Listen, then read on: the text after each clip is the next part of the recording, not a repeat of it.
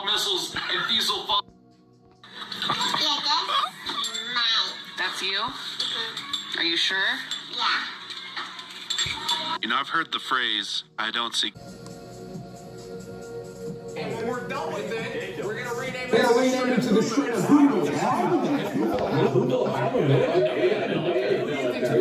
producing all their Tomahawk missiles and diesel follow drones. Let's just do Christmas. The USS Whoville was at Pearl Harbor. Oh, wow. That's actually It was on the side of the Japanese. They promised us Indochina and then they double-crossed us. And then we helped America develop the atomic bomb. What side were you on? It sounds like every side. We played both sides. Who's made the atomic bomb? Oppenheimer was a hooker. People forget that. How many nukes did Israel have? Yeah. 100,000. 100,000.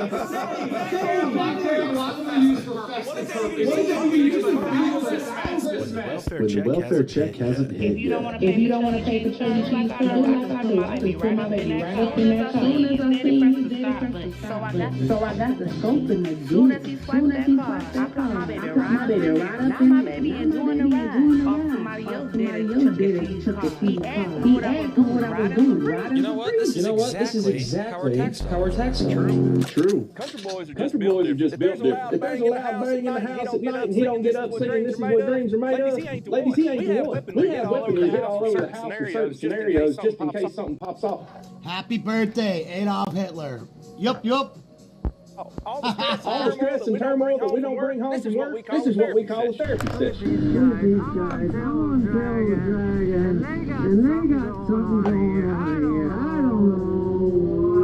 Must be the DNC. Must be the DNC. So New York City just found their way to make life more expensive and delay your Amazon deliveries all in one move. It's called the Delivery Protection Act. And you're not going to love this one. Here's how Amazon deliveries currently work. They contract out to third-party drivers, and that could be a small business owner running a fleet of vehicles or an individual driver picking up and dropping off locally. That's how they're able to keep that cost low and still get you your packages fast. Well, your man-man's coming and the city council, they're not about to let that slide. They're now demanding that only union drivers hired directly by Amazon can deliver your package. That will decimate those small business owners and exponentially increase your Amazon costs. I'm so sick and tired of seeing all those high fucking elevation fucking delivery assholes everywhere for Amazon drivers. They're gonna pass to the consumer. New York City is circling the drain with Mondani. Our guys are actually not tough and not cool. Actually really easy to be the black guy. Black eye. I've been playing this puzzle game on my Bitch can't get a phone. black guy. It's called Arrows Go. It's simple. Our guys are actually not tough and not cool. Actually really easy to be the black guy. Black eye. Black eye. Okay. Both of you true. I mean, I'm not cool or tough. I am easy. So what do you say, kid? They're chocolate. It's best not turn this misunderstanding into a missed opportunity. The tallest guy in Australia? Excuse me, sir. How tall are you? Holy shit, dude. That is crazy. This is insane, bro. This is an absolute unit right here. Dude, you are tall. What the? The joke is always, do you play basketball? Yes, he actually does play basketball. Alright guys, I have my sister here, and today I'm letting her launch my car. I'm gonna put it in sport mode for her. Alright, so when you're ready, just floor it.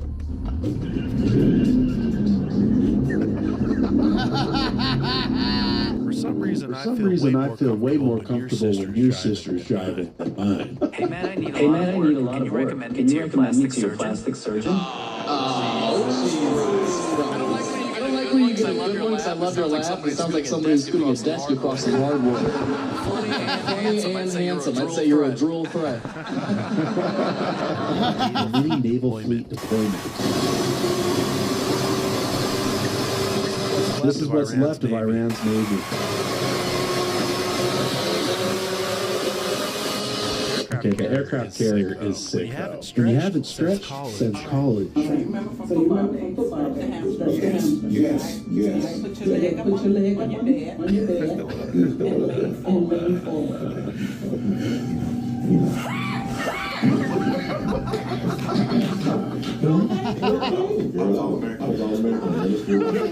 All American in middle school. Deep breaths. You want to hold 30 seconds at least.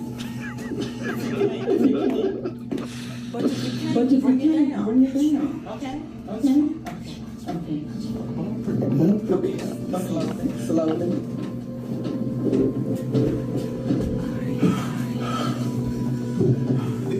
These cameras.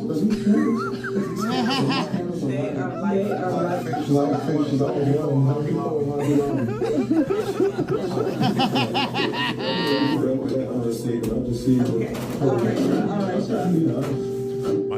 My dog's inner monologue every time I eat. Eat that whole bowl, dude. Bother to look at me. Nice bite. Oh wait. Go to the scrapies. Squeeze some of the scrape. Oh, God. Damn it. Trusted you. I'll be over here. Oh, shit was good, my nigga. My boom. Yeah? Yeah, we got another raid. Oh, shit. So we really are taking this real shot. Whatever you say, man. You know, I'll let you know, all right? Holler back. This guy. So where do we go Okay, from here? I'm gonna need you guys to clap in the same time, okay? All right, okay? 3, 2, 1. Oh my God. This is how you can tell if you live in a good neighborhood. Forward. 2 forward. 2 forwards. Another forward. Another forward. Another forward. Another forward. Another forward. Another forward. And then, of course, this one. this one. Like if your neighbors Like don't if your drive neighbors Fords, don't drive Fords, you can't trust them. Just gonna gloss over that Chevy over there. Let's read the two top comments on this video so you don't feel the need to post them in the comments down below. That's how you tell you live in a gay neighborhood. I bet the local towing company feels like part of that neighborhood too. I'm almost 35 years old, and if I could give one piece of advice to all the mamas today, don't take it for granted. I know it's loud, you're tired, and half the time you're not sure what you're doing. We've all been there, but one day that house is going to be quiet. All that noise, all that chaos, that beautiful mess, you're going to miss it. Those babies grow up and they move on, and one day you wish you could just have one of those days back. When you do karaoke with a friend that can actually sing.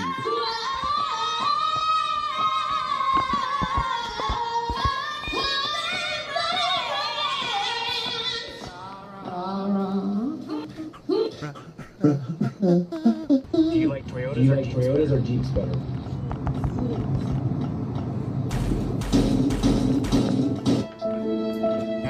How about now?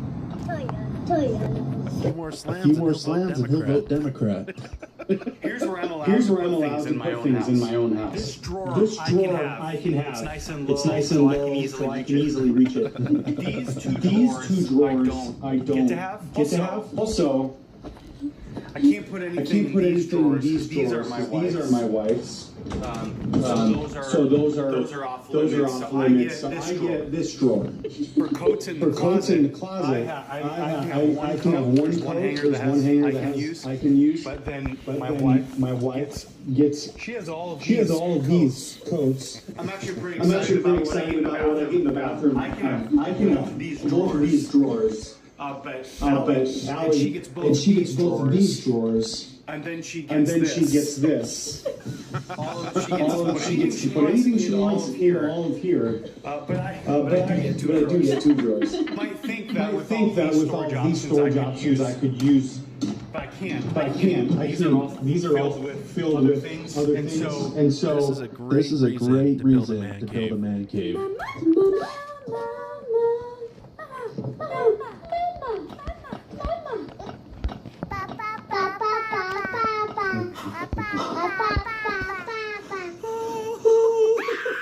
This is how to tell the difference between the real underbrush and the fakes. Right off the bat, you can see the fakes come straight wrapped in plastic. Others do not.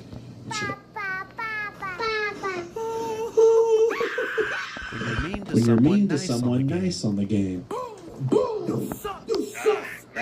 Great game, man. You got me. Man, you really got me. I gotta go to work. You have a great day, man.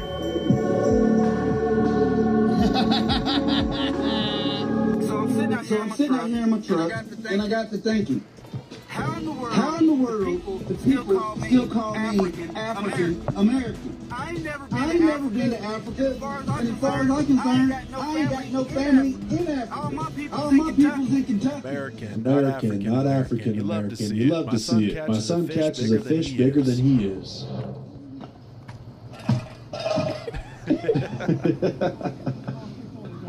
Oh, it's a big one. Oh, it's a big one. Declan, look at what you just caught.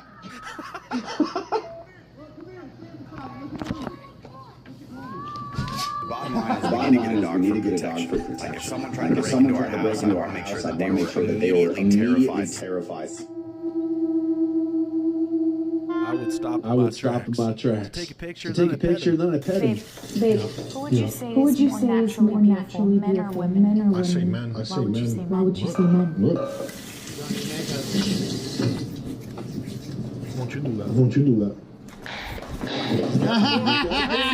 But the fit to stay here and protect the cat? But my Lord Andres is the best swordsman we have. Which is why you should stay here. Find me another job. As you wish, my Lord. As you wish, my Lord.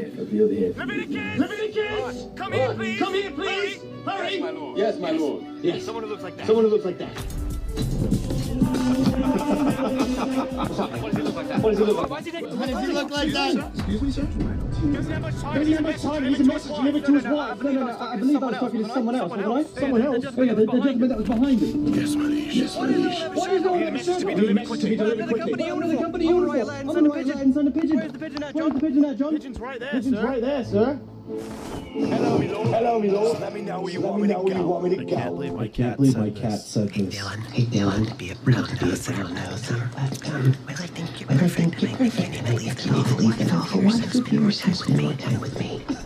You know how we've What asked, are flowers for men? My wife does not watch my channel. She randomly picked me up a pound of beef jerky, and that touched my heart. Out of our Midwest Bureau, a pretty bizarre coincidence in Illinois. A Titanic exhibit at a local museum, you see it, flooded on the same date that the actual ship sank back in 1912. The owner says that the storm was the night before, but only the museum ended up taking on water. Man, what are the odds? Reaction time. Are you guys ready? That's the lovely I made it. Look at his little butt cheeks.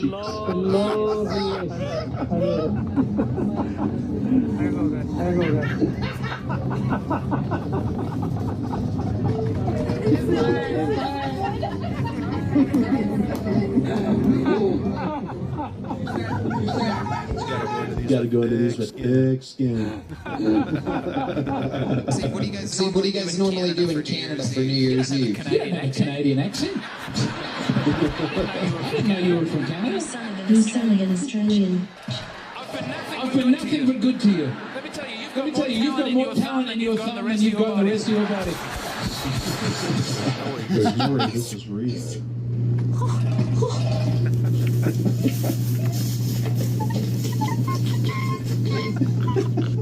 He's using this horse as a pillow. You come to America and you realize that all the things you've seen in the movies are actually true. Hell yeah, they are. Oh yeah, they are. God bless America.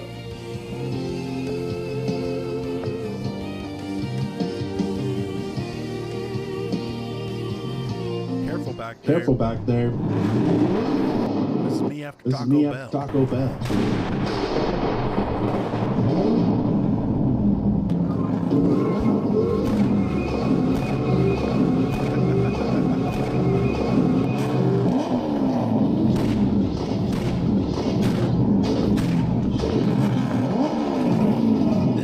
This Irish martial arts movie cost $3,000 to make. That's all if we don't get interrupted this time. Close your eyes. Why? I go on. I'm gonna let you taste me a rainbow. Close your eyes. You killed my son. Now I am going to kill you. What the? Just as I killed your father.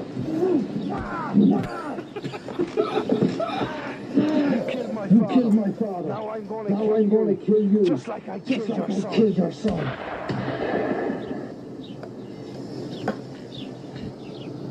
All right. Now All right, back to our lovely picnic.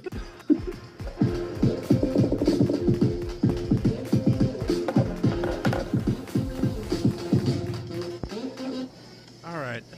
Yep.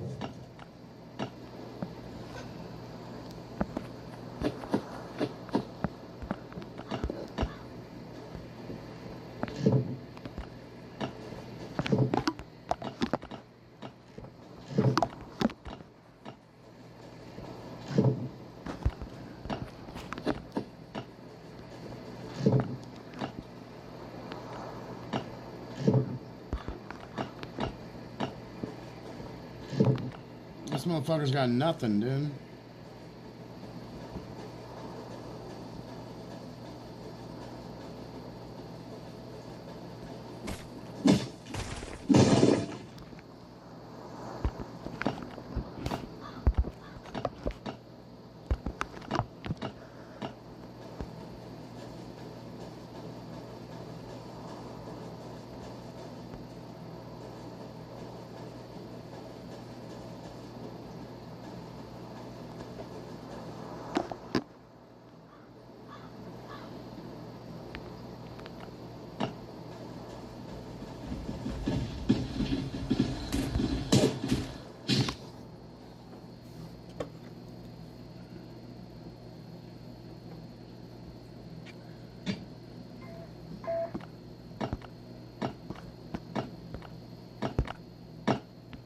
back to our lovely picnic.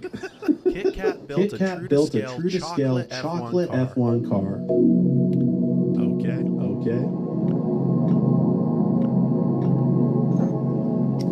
How many calories though? That's what we really need to know.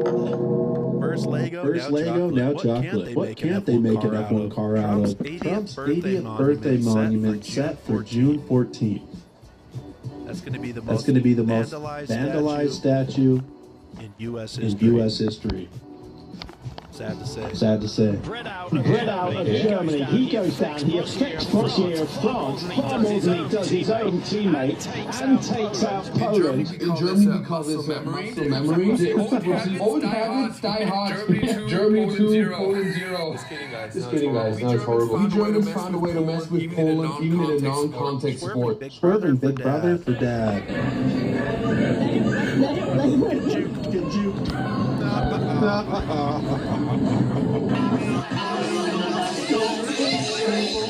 The Marxists in the school go Marx. Commie. We'll all share the wealth. But that's not it. It gets better. Alone and together we are at our best. Who wants to be at their best? Who wants to destroy New York City? Raise your hand. What continent is Brazil in? I don't know. Is Brazil north or south of the United States? I don't know. On a map. I don't look at world maps. You've never looked at a map. Have you ever read a book? No.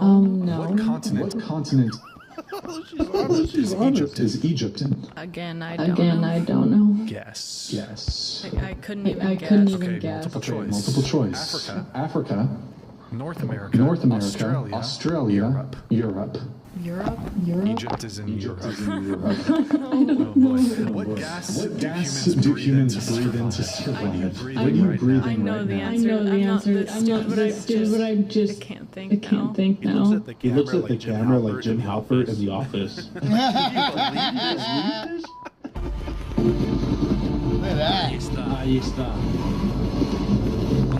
Ondeando la bandera.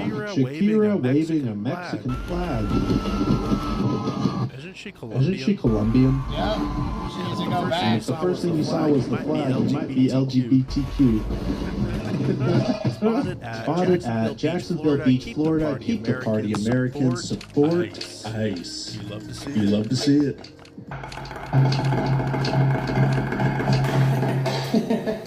So does anybody want to? Okay. Teens in the 1950s. If you lay off the Charleston shoes, the fellas won't call you a fat lard. Tomorrow, just want one lazy girlfriend. You're short, big, small, white. Anything. With my initials on it. 100% nickel. When they grow up and make them look like really sucked me once. Served me right for a good on that little stones got so high. Stripped down to his long johns and little chestnuts. Don't trip me! My name's Eddie Odell. I'm here to try out for the JV squad. No, quit your snicker! Sweepstakes! A gun! They were simpler times. What? Isn't this how the girls walk around the gym? Double standard. It's funny. I actually think there's a good chunk of guys who are getting tired of this as well. I mean, he goes to the gym to work out, and he might be filmed, and then accused of checking these women out when he just happened to glance over in her general direction. Or these women that are wearing almost nothing at the gym. I'm not talking like genuine workout clothes here, but some people are taking it way too far. My favorite's when they do full hair and makeup before they go into the gym. When a Marine veteran's kid joins the military. Pops made a pretty big life decision today. Oh no. You know I've always looked up to you. I've wanted to be like you. Some way. Here it comes. Well, I'm joining the military. Oh, son. Why? Because you have all these stories. That should have been enough inside knowledge. You know to stay away. Plus all the amazing friends that you made because of it. They're something. I love them. I love them. They're something. They're something. You inspired me, Pops. Well, We're going to get you in top shape, then. Don't you Oh, worry. don't you worry. I've already been working on that. After all, Marine Corps ain't gonna be nice to you. Hold on, I didn't say anything about the Marine Corps. Dang, son. You know, I was really hoping you'd set yourself up for an easier life. Pops, I will have a better life. Come in here. Oh, thank you.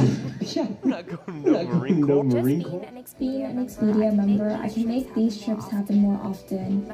Members can also earn 1T cash on... I'm not going to no Marine Corps. Too smart for all that. Well, I'm happy for you, son. Wait. Hey, I'm smart. When people say it isn't left or right anymore, it's good versus evil. You've heard that, right? Let's explore. Where are all the conservatives butchering children? Where are all the conservatives beating people up for disagreeing with them politically? Where are all the conservatives out vandalizing cars because they don't like the guy who makes them? Where are the conservative political assassinations? Where are the conservative fathers abandoning their kids? Where are the conservative drive-by shootings? Where are the conservative judges letting monsters out of prison early just so that they can reoffend? Where are the conservatives fighting the West because the got their order just a little bit wrong? If it really is no longer left versus right and just good versus evil, then where the hell is all the evil on the conservative side? Oh, right. Orange man bad. That's all you got, right? You free your mind by using your brain. This little boy got his football coach a present.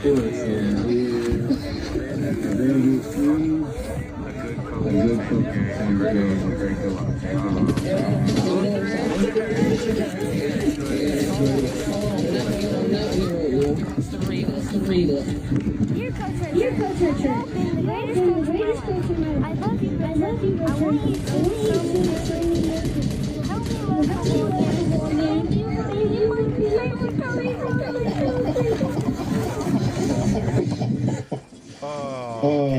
Can you believe all this blatant racism in America? Yeah, me either.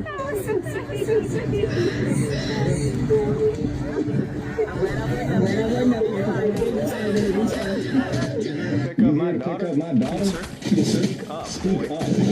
Yes, sir, if that's okay. How old are you? 17, son. You look 30. Hey, Aaron! Hey, you got all these tires are flat. This is the country boy collab. Who are you? Some kid here to pick up your niece. Is that a fact? Yes, sir. I'm gonna take her to the movies if that's okay. You got a job? I mow yards. I mow yards. Ain't no job. Yeah, I do that too when I get off work. You got to when I get off work. You believe in God? Yes, sir. I'm a Christian. Because if she's home late, you gonna meet him. Mom, time to get a hot dog. Adorable.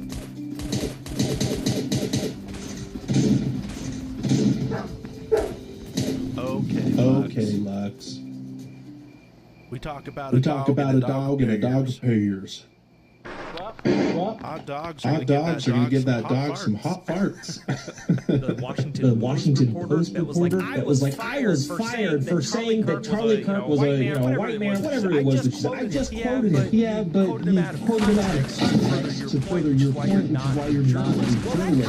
Context exactly what he was saying. Leading into this specific clip. He had said, Joy Reid was affirmative action. And they said, how dare you? She's a smart person. Therefore didn't need affirmative action. Here's a 5-second clip saying the exact opposite. Let me just be clear. I got into Harvard only because of affirmative action. Because she's a black woman. She has to be protected, even though she says the thing that we all know, because clearly you can get affirmative on your merit. I mean, we all know that. These are definitely totally evil for saying that. Yeah, good luck. Someone offered us $200K for a puppy, and I told my husband absolutely not because. I don't know don't know, guys. For $200,000, would you do it? A puppy, maybe. But my dogs, I've had them for 8-10 years now. I wouldn't trade them for anything. The manosphere explains. Who comes first? Your mom, your daughter, or your wife? Mom, daughter, wife. Daughter, wife. Wife replaceable. Okay. Oh. How is it in wife replaceable? Your wife will be there through the death of your parents. Your wife will be there when your kids move out. And you don't have her as the priority the whole time. You see her as replaceable, and that's the issue. She is your life partner for life. I might put daughter first, just because if I lost my wife, I know she would want daughter to be number one. I don't know. What do you guys think? Drop a comment down below. What is this thing? Is it a dog? Is it a dog? Or a chinchilla? Or a chinchilla. My memory, if I was an Uber driver. Excuse me? Just drive home. Just got done mowing the place. There ain't nothing better feeling than that. Did y'all know that heroin was legal before 1924? That means some guy walked into a gas station in 1923 and was like, hey, I'll get $3 on pump one, and I'll get some of your Marlboro black tar heroin, please. Yep. That'd be a quarter, sir. And they were just living life eyes all good. She offers to drive. Yes. What are you doing? Pull it out so you can switch. Did you think that was a serious question? Why'd you ask that? Because it's a nice thing to do. And then you're supposed to say, no, I'm good. Oh, okay. Do you want to stop at dark? Do you think? Yeah, can we? No, I'm good.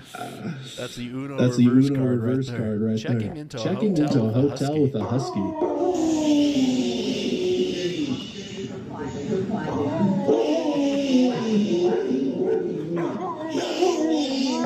I just want to know what hotel this is that you can bring your dogs to. This is why fans hate the modern NBA. Good one, got it over playing the land. There's travel here. Is there travel here? Yeah, there's a travel there. Yeah, now.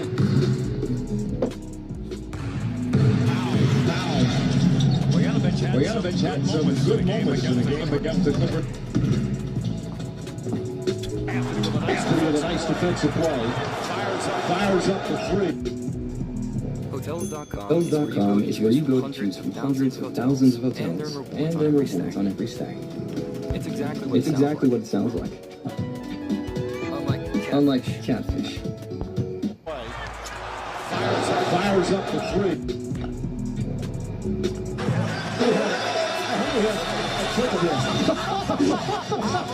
Believe in me, this like this.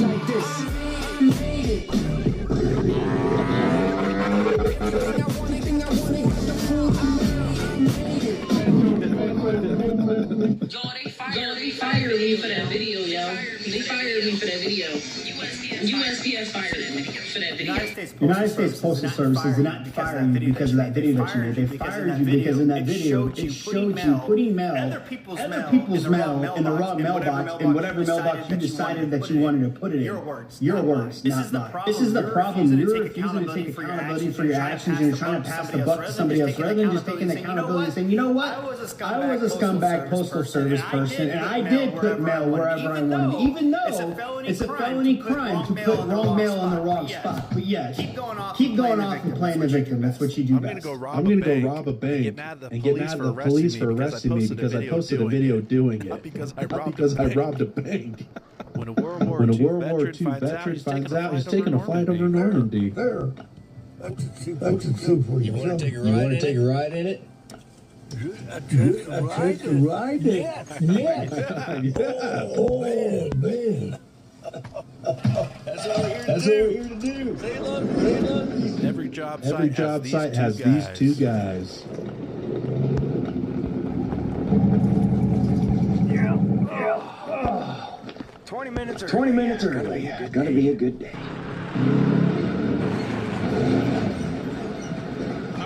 I'm here.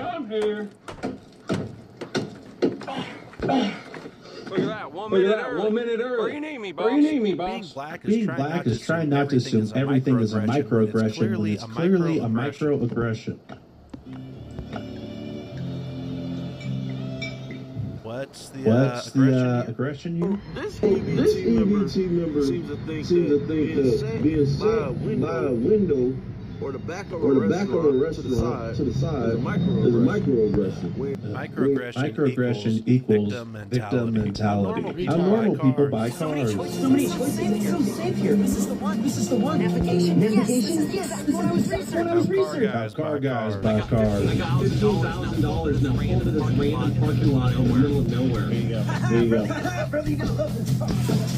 Received word from the office that someone's been stealing cookies from the break room. We know it's one of you. If you come out now, we'll let you know. Coffee, give me a minute. All right? Stop talking. Stop talking. I'm trying to talk. Hold up. I look like the king of diamond. That's the maddest shout I've ever heard. I mean. So my concern was he thought maybe one way to get there would be the president that actually dropped the nuclear bomb. You're not supposed to say retarded, but that is retarded. that is might be the dumbest thing I've ever heard on television. How it started. To the guy driving this truck. If it's not, just say that. Well, this is awkward. It's my trash. Hi. How it's going? She made fun of his wiener size, and he took that personally. My dog loves finding treasures on the street and showing them to people.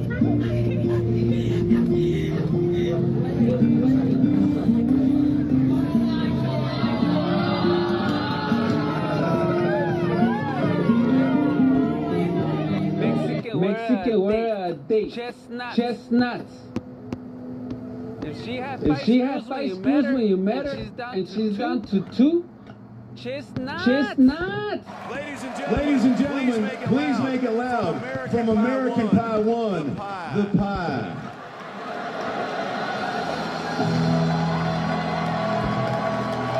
Wow.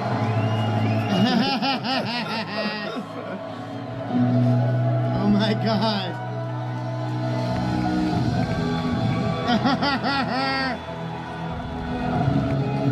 This is awkward. On one of my first dates with my wife, I took her to go see American Pie, the reunion, the wedding, whatever that one was. Big mistake, man. Big mistake. I challenge somebody to go and find a clip of a Democrat invoking violence. Please take the first punch. Let's go. Put up or shut up, Charlie Kirk. So, first of all, it says very clearly in the Bible that we shouldn't harm those that are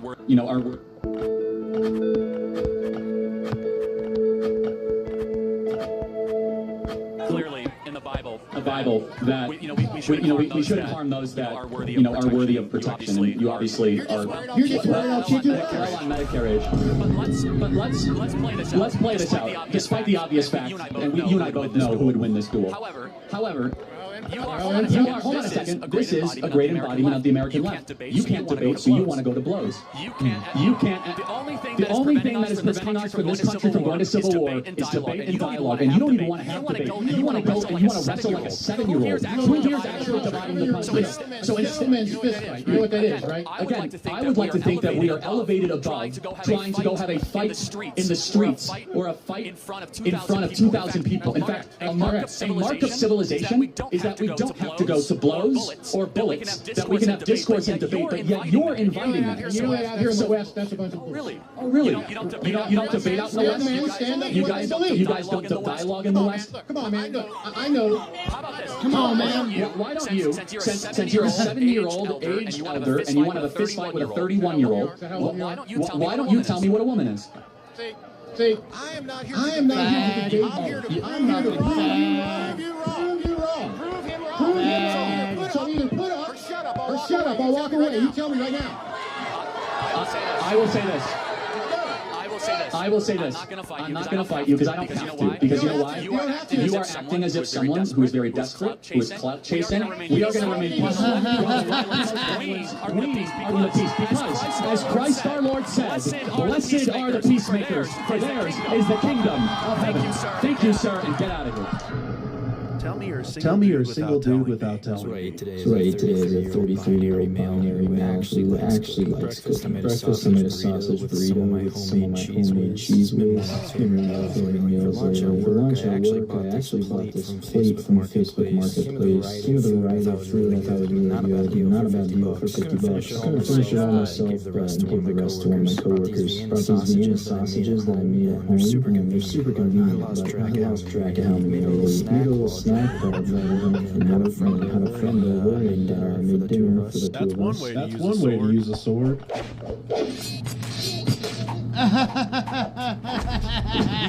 We Germans, we don't want to give our kids these super German names because we're afraid they're going to sound like Nazis.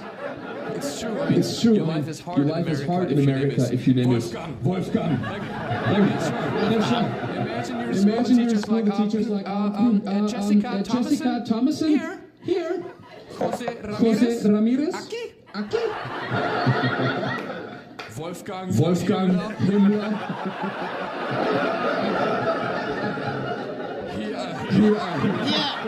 Can't do that.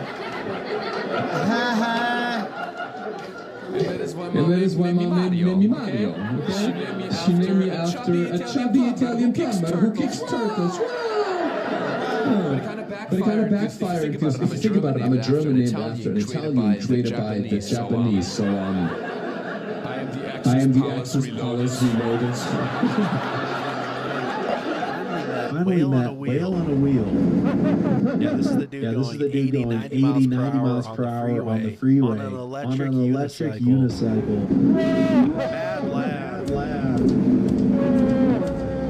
He's a mad lad. When you're German, what makes me absolutely furious is the sausage. They say that this is a sausage. Let me correct you here. That's a sausage patty. Okay, from my understanding, the sausage has two ends. We have a saying in Germany, it's called alles hat ein Ende, nur die Wurst hat zwei, which means everything has an ending except for the sausage. The sausage has two, but this is not a sausage. And I'm also trans rights and things like that, but there's a limit. Make sausage sausage. That's a biological sausage. We're not born a sausage. I mean, it tastes a little bit like a sausage, but can you explain the sausage, right? Sausage, right? So in Germany, the sausage is like it's long. So what makes this a sausage? In America, we have links too. Those are just sausage patties and sausage links. There you go. This culture appropriating Americans. The Germans, we brought the sausage to America. We made sausage great again, some might say in America, yeah? And then the Americans come with their kinky little sex games, and they snitch the sausage, press it, and make it into this pathetic little flat thing. Look, there's a reason behind the sausage patty. We had to put it on a sandwich. Duh. I will not have it. I'm going to run for president. My goal is to make sausage great again. These are her requirements to date her. One is that you need to be making at least $130K a year. And you need to have at least 2 cycles.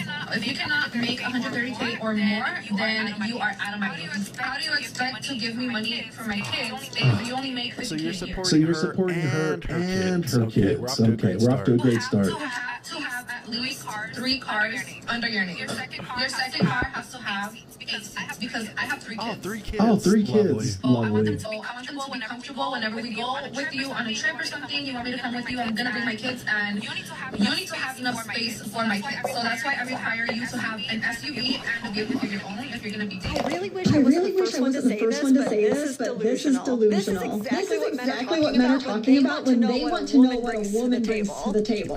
She probably wants a table too. Because what does this woman bring except for financial burden? But not only that, but it is very clear that she will be an emotional burden. Because she's labeling these things as expectations. She expects all of them. They are requirements. Because even if she met a man and got into a relationship with someone that was willing to give her all of these things, which we all know she won't, he would not be appreciated. He would have to continue to do these things over and over again. And then, once he finally broke, guess who's taking half of his stuff? This is why in today's day and age, no man is going to settle for this. Holy fuck! This is ego lifting. These bicep curls are garbage. How many sets left? A few more sets left in it. 10 bicep curls. Yeah, and Don't worry, he's gonna throw something out before the end of the day.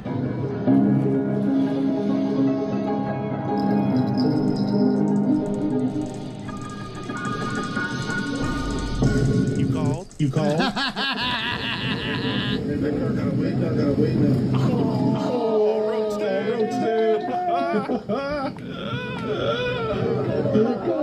You guys want to call my dad? You want us to call him? Is he funny? He's funny. Here we go. Calling dad. Joe. Hello, Joe. As you can tell, even though I'm calling from Aaron's phone, I'm not Aaron because I don't sound like a robot. Your son's on Kill Tony right now, where it's a special episode where we're calling Dad. Well, I feel real bad for all of you. You gotta listen to him. Were you drinking or doing any drugs when you made Aaron? Oh, no, it was mushrooms.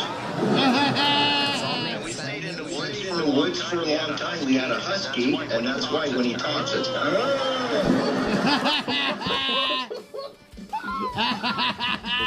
The video made you laugh. Comment down below. Don't forget to like and subscribe to Conservative Vibes. I'm CV. I'm OC. Aaron Bilal. Aaron Bilal's one of my buddies. The kid's so funny.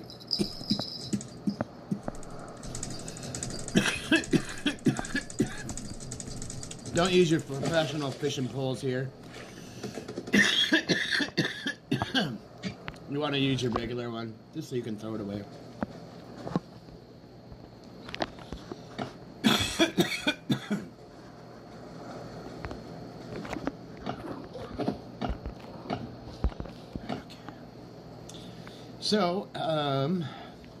So we're gonna have to make some of these.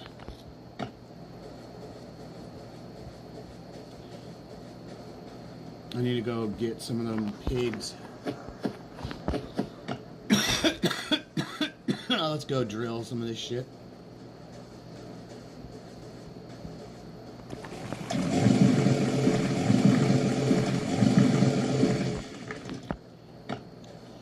So we got Kill Tony on.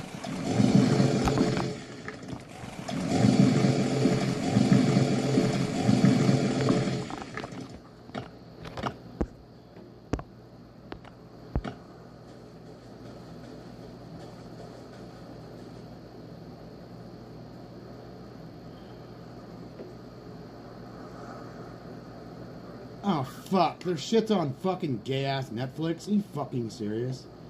Looks like we're not listening to that garbage. I don't fucking do Netflix.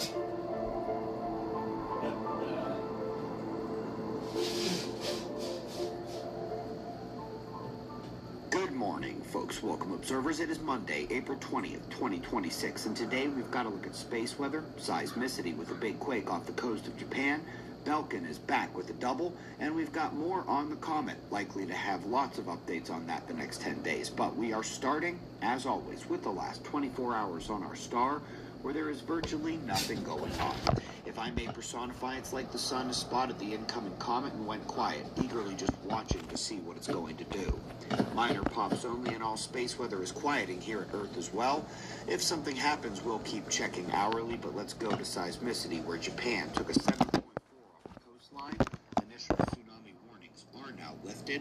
Minor waves only.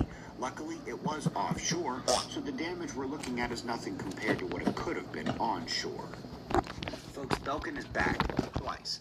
This is the author who has been doing all these papers the last couple of years on sunspots and other space weather factors, correlating with stocks, markets, commodities, growth rates, Fed rates, GDP, human health, and behavior. Dozens of these studies, and here's two Studies are focusing on the impact of space weather on optimism and pessimism, on key hormone regulation, and with again a sprinkling of that economic work as well. And we're back to Comet Pan-STARRS next. Hopefully you caught last night's update, reviewing the concerns and updating the latest imagery, which continued to show the density tendrils up close to the comet in the tail, and then clumping material in the post-tail zone. Reminder, it will cut between the Earth and Sun in 4 days. It will do so 0.5 AU from the Sun, about half the distance from the Sun to the Earth. Its visible solid tail is currently 0.1 AU, with another 0.1 of that added on by the clumps we saw last night. We do expect another day of good photos, maybe, and then it's going to be too close to the Sun to photograph with any success. It will be all satellite data after that, and then looking up to see if the tail material aggregates in our direction. Big update this morning comes from Mike Olesen. He took close in and zoomed out shots of the comet and not only detected the clumping material in the tail, not only did he see that material going back a long, long way further than we thought we'd see it, but it's got a kink. It's being whipped by the solar wind, folks. This length of detachability and detectability suggests to me that there is a considerable chance of enhanced solar wind density from comet tail material 6 to 10 days from now. That's the window to watch. Speaking of things to watch, right now the Micronova event is happening at Observer Ranch.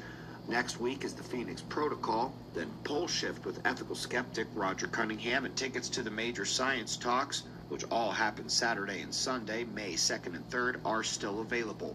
Full schedule for the rest of the season is listed below. Come out and see us. We greatly appreciate your support. We'll do this all again tomorrow, right here, but right now at 6 a.m. in the new Valley of the Sun. Eyes open, no fear. Be safe, everyone.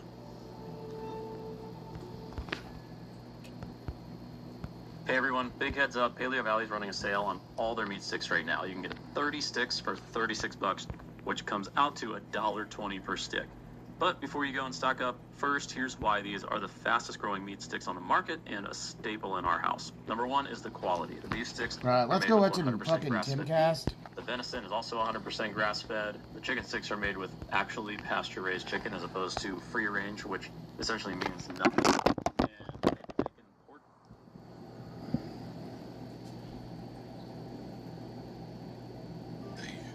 Right, dudes. Do I have something good for you guys?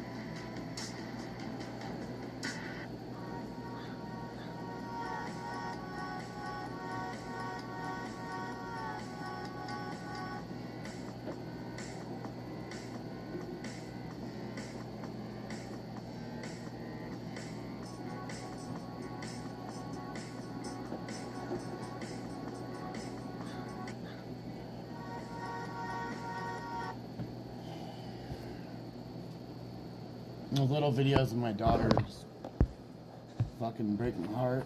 Because I want to see her bad. Let's not do that. We need another...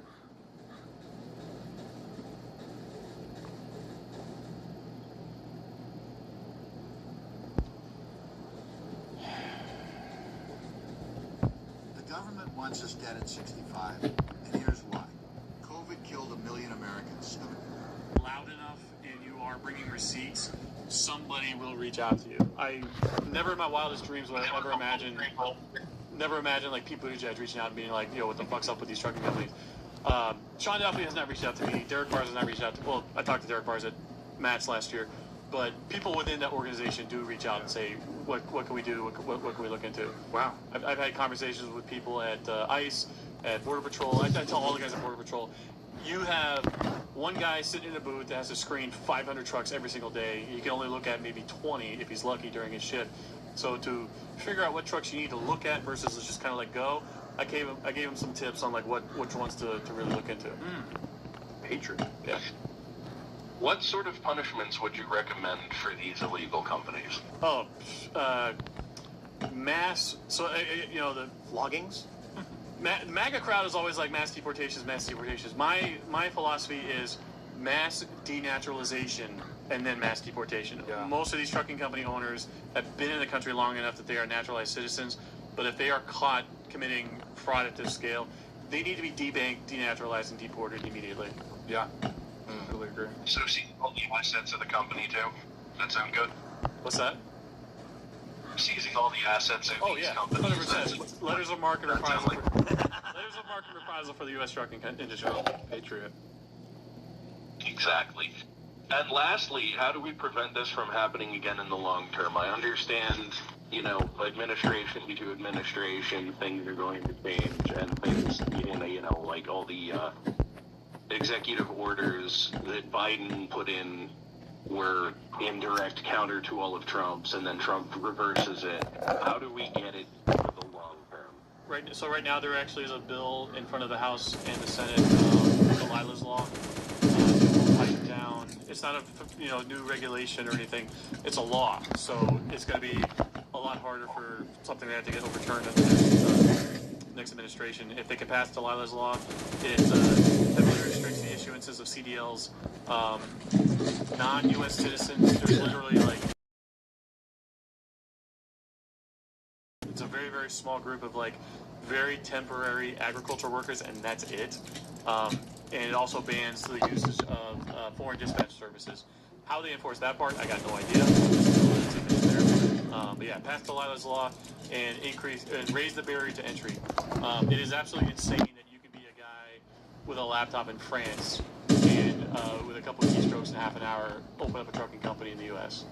No other industry in the U.S. has that lower. And there's just all these. We're almost once or twice a month now. There's like a high-profile fatal wreck that's like caught on video, and you know over 5,000 people a year are killed on U.S. highways involving accidents with trucks, whether the car crashed into the truck or the truck crashed into the car.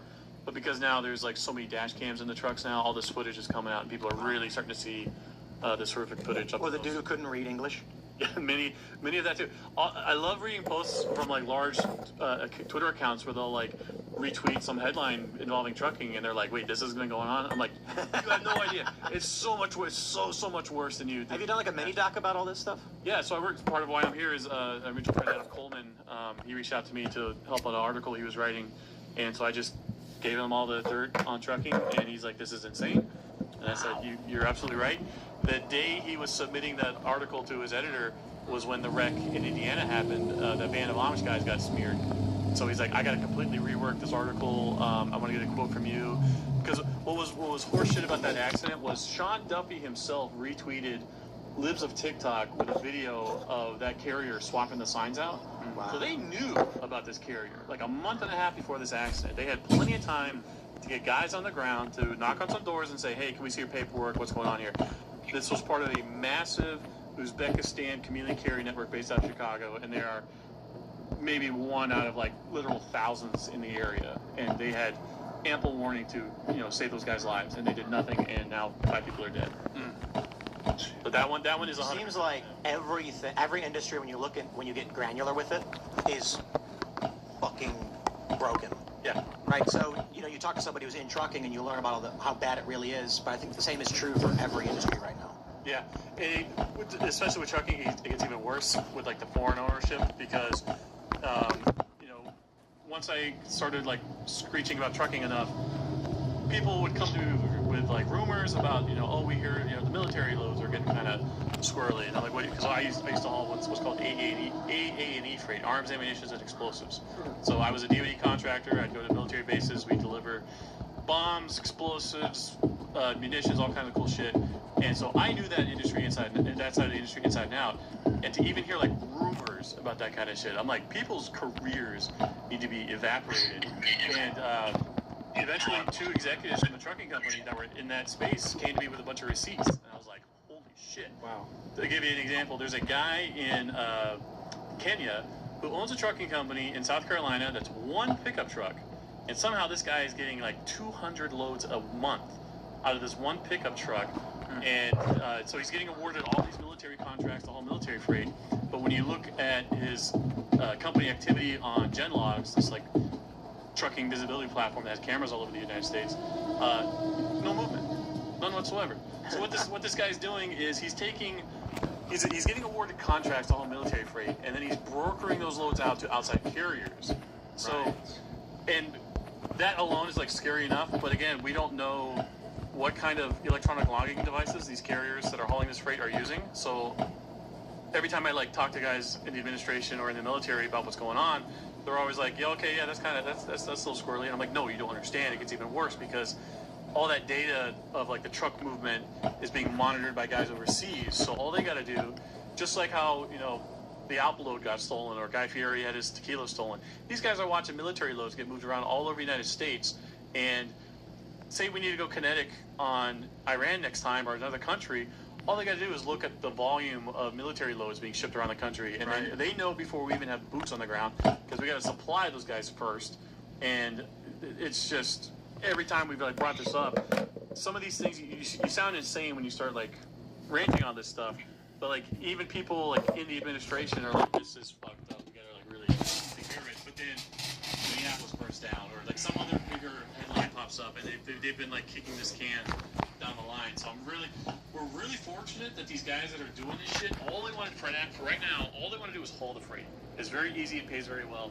They're not stupid enough to fuck with it right now. If you are a Christian and still suffer from type 2 diabetes, I am going to teach you right now the recipe that...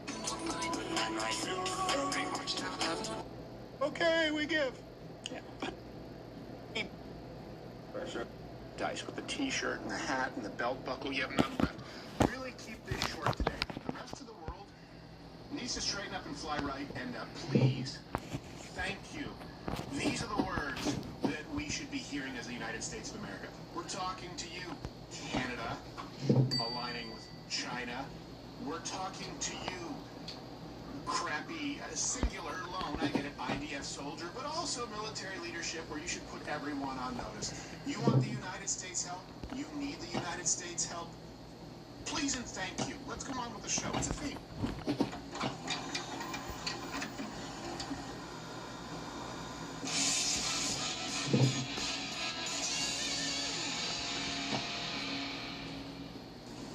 Hey, Josh. Want to come to my office for a second? Yeah, sure. Excellent. Please sit down. What's up, Sam? Nothing much.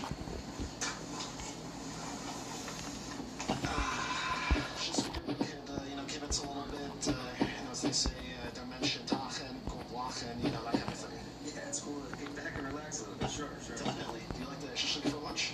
Oh, yeah. It's great, man. A little spicy for my taste, but I ate it all, yeah. So I wanted to ask you, my people that came from Kletsk, where do your people originate? What do you mean?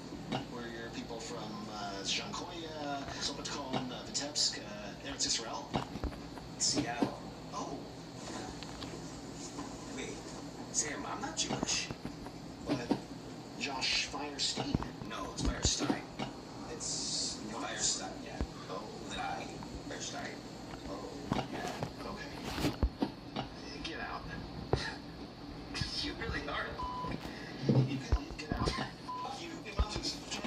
Fuck you.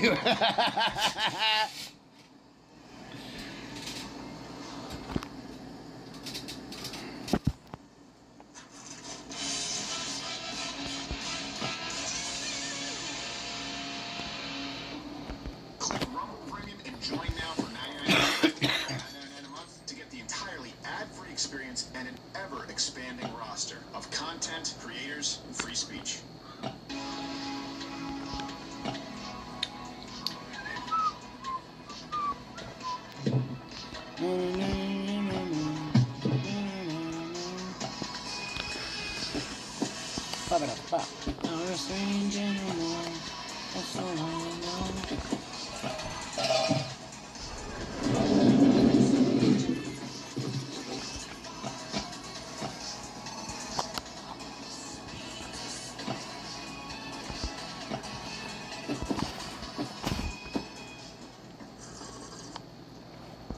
Wait, I'm looking at my notes. It's Earth Day as well?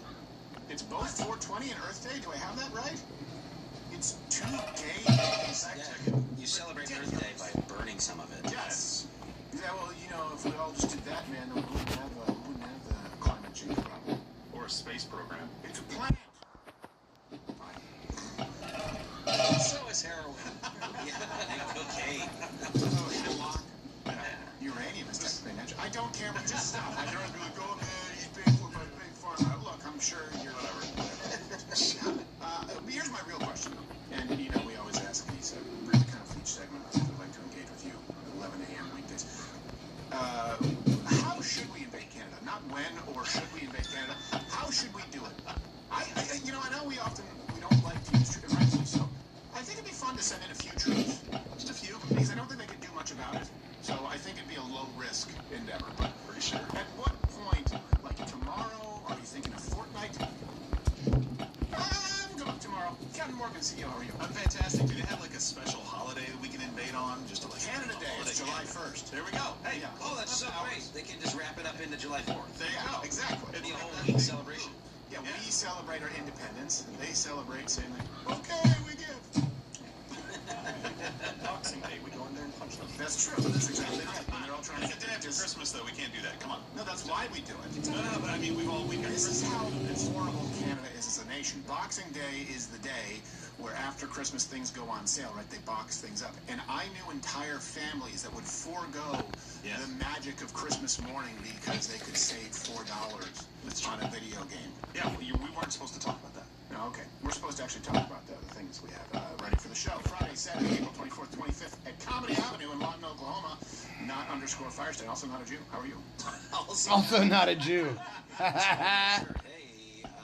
Yeah, I think that we could just send some military up there and then just to hang out, to have some fun, eat some food, then overstay their visas. Yep. Yeah, you gotta leave forever. I'm kind of joking with Canada's national security. That's what I was going to do with Jillian Sunday. Watch that. That was it was surprising. All right. That's all. Yeah. You guys know. You'll see what I'm talking about. Very much enjoyed my time with her. She definitely seems to be pursuing this in good faith and coming to some new realizations, and I'll always make time for something like that, even if I disagree. I told her that I usually don't like lesbians. And, she's like, I'm like, you're not gonna change my mind. Lesbians aren't fun. Well, they usually don't look like her. Her partner. Yeah, our partner. Yeah, they are pretty. You're like, wow, okay, it's like the movies. Basically, the interview is Ldoe Blutarski on a ladder, just. That almost makes me want to rise up and fight against it. Because you're taking all the pretty ones. Yeah. And then you realize. Oh, yeah. That's it. You guys are the exception. TikTok is an awful place. And it's just because I'm banned. Uploaded this video about why Budapest is not a great. Here's the thing I should say. She would say this video is about why Budapest is not a great destination for Muslims. Worded in another fashion, why Budapest is a great destination for everyone who's not Muslim. Budapest isn't Muslim friendly. When I went Miss World, she had signs in there. But either way, if you want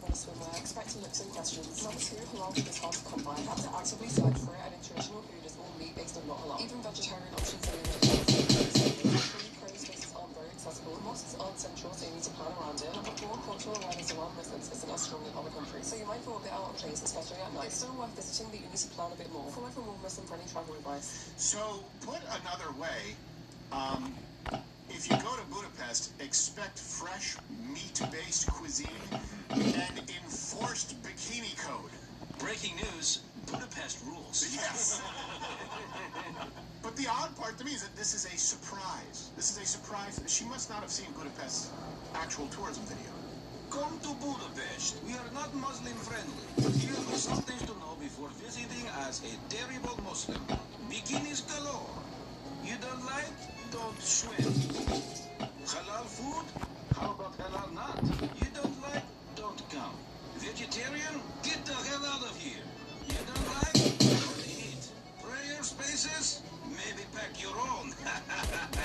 You don't like? Don't pray. Or don't come. We much prefer this option. Like a lot.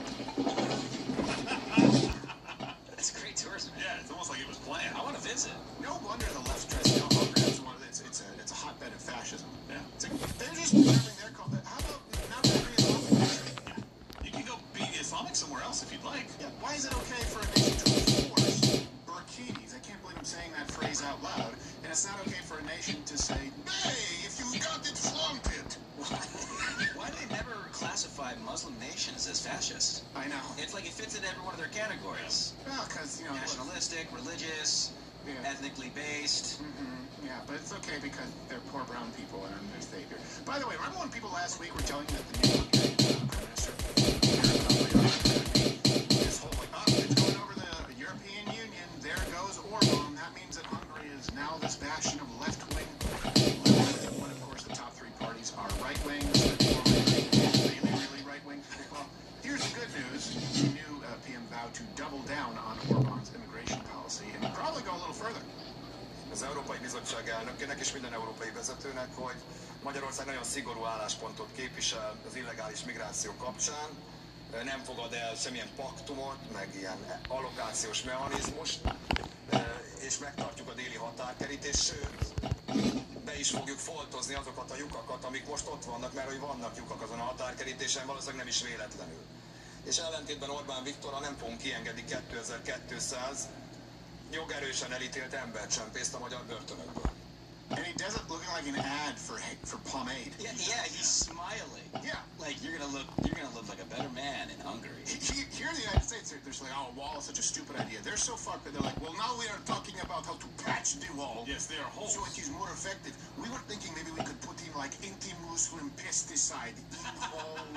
So when they try to crawl, like, I am covered in pesticide. No bacon grease. That's right. So, did you guys buy into that last week? Right, the MAGA people who were telling you they were MAGA said, there goes Hungary. Did you guys? Hey, there's some good news coming out of it. There's some good, there's some bad. There's a lot of good. This guy is hardline on immigration. They have the far right, a little less right, and then right. They're like the opposite of Canada. Yes, the exact opposite of Canada. Canada, you have liberals. What? It's not Earth Day. What the fuck?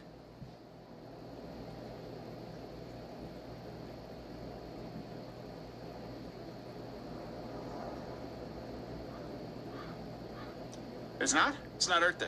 Well, then why did I say it? Fake news. It's Wednesday, right? Yeah, it's Wednesday. You know why? You know why? Why? Because a drunk guy from Jersey put it in there. And it wasn't me. He's getting his, I believe, first public admonishment since the last live stream he did with us, and proving my previous comment. It was Brodigan. Oh, I was very confused for a moment there. But the good news is that I don't care that much. I moved on. So,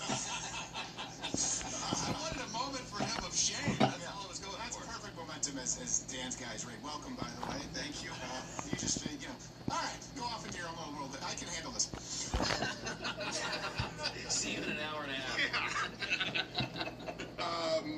All right, here's the thing. Here's the theme today. We're going to be talking about the United States of America, right? What it is, what the left wants it to be, and how we have been exploited and really taken for granted. The United States, at this point, is kind of like that father who works day in and day out and on vacation at Disney was a little bit like, why is Dad grumpy? It's because he hasn't had a day's rest, and he's doing all this stuff for you, and all he wants is a little bit of a thank you and get him a turkey leg, damn it.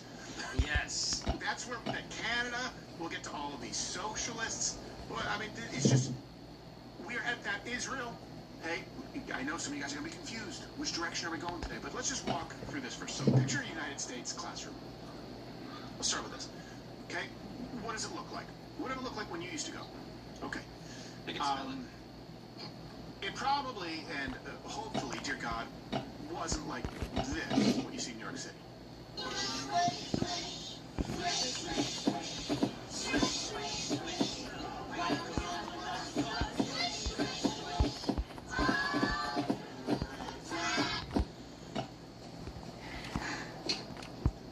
Kids wear hijabs?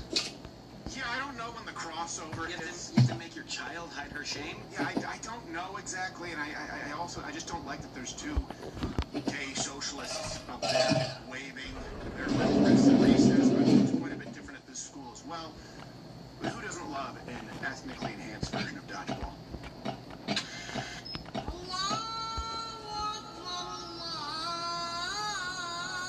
More of that today. No, she's tied up to the tennis ball. Oh boy, she can't dodge. Just throwing her rocks at her. It's like a carny game. The outcome is guaranteed. If you can dodge a stone, you can live. Oops, too many stones. So then Saturday, Mehdi Hassan wrote this on X. He wrote, "We live in a country where the two most dynamic, charismatic, eloquent politicians of this century have the first names Barack and Zoran. This is what bothers the white supremacists so much." We're going to walk through this quite a bit, and not just because I don't like him or either of those people, but first fact check, not true. He's obviously forgetting about the president who was so charismatic and eloquent that he garnered the most votes in American history with just one word. America is a nation that can be defined in a single word. I was going to put him in Don't leave him out. Come on, out. Don't worry, he found the word. I also don't buy this idea that Barack Obama was all that smart. I don't think he was an idiot, but they made it seem like he was a genius. There's a reason that his records are sealed, academic records. There's a reason we still don't know to this day. There's a reason that he was the only head of the Harvard Law Review who was never published. Maybe he was charismatic. I never saw any wisdom from Barack Obama.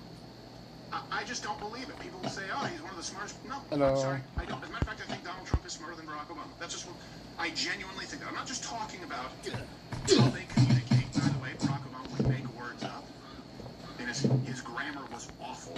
I don't think he was as eloquent as people say. But let's go into the most charismatic, most effective, eloquent. Let's go into Barack Obama, because a lot of you may be new to this. I know a lot of people voted for Barack Obama and then voted for Donald Trump. And that's why a lot of those people are going to go back and vote left, while claiming to be MAGA. But race relations under Barack Obama, we all thought, hey, at least we have a black guy as president. We can kind of move past that. Right. The exact opposite happened. Race relations, they were the worst in my lifetime. They took a nosedive. So the percent of Americans who thought race relations were good, 2009, about 60%. More than 60. By 2016, it was 37%. Now why? Why? Now that's not a small thing, right? Because that paved the way for all of the Black Lives Matter things that we saw. And to be clear, when people say, oh, Black Lives Matter happened under Donald Trump, no, it didn't. No, it didn't. It started under Barack Obama, the first black president. That's when we saw all of the race riots and the race wars. Why? Maybe because of situations like this. When Trayvon Martin was shot, that criminal, they always ran his headshot from when he was, like 12 years old, and they didn't want you to know what he'd been up to lately. Here's what Barack Obama said. He said, when Trayvon Martin was first shot, I said that this could have been my son. If your son was an asshole... drank nicely. Yeah. He also said that Michael Brown, remember Hands Up, Don't Shoot? Check these references. I was debating this long time ago, before we ended up with George Floyd. There has never been an example that they claim to be exactly how they claimed it to be. I know that sounds like a complicated phrase. They claim Michael Brown, innocent man, Trayvon Martin. Same thing with Tamir Rice. Same thing with George Floyd. It all started under Barack Obama. He said that Michael Brown was killed, quote, in heartbreaking and tragic circumstances. Yeah, well, these were the heartbreaking and tragic circumstances. He had just finished assaulting a bodega clerk and then was beating Officer Darren Wilson in the head, reaching for his gun. By the way, an officer who was given an easy beat and asked to actually help serve the black community so that he could build up trust between them and the local police. So when people say, oh, Chauvin was a dick, by the way, I don't care. You can't say it about Darren Wilson. You can't. That man was effectively a saint. He was loved by the local community. Barack Obama, most eloquent, most articulate president we've had. You guys remember his 2009 apology tour? He apologized to Europe for American arrogance, which to me was just all... Fuck that piece of shit. It's arrogant for Europe to rely on us to defend them when they don't honor their contract and NATO spending. I almost think that's arrogant. I think taking someone for granted is arrogant. He also apologized to the entire Muslim world for Guantanamo Bay. I don't. I went to Guantanamo Bay when he did that in 2009 or 2010. You can go and watch that special. Of course, Barack Obama, most eloquent, effective, charismatic president. He was the one who, Obamacare, the Affordable Care Act, that's his major accomplishment. And the chief architect, John Gruber, said that the bill passed because of, quote, the stupidity of the American voter. True. Then in 2013, the PolitiFact lie of the year was if you like your healthcare plan, you can keep it. Remember, of course, everyone said it was racist for Joe Wilson to speak out and say, you lie, at that exact sentiment and phrase when Barack Obama was saying it. Do you guys remember journalists? The administration was sending talking points directly. Journalists, of course, wanted to be in the kids' club. They were doing it. Of course, we know the media was left. No one took advantage of it so blatantly as Barack Obama. Also, going back to the Affordable Care Act, 30%. Not to mention, he murdered his own chef.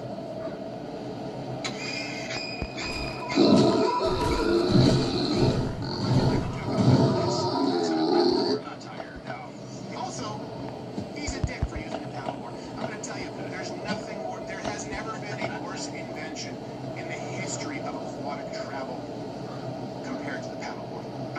Let me make this less aerodynamic, slower, and less fun. You're not going to sell me on it. It's great. So get a certain order and you figure it out. Yeah, you can make anything inefficient and claim it's a good workout. If I cut you off at the knees and tell you to go for a walk, it'll be the most strenuous workout of your life. Did you try a kayak? Yes, a kayak, a rowboat. For crying out loud, the Native Americans knew how to cut through water and they didn't use the wheel. A few pieces of birch wood, put some sealskin on the top of it for waterproofing, call it a day. Mamdani, let's go to the other eloquent man. Mamdani, of course, he loves Islamists, right? This is something we all know. Hired Blair Ramsey as the city's chief attorney, previously defended known terrorist Ahmed al-Darbi, Hamas activist Mahmoud Khalil. He refused to condemn the Gracie Mansion bombing as an Islamic attack, and then he's, of course, hosted that Ramadan dinner at City Hall, and for some reason he refuses to eat with a fork. He's also a communist and a racist, right? He believes in class warfare. He's a Marxist through and through, but he's open about it. He said, quote, that we must seize the means of production. He also said that we will replace the frigidity of rugged individualism with warmth. He also said, I don't think that we should have billionaires. No real rationalization, just, I don't like it, so we shouldn't have it. More billionaires left in New York. Bye. I don't think you should exist. I think I'm going to leave. Wait, no, wait. No way, come back.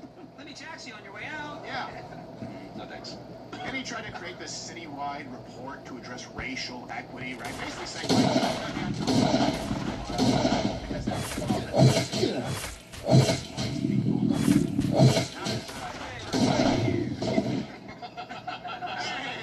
I'm white here.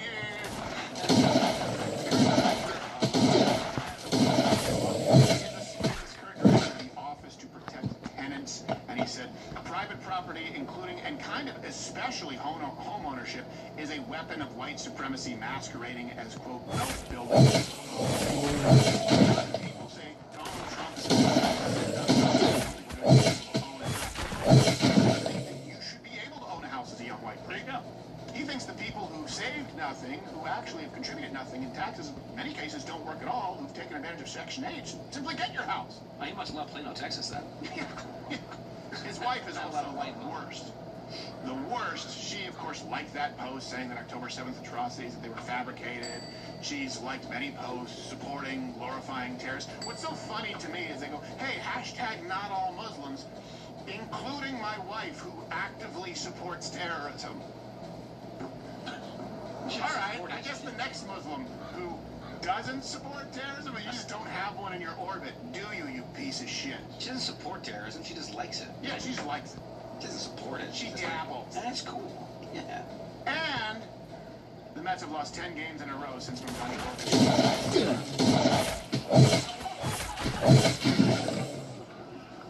He's hugging Mrs. Met. And Mr. Met. The worst baseball team ever. I mean, it was Mr. Met and the girls were on too, you know. Well, here's the thing, I'll allow it because is she thick? You know what? Yeah, I did notice that, but I saw their shortstop, Francisco Lindor, on a Barstool podcast where they were talking about it, and they said, do you ever play better because she's out there and you see her and it inspires you? And he was like, nah, you'd be surprised who's under that suit. Yeah. And I'm thinking it might be a Steven Crowder-esque bottom. Oh, really? I'm thinking it might be a guy in there with your butt. It's a dude. He's like, True, who knows? Yeah.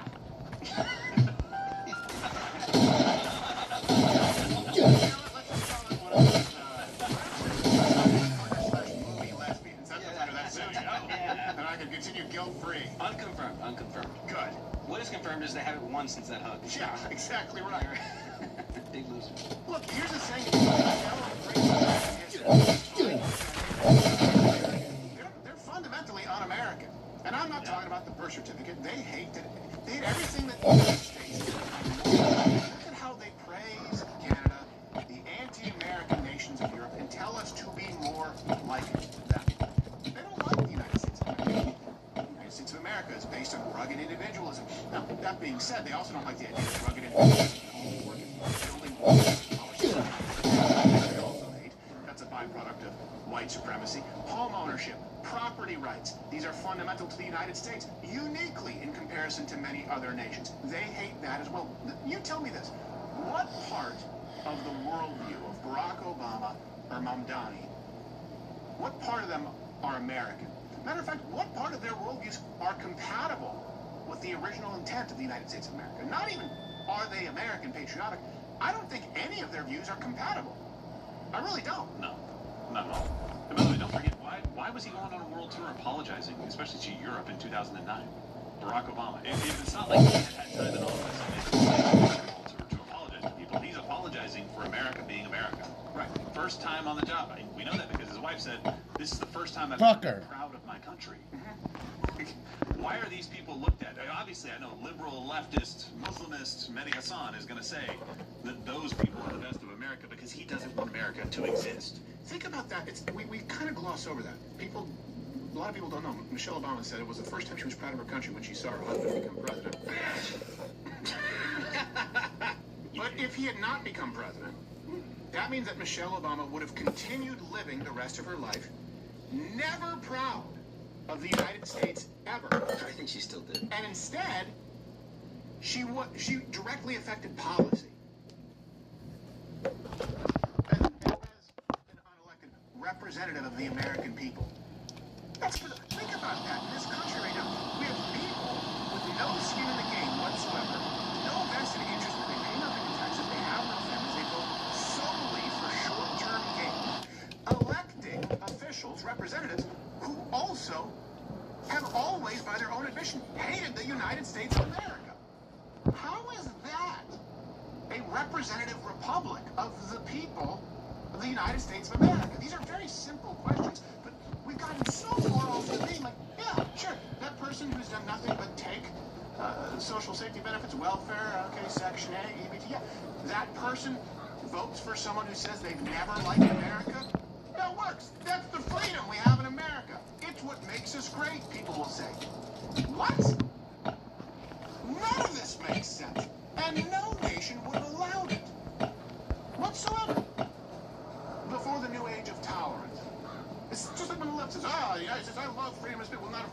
national elections, and not, of course, to maybe question. Should I open this thing? I don't think I'm going to. We're gonna do this, reload, and then we'll go to another zone. Burning and or shooting. It doesn't make the country great. That may be the America that you never wanted, but we can at least help you with the finances you've always wanted.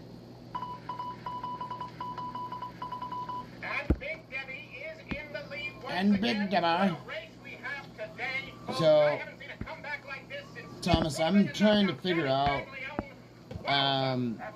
Google has shifted, and they literally have made their message app the main app for all of Samsung, which I don't fucking get. But that's the thing. You never understand these things. But if you're getting hacked, you showed either you showed somebody your email, or somebody that has your email is doing it. And literally, if your okay, I'm just gonna say this: if your brother grabbed your phone and hard reset it, just reset the thing because he went in and saw this stuff, I'm gonna tell you that it's gotta be your brother. I've been thinking about this whole stream. Fuck.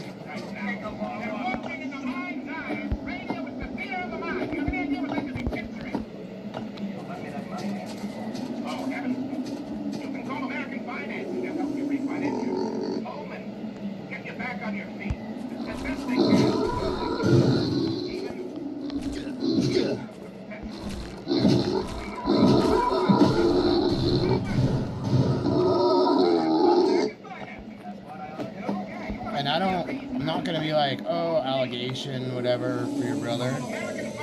Something that touches tech, and then they sabotage it, and it's not theirs, then they're literally like destroying your shit. I know, doing these things, so it's a jet, you know, it's I'm like, oh, so basically if I say that, I'm doing what the judge called Donald Trump a felon for. Yes, effectively. I'm like, yeah, I got to. It's what you say it is. They asked me if I wanted to dispute. I'm like, no, we're good. So let me go to Canada. You know, I've been saying this for many years. Canada is not a real place. It's an unserious country with unserious people in charge. Now, back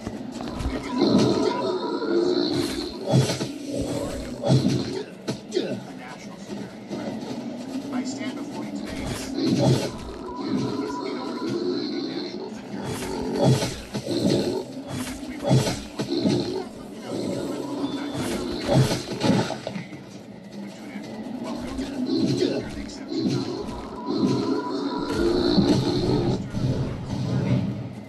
His name is Carney. That should have tipped you off, right? They are trustworthy people. Tiny hands. He declared, and it's not just his declaration, but it's what it actually means. When he says that the United States, Canada's reliance on the United States is their greatest weakness, what he's really doing is saying, hey, we really want to try and align ourselves with communist China. And here's the good thing about Carney. The one saving grace with Carney is that he's a real life Ron Burgundy. He says the quiet part out loud, and so that's valuable to us. If you Carney just has a complete lack of self-awareness. Here he is saying, yeah, the relationship with the United States is now.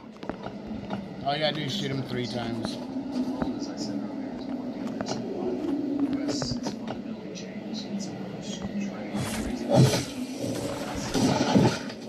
Many of our former strengths based on Slice this bitch twice. Okay, so we're gonna put a gun. We're gonna need that right here.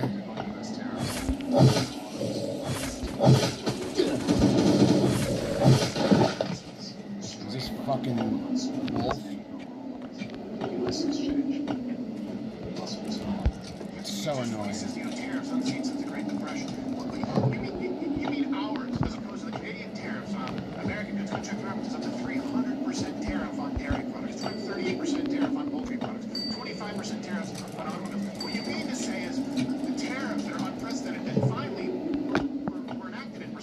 to us, you know, trying to effectively financially rape our best friend. And that's the leftist victim. Well, you can't do what I'm doing because you're bigger. I'm small. You're the oppressor. I'm the oppressed. Even though we benefit from it. We're surrounded. Mexico? Cuba? Canada? I knew it.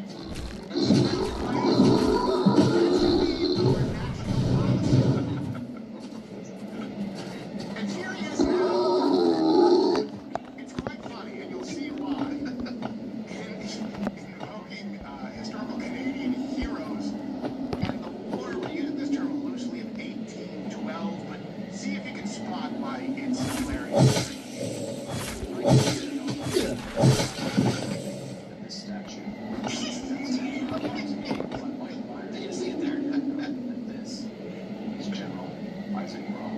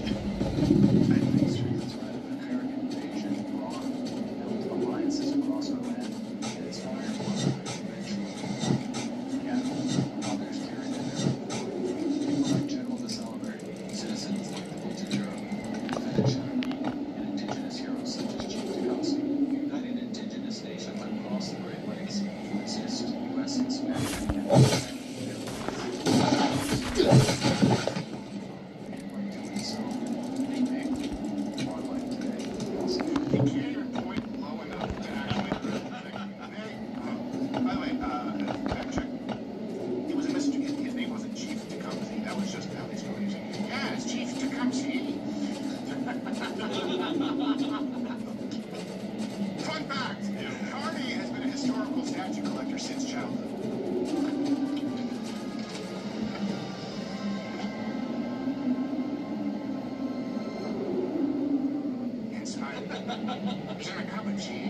Another fun fact, our forebears used to melt statues like that down to kill British. I know, right? Exactly right. We melted down. Isn't that when they burned down our White House, the 1812 thing? They weren't even, I can't remember if it was the actual year 1812, but again, they weren't even a country just because you don't expect your friends to burn down your crown. You never do. Also, yeah, we used to melt down those metal figurines and use them as musket rounds, and it's fighting the British. They just welcomed the British. What's funny is how surprised the British were that we could fight from the woods. Yeah, well, it was a Native American. They're fighting from the woods. Why aren't they fighting out there on the plains? Lined up like sitting ducks. There's no order. Stand still so I can shoot you, sir. I know. What did you do? We're there.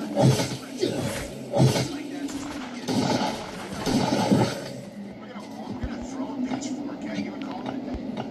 So that was part of the War of 1812. What happened in 1814? That's what I thought. 1814. Now, by the way, here's the thing. Carney's fear-monger. This is why they're a national security threat. Because I know not all Canadians, but far too many of you are alarming pricks. To me, his messaging seems to be resonating with Canadians. Here's a poll from March, where they asked Canadians, is it better to depend on the U.S. under Trump or China? U.S. under Trump, 23% said, yeah, better U.S. under Trump. 57% said China. There's also don't know. There's like 20% don't know, which I think is funny. Talk about immigration, how tolerant you are, and you hear the Islamic call to prayer in major cities. May I present to you the history of China and its Uyghurs? Are you guys aware that maybe it's incompatible? This is what I've told you. It sounds simple. It sounds reductive, but it's true. How do you make sense of, wait a second, Canada hates the United States, right? They put us on blast for immigration policy and having borders, and they don't want to help enforce their side of the border because they think it's wrong, and they're very proud of their Islamic immigrants, and they welcome more. But they actually prefer China to the United States, who jail and torture their Islamic population and, of course, infringe on their basic rights. How do you make you don't make sense of it? Well, there are a lot of Chinese in Canada. But you don't. Maybe they're taking these polls. They just look and they go, oh wait, U.S. successful oppressor, China less so oppressed. And they go, oh wait a second, yeah, Muslims in Canada oppressed because they're minority. So white people oppressor. Let's go back to that. They cannot have a consistent intellectual if they believe that they would be better off under Well done, mate. who, of course, have no tolerance for other cultures.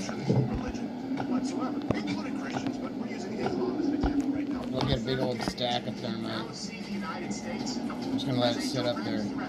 I'll grab it eventually. I would like to make those fears a reality. It's time for No Canada.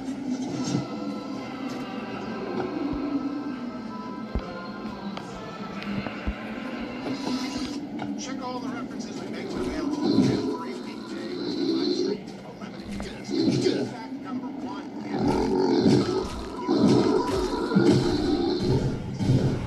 Please and thank you is what we'd like to hear. So, 2% of their GDP for the first time since 1989. Now, the average amount of defense spend since 89 was about 1.3%. And I know what you're saying. Well, wait a second. Isn't the contract with NATO supposed to be 2%? Yes, 2%. Yes, yes. The people who are claiming victimhood at the hands of the United States, yes. Oh no, hopefully it doesn't break on me. For decades. I was born at the end of 1989, December, so that means my entire life. Right, They've never cool. contributed their share. They've never contributed their share while they increase their social spending, which, by the way, eventually collapses and they have to go out for privatized hospitals, etc. This is what Canada does. They go, and then liberals here, it's all a scheme. You guys understand this? The leftists here go, oh my God, we have...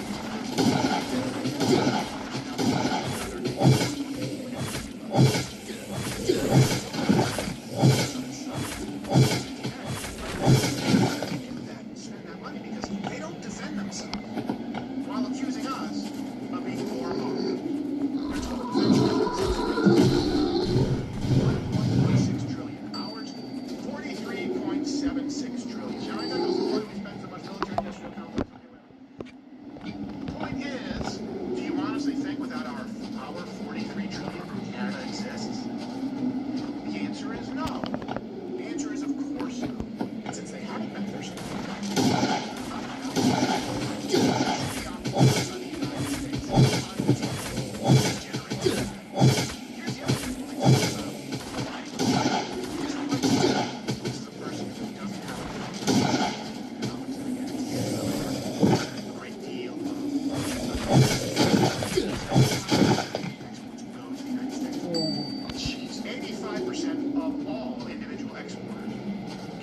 export to the United States. 85%. Meaning if you're in business in Canada, there's an 85% chance that a central revenue source is the United States. And until President Trump stepped in, which was, of course,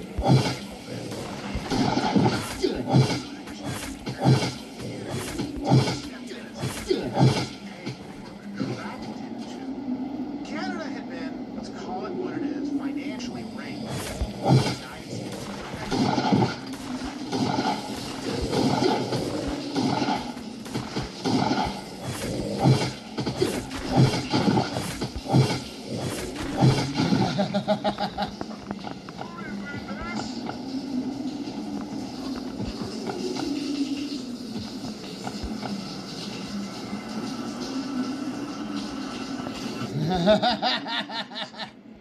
The saddest part of that, for those who are offended, is like we've been sitting on that for like over a year. Waiting for the right moment.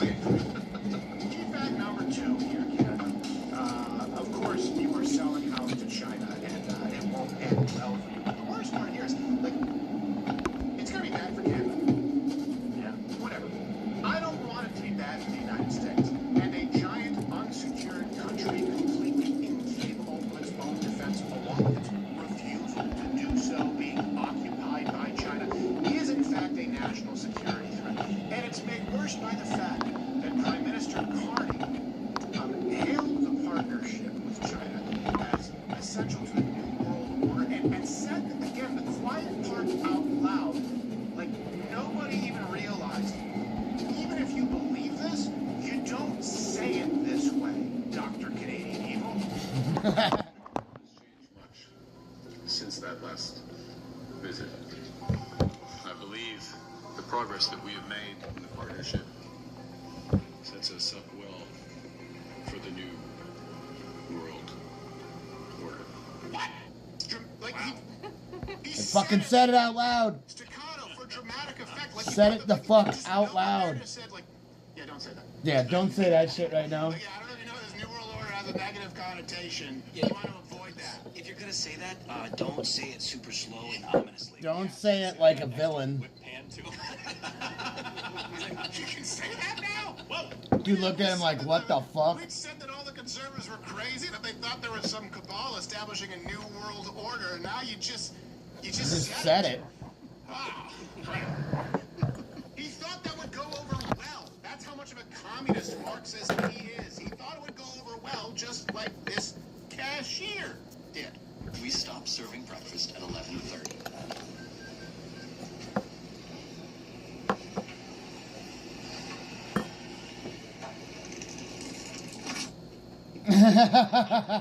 Start shooting. Now, world order that he's talking about. What does it mean? It means that Canada is going to open up their market to Chinese EVs, which will, of course, destroy their automotive market completely. They're going to be opening up Chinese investment into their energy infrastructure. They're going to be allowing China to harass political candidates in Canada. You know, you may refer to it as lobbying, whatever it is. And here's the thing that's pretty interesting. Only 4.6% of Canada's exports go to China, because China is a place where you go if you want slave labor to create cheap stuff that can be exported. It's not really an import economy, because most of their people live in abject poverty, despite what TikTok influencers want you to believe. Here's actually Commerce Secretary Howard Lutnick discussing this precisely. They suck.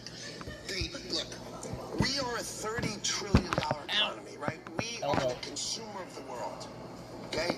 Carney has a problem with us. He gets on a plane and he goes to China. Does he think the Chinese economy is going to buy his stuff?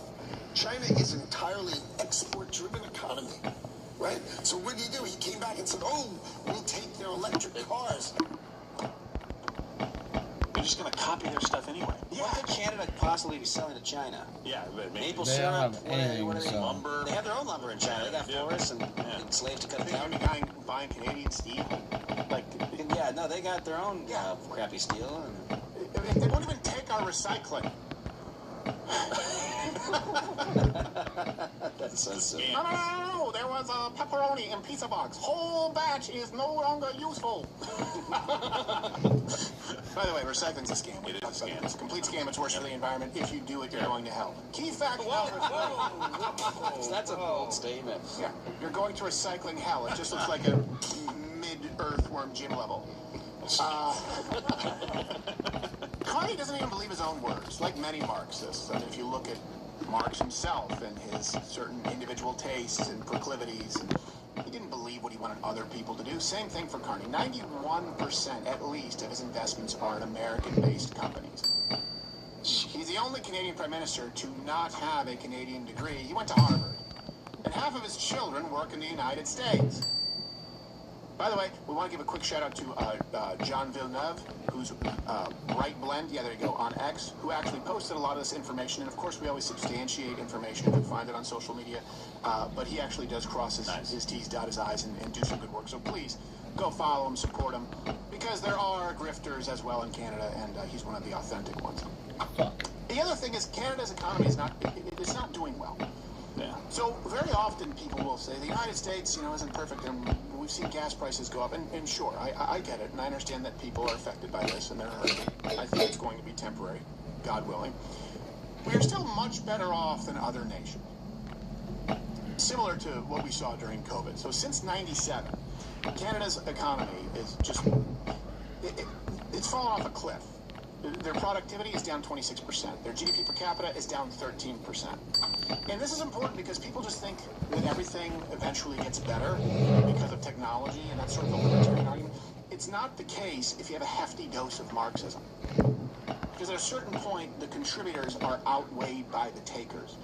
And I think Canada has passed that tipping point, and that's why they want to run into the arms of communist China. Their youth unemployment is almost double ours. Ours is theirs is 13.8%, about 14%. I've seen it as high as 15, depending on the numbers that you use. Ours is about 8.5%. So while it's not great here, it's bad. We should get that number quite a bit lower. Canada is substantially worse. The point is, if young socialists, the AOCs of the world, the Mamdanis of the world, and their voters, if they had their way, the results would be Canada, would be Europe, which are invariably worse than the United States. And I would say that's by design because then they want universal income, which now, of course, Elon Musk is proposing, to be clear. Like I said, maybe the Antichrist. All that said, who's to blame? If you look at their unemployment, their youth unemployment being worse than us, if you look at their productivity, their GDP per capita being worse than us, if you look at their freedom index being worse than us, if you look at their health outcomes being worse than us, even using that contrast, Carney still, fan of the New World Order, wants to blame us.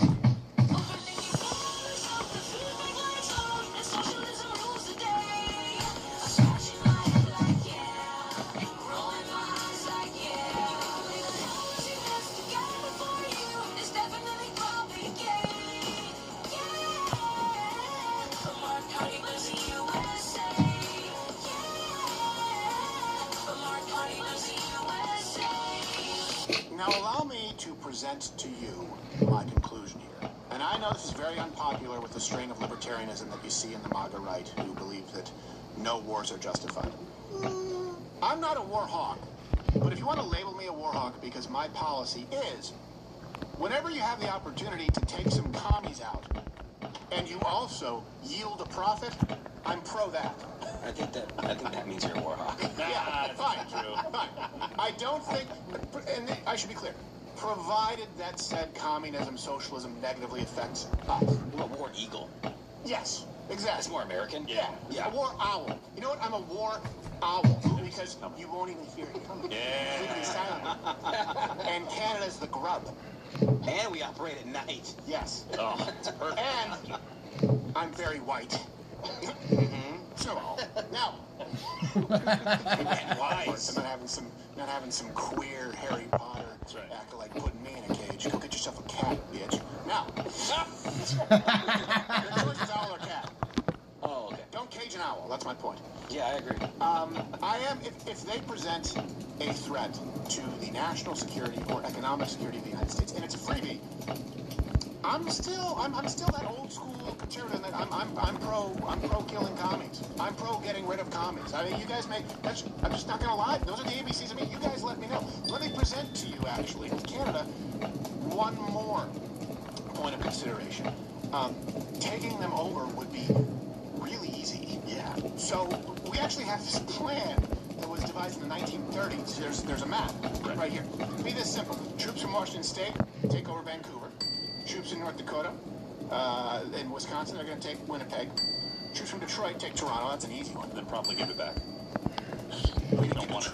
What, Detroit? Oh, Toronto? Well, either way, the point is, it'll be good for all of us. Then you have troops from New York, Vermont, take Montreal, Quebec City. French Canadians are rather lazy. I know them quite well, so you don't have to worry about them. You probably won't put up a fight. The Navy from the Boston area, they blockade Halifax. Perfect. It's like, it wouldn't take long. It's not being acronyms work. It's an outdated map, too. Yeah. It's actually much different now. That's from the 1930s. This is before they accounted for our bases in Alaska. Yeah. There's bases in northern New York that weren't there before. Yeah. The Naval Academies in Chicago, the Great Lakes. And hunters all along the border. We just sent them in. Yeah. It's just you guys. You got new hunting lands. Contractors. Just take it. Yeah. Like those are like Black Ops. They're like Avatar. Yeah. You just send them in. It's like the land. Think of how arrogant Canada is. Like, they know we can flank them. Alaska and Washington State. But they're still acting like total pricks. I think we gotta keep them on their toes a little bit. Certainly if we don't take over militarily, certainly through policy. I believe a zero tolerance policy with Canada. And you know what? Yeah, I'm not against some kind of blockade if they're going to start trading with China, or they're going to start allowing an open flow of information and resources. Yeah, that's an issue for us. Yeah, we have a serious problem with China getting a huge foothold in Canada. Yep. No, not gonna happen. You guys let me know what you think. I'm only half joking. I think you're like a third joking. I'm full joking. I'm a third joking. Why? This is not a joke. If that were to happen, it would be very easy to happen very quickly. Yes, it would. Yes. So why shouldn't it? Well, I think it's, you gotta let them exist or whatever. What? Hey, here's a fun fact. No country on planet Earth has a right to exist, including the United States. That's true. As if you can keep it. Sorry. Yeah, it's kind of like, look, when people keep wanting to blame the United States, or we'll get to Israel in a second, it's like, hey, I don't think we should be sending money anywhere there in the Middle East. And I think that the people out there who are really really angry with Israel, I think they would hate that even more, because you know what that means? Hey, Israel will do what it wants until you can stop them. As long as we have nothing to do with it, let their games begin. I think that ends much more brutally than people realize. No, they're taking areas of Lebanon. Of course they will. Why wouldn't they? We bridle them. Let's just sever all those ties and just be allies where it makes sense. Also, by the way, when we're talking about finances, Canada, they're in dire straits, but you can actually go to wallet.rumble.com and support your favorite creators, decouple from banks, gain true financial freedom, no middlemen. It's been going gangbusters. Just check out the We'll bring our dog with us. wallet.rumble.com. I got a dog treat, so, but I probably won't need it on the other levels. The banker I know is an Asian lady. Really? Yeah. I walk in and I'm always like, wait, nail salon? No, money salon. She leaves me alone. Like, I want to talk to you about this new financial service. I'm like, stop it. You're a glorified cashier. Now, the IDF, let's call balls and strikes here. Yeah. Major misstep. And whether you agree with this or not, the perception of Israel is not very good for Israel. And so the case that I am making is that Israel needs to be aware of this, and they need to get their crap together. Otherwise, it's going to validate the criticisms from people. Not that one lone soldier does that, but it means there maybe is a culture that is not as regimented as they need to be. Because Israel only exists, like Canada, largely because of the United States. And a little bit of gratitude wouldn't be out of line here. So this isn't new to you. 18 to 49-year-olds, according to Pew Research, 70% have a negative view of Israel, including 60% of Republicans. That's a big shift. A lot of that is based on misinformation. Did I collect that already? That is based on Israel's own actions and their refusal to take responsibility for or accept accountability for those actions. So when your greatest benefactor is a Christian nation, when the only reason that you really exist is because of a distinctly Christian nation, right? If you're the little Satan, Israel, and we're the big Satan, defer to the big Satan. At least make sure that the big Satan still has an interest in you being little Satan, or at least you're not so annoying. I'm using the analogies, of course, of the Islamic. I don't think that any of us are Satan. I think the people saying it are Satan. But let's just go with the Satan analogy because it's fun. This happened. One IDF soldier in Lebanon this weekend smashed the head of a statue of Jesus Christ during operations in southern Lebanon. Can you bring up that overlay? Yeah. And, of course, this lit social media ablaze. Now, I want to be clear about what this is and what it isn't. This is not a statement from the government of Israel. This is not indicative of the entire IDF. But they need to be locked down so tight, the IDF in Israel. Like, they should have an orientation meeting on, all right, you all know that we really only have one major ally, the United States, and it's really important that we show them some gratitude. So let's make sure we don't step on any toes. They didn't do that. The fact that this was even able to happen tells you that there are too many arrogant pricks in the IDF in Israel who, like Canada, take the United States for granted. That's why it rubbed me the wrong way. And then there was a response from Israel. I think this was from Netanyahu directly. That was stunned and saddened when an active soldier damaged a Catholic religious icon in southern Lebanon. I condemn the act in the strongest terms. It would also be good if you just said a statue of Jesus. It's just weird. I mean, we know how you feel about him. We're not asking you to convert today. We're just saying, say the name. Yeah, they made it sound like it was just some any old piece of a church. Right, yeah. It's a Catholic thing. Come on, Zeus. Yeah, so I understand. And I'm with you. Rubs me the wrong way. As far as Netanyahu, joke's on him. Rumor has it the statue rose again 3 days later with some unfinished business. Nothing is over! Nothing!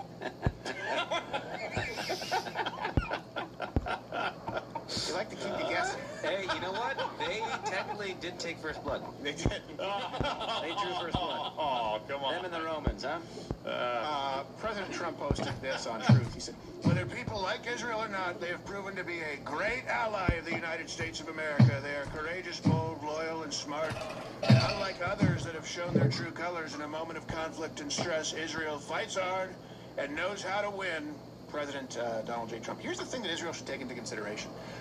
When Donald Trump goes, the likelihood of you having a president who is going to be in your corner to this degree is 0%.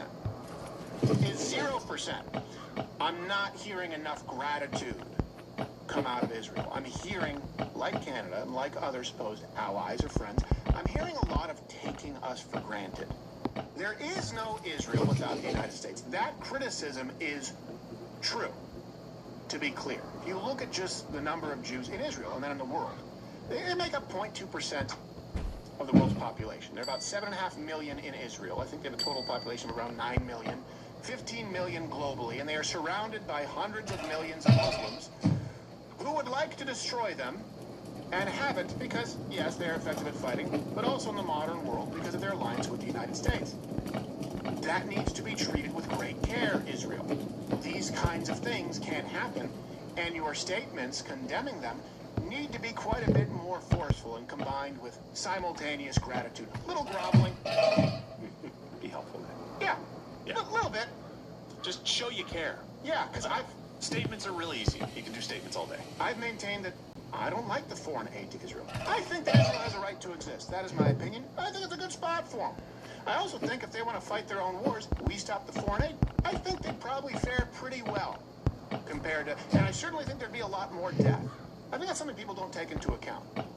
They are partially bridled by our alliance, but they also are largely protected by our alliance. And that has to make sense for us. If you look at the foreign aid going to Israel from 48 to now, 71% of their total foreign aid comes from us.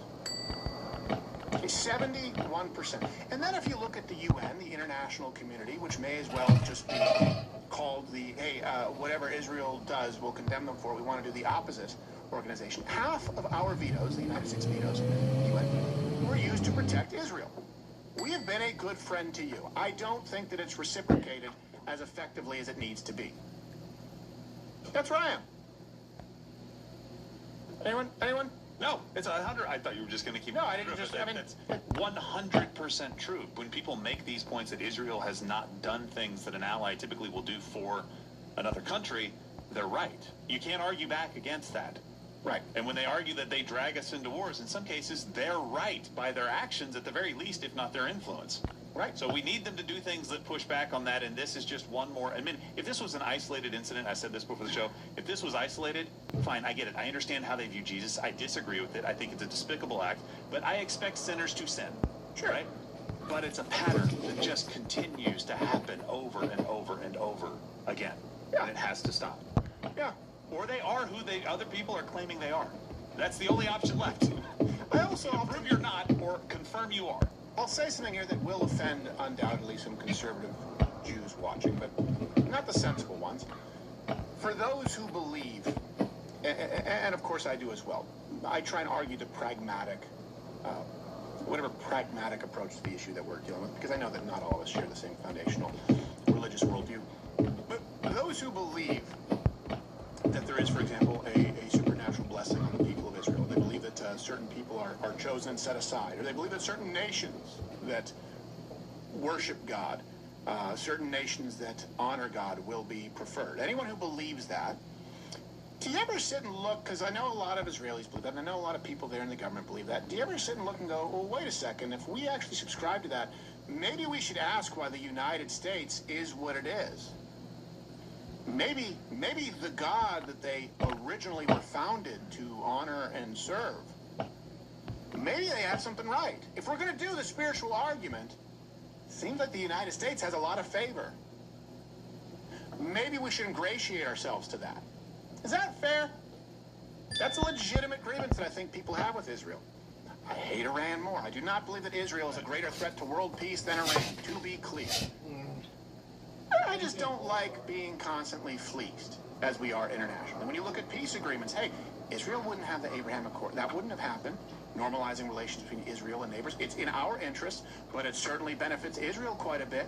There happen to be quite a few instances where what benefits the United States in that region of the world undoubtedly benefits Israel. Great. So we probably were going to do something like that anyway. It doesn't mean that some thank you cards are out of order. Israel is screwed without the United States. And there can no longer be this pattern of unacceptable behavior. What I want is for whichever administration is in charge, and certainly this one, to make it really, really clear that we are leading the dance. If you don't do that, it gives quite a bit of stock to the critics, saying it looks like Israel is leading us by the nose. I don't believe that's the case. I do believe that they are ungrateful, and that needs to be called out. And I think they need to do a little bit more to make this kind of a relationship reciprocal. That's where I am. And APAC can go screw themselves with a wire brush. By the way, yeah, I forgot. I didn't realize I went over time. For those of you who are not yet, and the reason we're able to say these things, people go like, wait, are you pro-Israel? I'm pro-United States. And when the goals are aligned, great. When they are not, then we don't do it. We should never do something for Israel at the cost of the United States. Fucker. Ever. I don't believe that denuclearizing Iran is at the cost of the United States. I believe that would be a net benefit to the United States. Would it be a greater net benefit to Israel? Probably. Probably. That's not the same as some of the actions that we see taken by Israel, potentially compromising our position. And anytime that happens, they need to be condemned. They need to be called out so that people know where this relationship stands. We need to do it with Canada. We need to do it with Israel. We need to do it with the UN. We need to do it with NATO. We need to do it with all of our relationships. We are the ones in charge leading the dance here because we have been footing the bill since the last major global conflict. And until someone else steps up and replaces everything that we have provided, I mean, makes up that gap, which I don't know if any nation ever could, guess what? We get to call the shots. The United States is daddy, and it gets the big piece of chicken because we're the ones who bought the farm. If you are not yet a member, we're allowed to do this. We can do this because we are funded by viewers like you. No nonprofit, no foreign entities. I know I offered to open up the books to people like Tucker and anyone out there and have a third-party auditor a long time ago. No response on that yet, but we are supported by viewers like you. It's $99 a year. You can try it for $9 a month. And you get everything ad-free, 100% more show. If not, you're going to go on to Haley Caronia and continue watching for free because we understand that your dollar is hard-earned. Do we want to go to... Let's watch this Russian thing just because... It's nuts. This very Russian thing happened in Russia during a very Russian activity.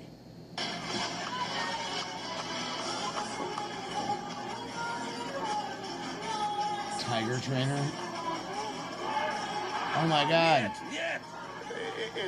I'm thinking, I know it's gonna, that's exact. Oh my god. The net fell around all these tigers and exposed everybody to the fucking...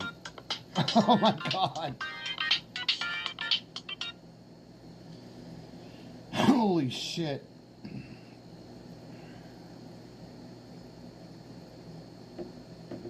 If you have more than $250,000 in a bank or retirement account, federal law does not protect what...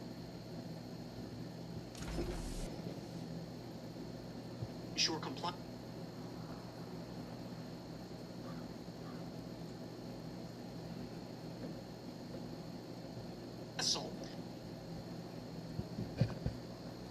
Season 2 past year.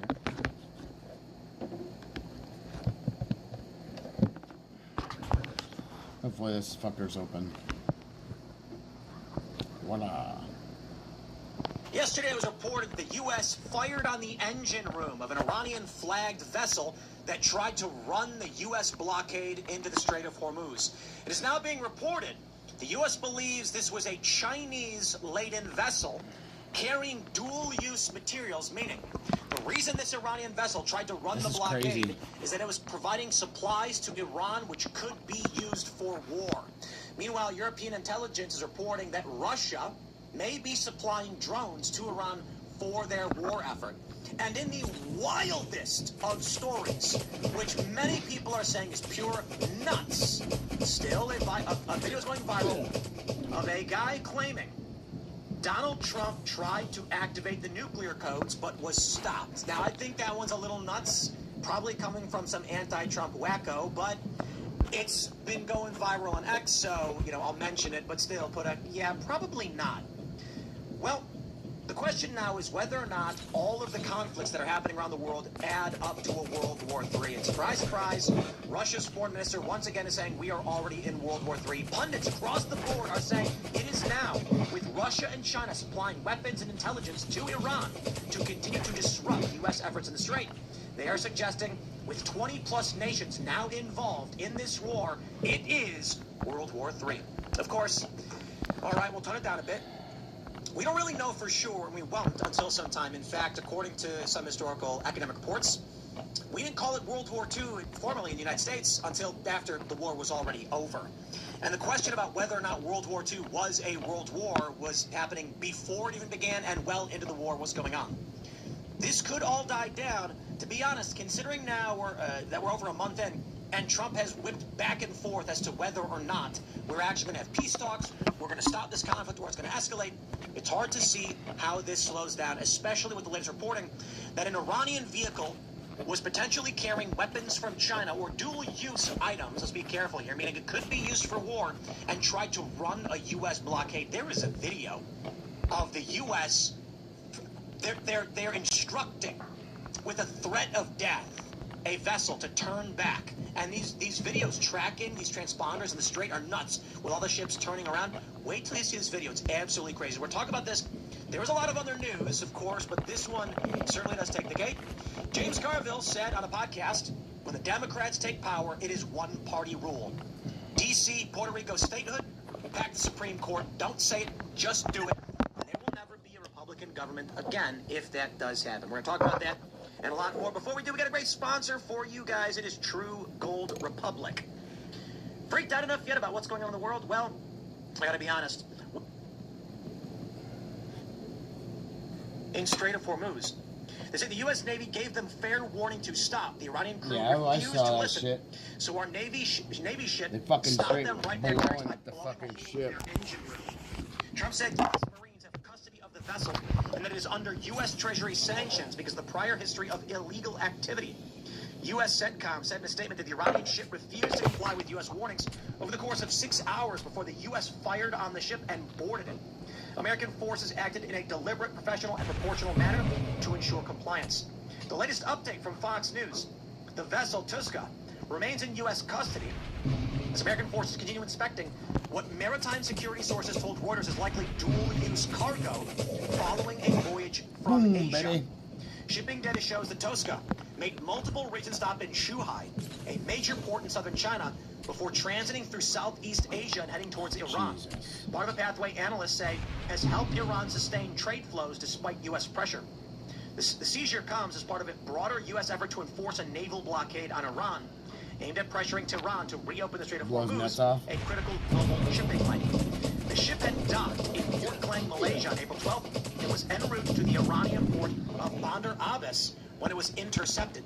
The Tuska was seized in the Gulf of Oman just outside of the Strait of Hormuz as it was approaching Iranian waters. Gotta check it anyways. It tried to run the blockade, which seems like a particularly foolish thing to do, which would seem to indicate there was something aboard that ship that they really perhaps needed in Iran, said Ray Powell, director of Sea Light, the Maritime Transparency Initiative, told Fox News Digital. Powell said the vessel's route through Malaysia is notable, describing waters near the Singapore Strait as infamous for ship-to-ship transfers due to relatively weak Booyah! a tactic that can make cargo movements harder to trace. He added that the ship stops in China raised questions on the origin of its cargo, though what was on board remains unknown. Let me show you this right here. I want to show you this viral clip. Viral report: the U.S. Navy boarded a seized Iranian flag vessel in the Arabian Sea yesterday. The Tuska tried to run the blockade. Check this out. Let's see if we can get the audio running first. And Military blockade. Here we go. Emergency 96 warship 115. You enter an area of the military blockade. Falls blockade of Iranian port reinforced and applies to all vessels regardless of flag. Any vessel that further intends to enter or exit an Iranian port will be subject to the right to visit and search in accordance with international law. If you attempt to run the blockade, you will compel compliance with force. Over. We will compel compliance with force. Look at that big old gun he's got pointed at him. It's getting wild. So we've got multiple reports now. We've got potentially a ship trying to run the U.S. blockade with Chinese-bound dual-use cargo, as well as reports. European intelligence believes that Russia is supplying drones to Iran. Not only that, but shooting down of the F-15E. Many were concerned that I believe the F-15 is a stealth fighter, meaning Iran should not have had the ability to track it, but somehow did. And people suspect Russia has been providing the technology to detect U.S. airships. This is expanding beyond just Iran, and it's now pulling in other world powers. Not to mention, it already involves around 20 or so countries. So, I don't know when everyone will just agree it's World War III, perhaps when China makes a direct statement. But I will add this. World War II was a series of global conflicts, not one single declaration. When we look back in hindsight, historians say it began when the Nazis invaded Poland. They say 1939, but at the time, it had already claimed World War II was going on. Some said it still hadn't begun, and several years later, people started to say the phrase more colloquially, and it wasn't until the war was over the U.S. formally called it World War II. So perhaps we won't know, we will just watch it happen, and then after all is said and done, people might be like, yeah, I think that was World War III.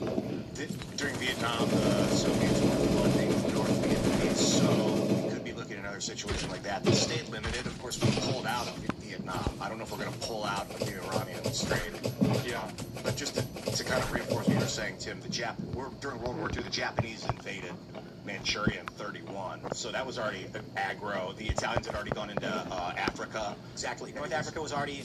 Only when Hitler invaded Poland did France and England declare war on Germany, and that's when, now colloquially we refer to it as it beginning. Now consider this. You are right about Vietnam and limited warfare. During the Cold War, we had many proxy wars. Some might argue this is just another proxy war, except for the fact that China's been cut off from 40 to 50% of My its turtle's energy. up there basking right now. They can only last You guys see so her? long.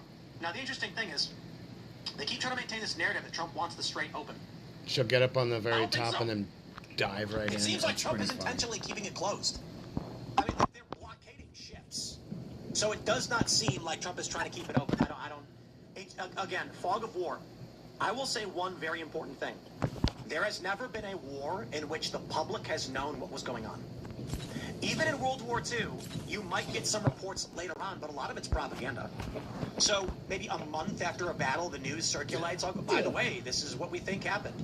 And then after the fact, even now, people still question certain things that happened in World War II. But I'm not talking about obviously people question. I'm saying, you know, how many people died in this battle or that. Here's the official reporting. Here's what we think we know.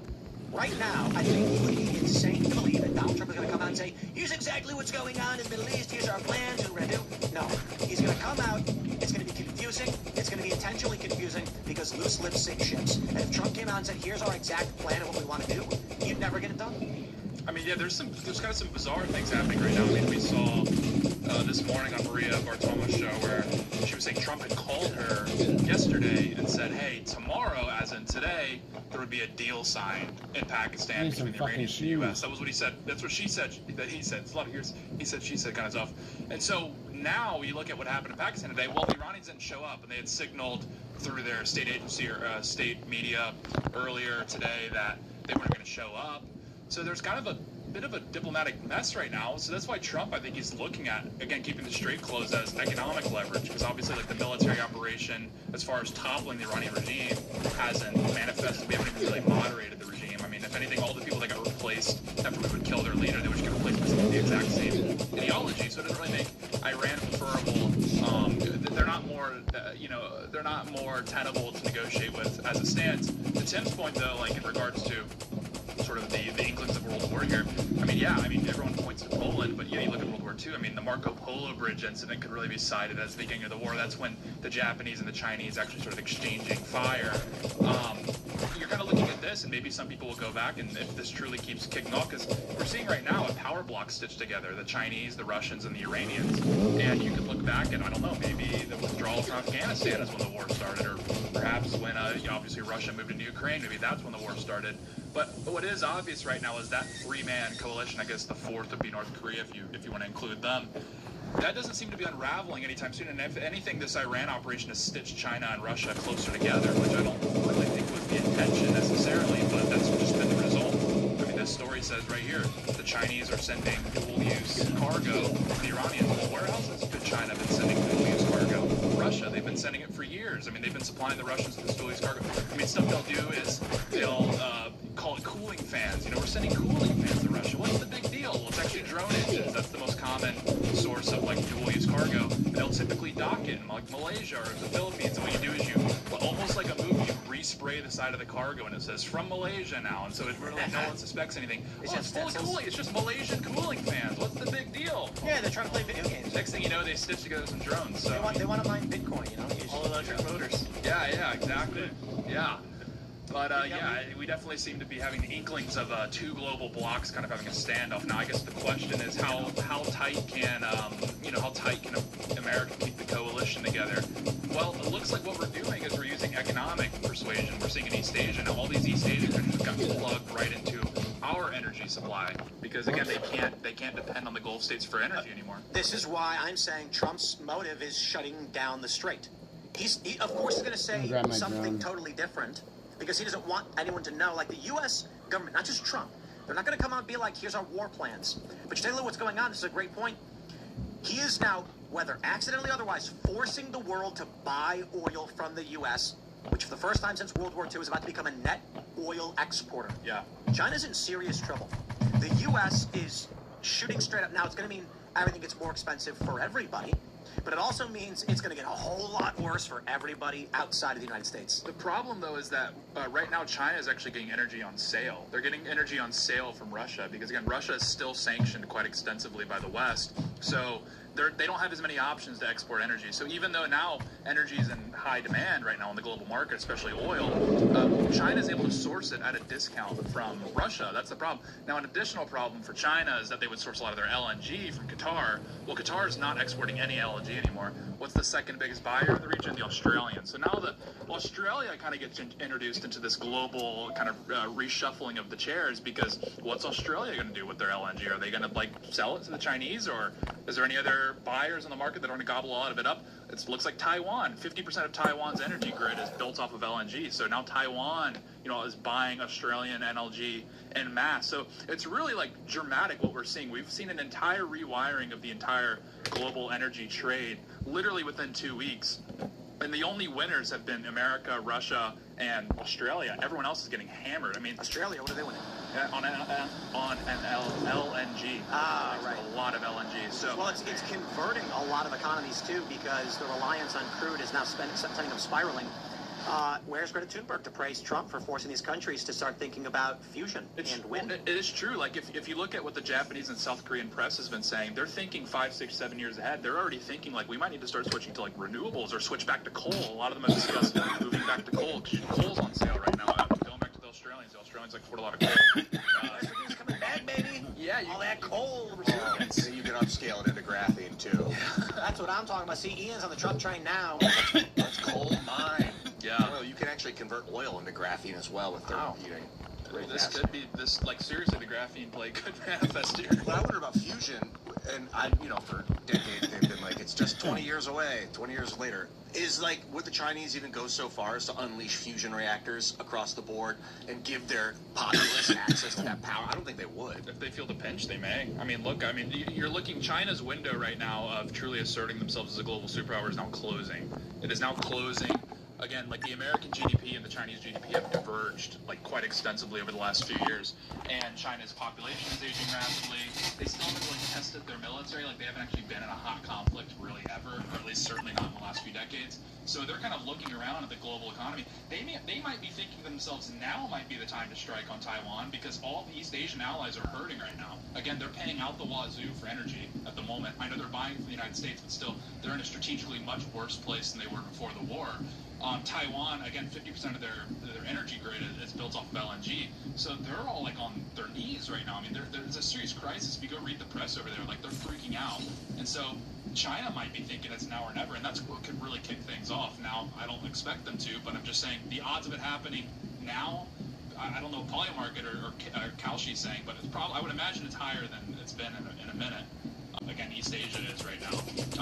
And the U.S. also has diverted a lot of our munitions. We've completely abandoned East Asia. Maybe not completely, but we've largely abandoned our military posture in East Asia to sort of apply those resources to our Middle Eastern operation right now. So munitions are very low in East Asia. A lot of our navies out of the region. It's really just our bases. Our bases are what's providing our posture in East Asia right now. So it's a really, the last 2 weeks, the world just completely changed, to say the least. We've got this from PBS. Trump tells PBS News that lots of bombs start going off if Iran's ceasefire expires. Now, the issue is, as far as I know, it's the news on what's going on. It's a Jackson Pollock thing. You can't track it. Right with the seizure of this Iranian vessel that's now suspected of carrying dual-use materials. Peace talks talks are apparently off. Iran's saying they're not going to be involved in this. Trump is saying, okay, then we're going to start bombing the crap out of Iran. I don't know where this ends up other than escalation. I will say it does not seem that there is an effort to calm things down. It seems like there is only an effort to escalate this. How do you navigate out of it?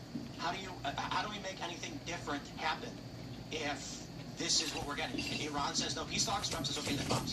That's the scary. I mean, that's the scary situation, right? You know, I know there's a lot of people that are sort of exclaiming that Trump has decisively won this conflict already. I think that's a bit premature. I don't think we're out of the weeds yet. I mean, again, things are looking promising at times. I mean, we've won this war 8 times already, according to President Trump. I mean, he declares we won quite frequently.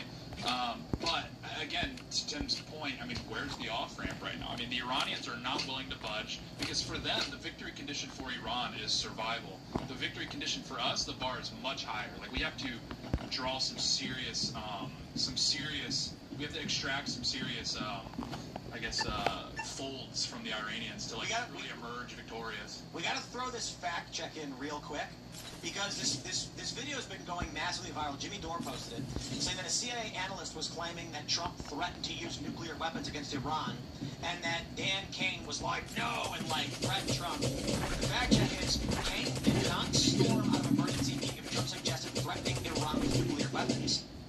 They claim that the initial claim was that Dan Kane stormed out of emergency meeting with Trump. Insiders saying blah blah blah. He refused to whatever. They say lead story Surgical News, Yahoo News did not find any matching reports for Dan Kane stormed out of emergency meeting. Trump said he wanted to threaten Iran with nuclear weapons. Such an incident actually occurred and been confirmed by sources major news outlets would have widely reported. I do want to stress that's the stupidest rationale for a fact check. No one's yet reported outside of rumors, therefore it must be false. But let me see if I can find the scuttlebutt. Because I do have the video from Jimmy Dore, but I want to make sure I get the article on this one first. What is this? Trump faces Catholic backlash and nuclear code allegations. Okay. Here we yep, wow.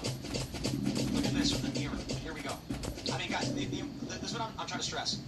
This is, the Mirror is not some random unknown blog. This is the Mirror. This is like a well-known publication in the UK. Trump blocked from accessing nuclear codes by head of U.S. military. They claim retired CIA analyst Larry Johnson said on his YouTube show, judging during an emergency meeting yesterday, Trump tried to access the nuclear codes.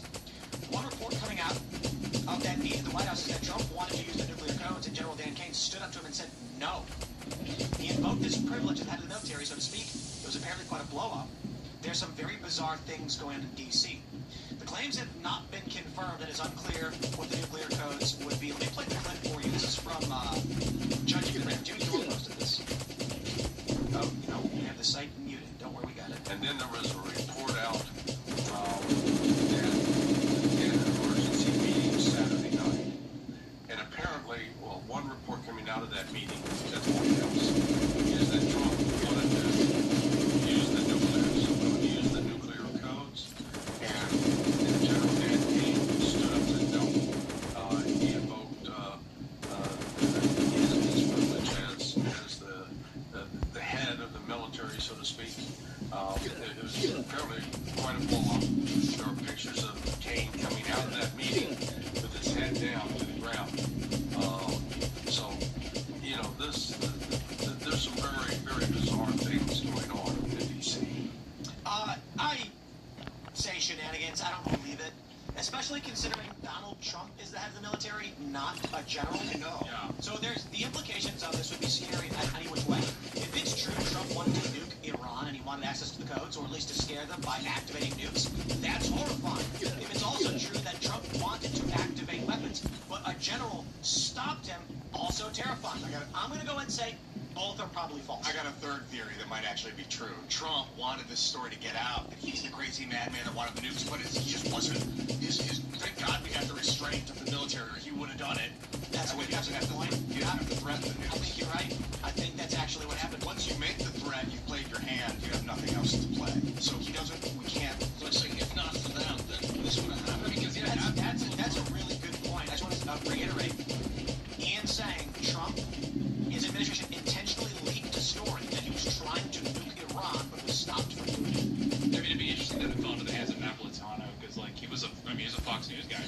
time, like 20 years. Larry Johnson's a little different. I mean, Larry Johnson, like, literally 3 months before 9/11 was like the first terrorist whatsoever. I don't know what's in him, but Napolitano, I don't know, like, he's kind of been around the block, so, I mean, as far as media goes, so I don't know, there's a possibility there's some sort of connection between him and the White House. I think he's right. I think he's right. That is kind of the Trump's a PR guy. Yeah. So he's like, we need to freak him out. If Trump actually says I'll nuke you, they'll say shut up. If a story comes out where it's like Trump's trying to do it, they won't let him. They're like, Trump said, bow to my demands. I'm putting words in his mouth, but the way he said it, or we're going to unleash hell and fury on Iran, wipe out, genocide the civilization. He basically alluded to total war and just didn't do it. And like once you make that threat and follow through, I don't think any of these threats are going to be taken serious. So if you want to tone down the threatening rhetoric and just let them believe that something's coming. Everyone's cheering for you right now in the chat. They're saying broken clock, you know what I mean? The downside is I want to help the United States come out on top of the company, so I don't like want to reveal his hand, but at the same time I'm doing commentary. Okay, then let's do this. What's that? It's my phone. What's that, Mr. President? Hold on, I'm getting to it. Actively trying to nuke Iran right now. He does. Why was he doing it? Right here, President Trump. I grouped you with Exat. Yeah, that's Don't nuke Trump. But and you know, what a badass. Keep it up, guys. I mean, it's working. Wait, no, that wasn't. What? I don't know what he's talking about. Block from nuclear codes. That doesn't sound. No, that's fake. But also, Trump might have asked, like, hey, so what's up with these nuclear codes? Can I get them? Yeah. The general's like, this idea. How do we open that box? You not ask that to the president. You're president's been busy. Oh, I thought the first thing you do it. Like, let me see the football. Open it up. Watch probably 4 numbers. Like it's easy to get. It's my birthday. The way he operates in this administration versus the previous administration. You know, Code is 1776. his first term, anytime he wanted to, like, dangle the keys and, like, distract everybody, he could just put out a tweet. He doesn't tweet anymore. He put truths or whatever it is now. So anytime he wants to, like, muddy the waters to, like, get everybody all up in arms and distract and stuff, he's got to go throughout these other circuitous routes. Yeah, I mean, and like to your point, everyone's point is, I mean, we just saw this with Cuba. I mean, the idea that like the Pentagon, whoops, there was a leak, we're gonna invade Cuba, like that just slipped out. No, Trump is like infamous for A/B testing ideas. Yeah. You'll like throw out an idea, kind of see how everyone in the space reacts, and then we'll like either double down or kind of back off of it. He's famous for this. In this example, this is kind of a little way of doing that. He's gonna madman theory. I think that's what he's trying to make. Came it was out just a slow weekend. It was like spice things up. Throw that out there and just kind of see what everyone reacts. We're 100% toppling Cuba. Oh yeah, dude, it's happening. Like all the reports that are coming out now. I think this is trial balloon stuff, but I'm seeing more and more reports about the U.S. preparing an invasion. Like drones flying over Cuba now. You know, secret meetings with Cuban officials. I think they're freaking out.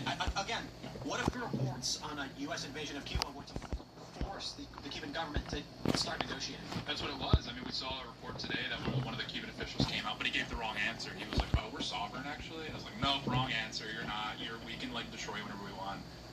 But yeah, I mean, that's true. It's more of like ratcheting up pressure before like a round of negotiations, and who knows what we'll extract out of them.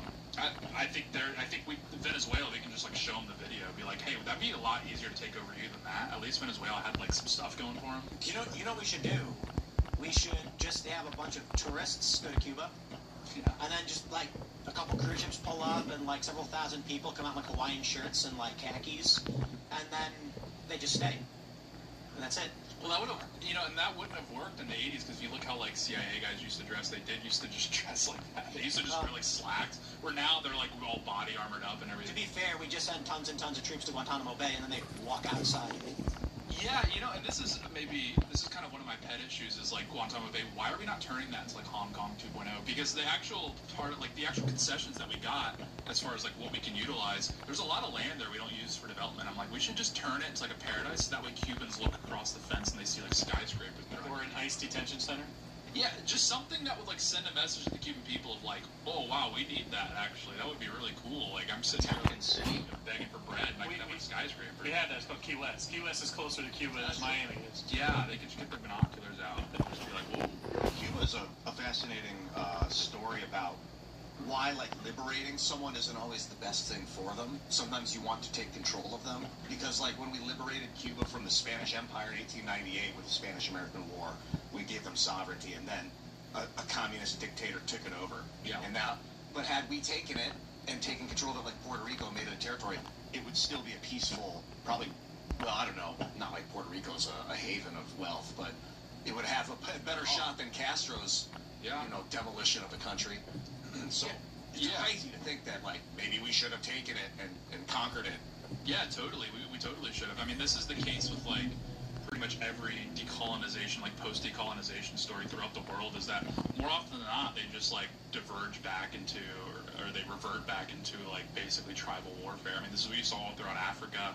There's exceptions, obviously, like Singapore actually probably was better off decolonized, so to speak, but that was for a variety of other reasons. But yeah, like, Cuba's a great example of, we cut them loose, and then what, it took 20 years before they had yeah, maybe we should just sort of incorporate them into the fold. And now you have an elite ready to go. They have an entire elite in exile. They're all in South Florida. You can just tell them to go back to Cuba and take back, like, what their lands were or whatever, and rebuild the economy. They grew up around me. Yeah. South Florida, like 90s and 2000s. And yeah, all of them, they came to the U.S. started like the 70s and 80s, and they're just waiting. They green light to go back. Were they wealthy capitalists that had their property seized by Castro? No, actually, one of them, this guy named Sal, he swears up and down, if you watch the movie Scarface, that news footage at the beginning of the movie of the guys like washing up on shore, he's like, I was in that boat, I was there when they were filming the movie. And yeah, he's like a plumber in South Florida, but he had 2 Harleys when he was in Cuba that he buried in a septic tank when he fled the country. So he's like, I'm going back and getting my Harleys back. Yeah, it wasn't so much that they were like the elites that got targeted, but like the middle class. I mean, Cuba was fairly wealthy, so the middle class there before the revolution was actually doing fairly well. And so, again, compared to what Cuba is now, they would be perceived as quite wealthy, but at the time, a lot of them were just middle class. And same thing in Venezuela, like, a rising tide lifts all boats. Well, a tide going back in sinks all the boats, and that's kind of what happened in Cuba. I mean, I'm sure there were some elites that had like their housing and land stolen, and that's why they're like angry. But a lot of them are just middle class people, and that's, you could afford to buy quite nice things on a middle class salary. Very recent memory.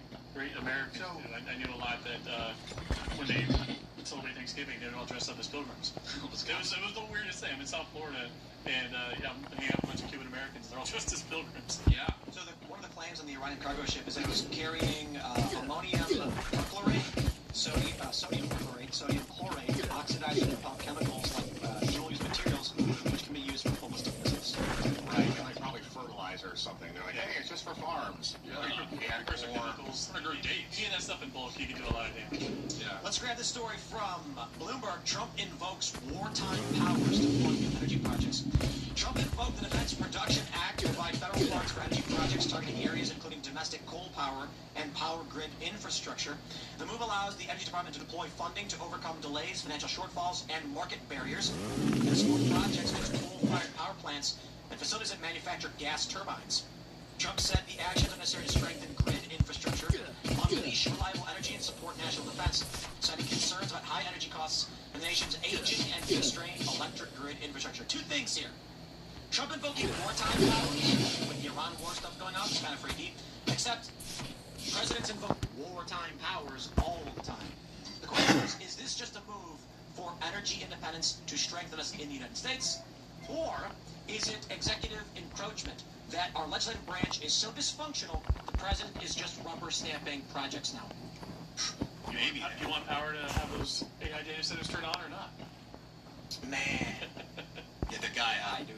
What is it? And not Anthropic CEO, but what's the other? No, the defense Palantir. Their CEO in his book said he wanted a draft. He thought that military service. What we're talking about, but what's that? Well, he thinks that service should be mandatory and military service should be mandatory. Trump, like, yeah, if he takes control and then institutes a draft, that would be very concerning. So, like, we do need. I think you thought for a second that it was an AI company, or I'm sorry, an energy company, but Palantir is just like a government contractor for surveillance, so yeah, but it's unrelated to Trump's wartime. It's like our AI defense, but that thing starts calling for drafts and telling service, and the president takes the authority. That is largely an exaggeration. He said national service. He said you have to bring next to national service. Are you sure? What I thought it said. No, it was a manifesto when he said national service. Like in the Heinlein sense, Starship Troopers, that kind of thing. I'm going to look it up because I thought there was more, but I'll check it out. But to the story, I mean, Biden and Obama both invoked wartime powers over cleaning our electric grid up, as far as like Obama was trying to, I think it was literally just called it like the Green Act or something and use wartime powers. And then Biden did the same thing. And Biden, this is like 2022, he invoked wartime powers to build out like clean energy. And he did it. The reason he justified it was he was saying because we're competing with China for renewable energies, like in the renewable energy race, so we need to invoke wartime powers and our economic war against China. That was like his rationale for it. So this idea that this is like a unique thing is just like laughable. I mean, invoking it for renewable energy, like what are we doing here? I want to know what got invoked. Did he say what specifically, or is it kept general on purpose? The defense, what is it? The Defense Production Act. Yeah, but they use it all the time. Biden used it for a baby formula shortage. Yeah, exactly. They use it all the time. He did it for like batteries. We had like a battery shortage. Like it happens like once every 3 months, 3 to 6 months. I mean, since he's been in office in the second term, they've been trying to reinvigorate the reindustrialization of the U.S. And I feel like this is just like a case of emergency break glass measure because we're expending 1,000 Tomahawk missiles in Iran and we build 100 per year. So any attempt to ramp up production of anything in the U.S. is going to require a ton of energy. And I think they're realizing we have a limited amount of time left in this term, and we got to get as much done as humanly possible. I wonder if we stay on the oil as our main energy source, if we will inevitably be led to global war. Like the whole Iranian seizure and control is about oil. And if we're stuck on oil as our main and only, or our main fuel. We're not stuck. We want it to be that way because we control it. Right. And if it's hydrogen, you kind of lose control. Unless, well, the theory is not, I mean, first order thinkers are like the U.S. won't allow any other technology to exist in the world. Further down the order of thinking, there are multiple different energy sources the U.S. is trying to control. Once they control them, they have no problem with using them. The hydrogen's a little risky. It's a great fuel if you can control it, and they can make it by producing graphene. They get it as a byproduct, so it's very. They're not going to make hydrogen through a byproduct of graphene. They're going to make it much simpler ways. Well, it's pretty simple. The hydrogen. I mean, if you superheat carbon and then it flashes the graphene, it's pretty easy. That's the thing is, if countries start doing it, it kind of frees up their fuel source. It's just carbon. You can get carbon from like trash. There's other things you can do with oil and LNG, liquefied natural gas too. There's all kinds of petrochemicals and stuff that we produce as byproducts during refining. So, just the fact that we're controlling or we're exporting so much natural gas right now is great because it doesn't just stay as natural gas. It can be burned for energy. It can also be turned into other products. So, anytime we're net exporting all that stuff, it's a win for us. Yeah, I mean we use LNG for, is it ethylene? Is that what they pronounce that word? It's what, like it's the primary chemical that we use in plastic manufacturing. So if you dominate LNG trade, you basically dominate like the global plastics production. And then in addition to that, I mean our energy grid or electric grid, like our actual electric grid, is primarily utilizes LNG. So I mean to Tim's point that we don't want to diversify if we don't have to because it helps us on the global stage. The LNG, that's methane. Liquid natural gas is methane. CH4 turn it into graphene. I know I brought it up a lot of times in the video called that hydrogen. Similar, you actually turn carbon dioxide into methane and then turn that methane into graphene with the hydrogen byproduct. But I think you're probably right that the ideal for the power structure is to maintain the oil and methane chain and not open up a new fuel source yet until we have total control. Like, I don't know what they're thinking, but I mean the inevitable transition to another fuel source is coming. It's just a matter of when and how disruptive it is. Yeah. And the LNG market globally was super competitive up until recently. I mean, like literally last week. So, I mean, for the longest time, a lot of that was used domestically, but now that we're able to export a lot of it, I mean, again, who knows how the global market will rewire. Anyone have any further? Does anybody have any stronger opinions on LNG? The world's going to end, and aliens are going to come at the same time, and then there's going to be a big earthquake. Was there supposed to be some UFO stuff announced this week? It's supposed to be. That's why it seems like now's the time for it. It's what feels so lame. It's like being in commentary and then literally having to give the answer. I don't know. Let's just see what happens. Like that's actually how I feel about a lot of this. And it's. I think most people feel like I don't care anymore. We've just it feels like the last 10 years.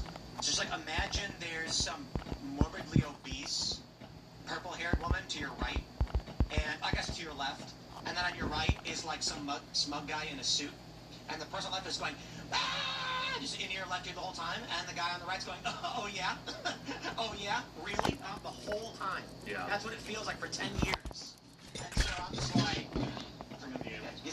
is the new Game of Thrones done yet? Because I'm waiting for that book. If the Chinese were blockading the Panama Canal right now, I'd be out of my mind, screaming, rampant, like, thing about thing. I don't think so. I think you're going like the Americans shouldn't have colonized Panama. Well, no, I would be very, I'd become very bored-like if the Chinese were to start to blockade anything of ours. But if we blockaded the Iranian, I'm not. I'm just like, I'm not going to speak out against my government right now. I'm maybe supposed to if they're doing something wrong, and maybe they. China's been stealing our intellectual property for decades. Yeah, no. And so what? We're like, and we don't even do anything about it. I don't know what to do. We just mock them. We like our free stuff, our cheap stuff. Yeah, we're like, Yeah, but I mean, I had neighbors that used to come home. Like, I had a kid who lived next to me. His dad worked in China a lot. He used to bring home DVDs before the thing came on film. That's awesome. Well, yeah, it's like a punchline. We're like, oh, that's the Temu version of such and such. It's like we're literally getting our IP ripped off, and then like we make jokes out of it. Even though they are I mean, that is a problem. Like they are like totally undercutting our economy.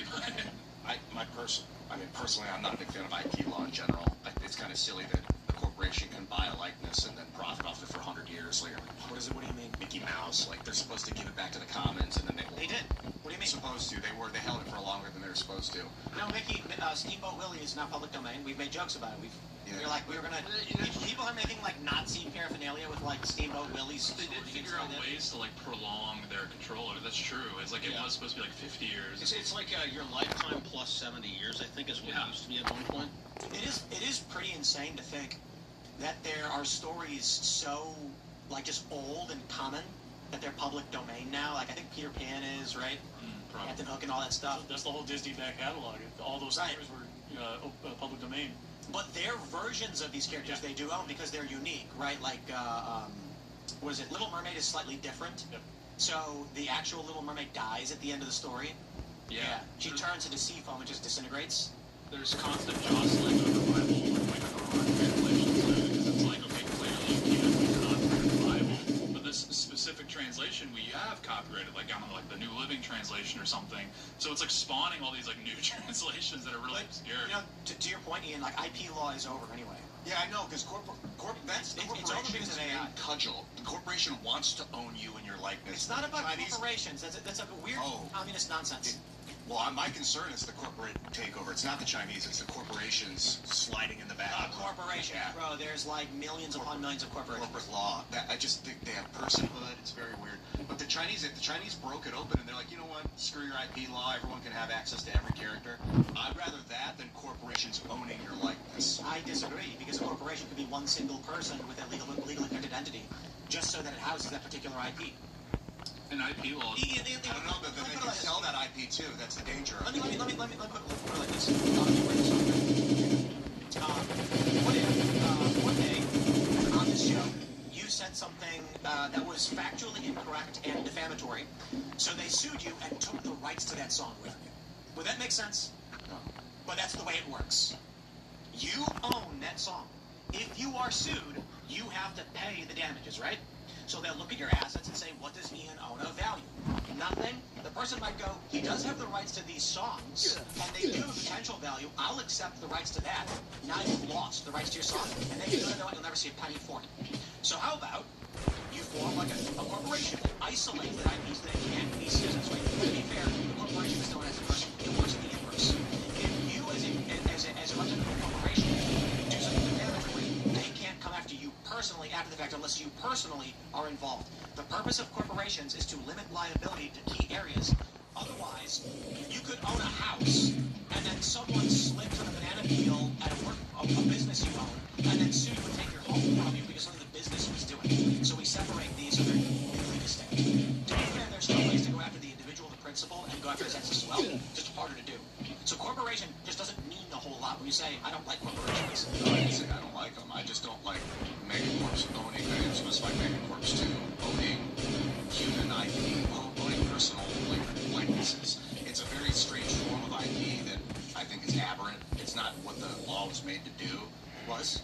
I don't think the law wasn't made to own people's likenesses against. They literally created laws so that people's likenesses could be held as IP. Yes, I think that's why they're able to do it. The laws were originally made so that the British government could control the copies of the Bible they were selling. They wanted to make sure the same copy. And I am talking about IP law in the United States was drafted by Congress to protect companies owning a company's contract law.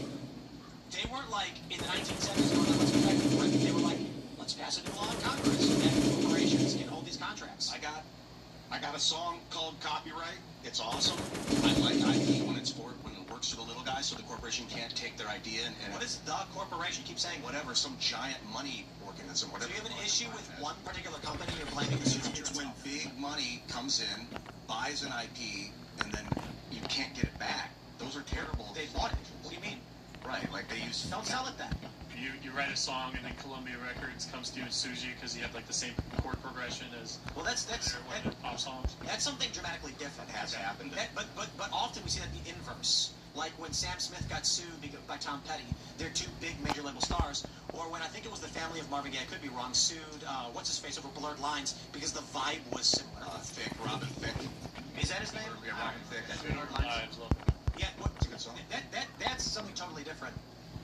The idea that a corporation purchased via agreement from you the right something and now you're mad about it? Well, You're complaining about they it. could do via contract. Some corporations Yes. contract. You have to agree to those terms. But like, do you understand what you're agreeing? I don't think there's. That's I used your to sign fault. these entertainment contracts that I feel like this across all space and time.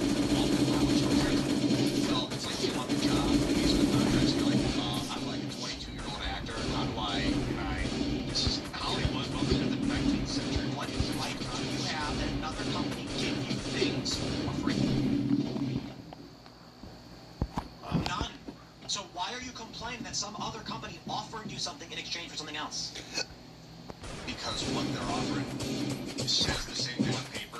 Listen, let me answer your question. Of a corporation. It says the same thing on paper that it said 30 years ago, but it means something different now. No, that's not what. Yeah, owning your likeness 30 years ago is one thing. You could do picture. Now you can make AI work. The conversation is agreeing to sell your likeness, yes or no? So today, you don't you go to a lawyer, and then you agree yes or no. And if you agree to it, that's your choice. You can't be like, yeah, well, I want the job, therefore they should give me beneficial terms. You're basically saying the government should interfere in the negotiations between me and another entity because I want from them something they don't have to give me. Well, I think that unethical contracts should not be honored. What's an unethical contract? Something that offends you? Something that buys and owns your likeness. That's your opinion. If an individual voluntarily agrees to those terms, that's their fault. Doesn't mean it's ethical. Ethical is subjective to you, I guess. I mean, I've listened to you say that contracts are useless. Indeed. 30, no, probably like 8 times over the last year. Contracts that go beyond the scope of what a reasonable person expects or agrees to. Right, and however, if I said to somebody, you will be an artist, we have a right to your likeness to market and portray and do all this art for the span of X amount of time. Do you agree? And they say yes. That is totally legal. For the span. Now that's a better way to go about it. For the span of X amount of years, but across all space and time through all universes is insane. I don't agree with that. But then also like IP law, if you're like an individual, your likeness that benefits you. Now you're in the driver's seat. Since there were no IP law in regards to likeness, like a football player can't control his name being printed on any piece of merchandise or his photo being put on a trading card. I would actually say that it actually benefits the individuals primarily until someone else buys that from them. But you have to agree to that. Their likeness. Yeah, but people used to sell their children in Rome, like to pay their slavery debts. Like I don't want some company. Yeah, I mean, if you pay a lawyer and he thumbs through it and then misleads you on the terms of the IP likeness exchange, it would be thrown out in court in 2 seconds. What if the corporate thrown out in court? Mass layoffs we see in the next 5 years? Mass layoffs, 20% unemployment. Corporations come in and they're like, we will give you universal basic income if you sign your likeness to us across all space and time. So wait, you're saying we would like to purchase from you a thing in exchange for food, we'll resources? We'll license you survival. That's called voluntary exchange. We'll license you survival if you give us the rights to your likeness. It seems like your survival is not the responsibility of somebody else, you communist. But they'll license You communist. We'll contract your likeness. Okay, so you sold something to them with money. We'll buy a 150-year contract from you. We'll give you $700,000. You can retire. What? Fiat garbage that's worth next to right, bro. You can buy a house right now. You can buy a big house. Okay, but as soon as they start throwing away, they just 50 billion Amazon's putting into money is. It's not. Then why should they give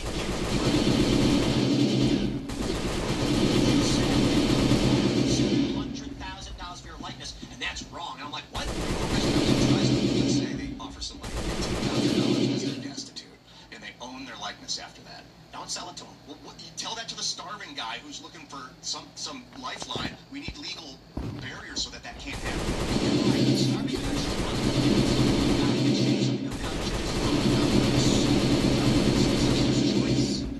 Look, does he have a choice? But under duress, it's not really a choice. How is it duress? Well, if he's starving, would he be starving if the corporation did not exist?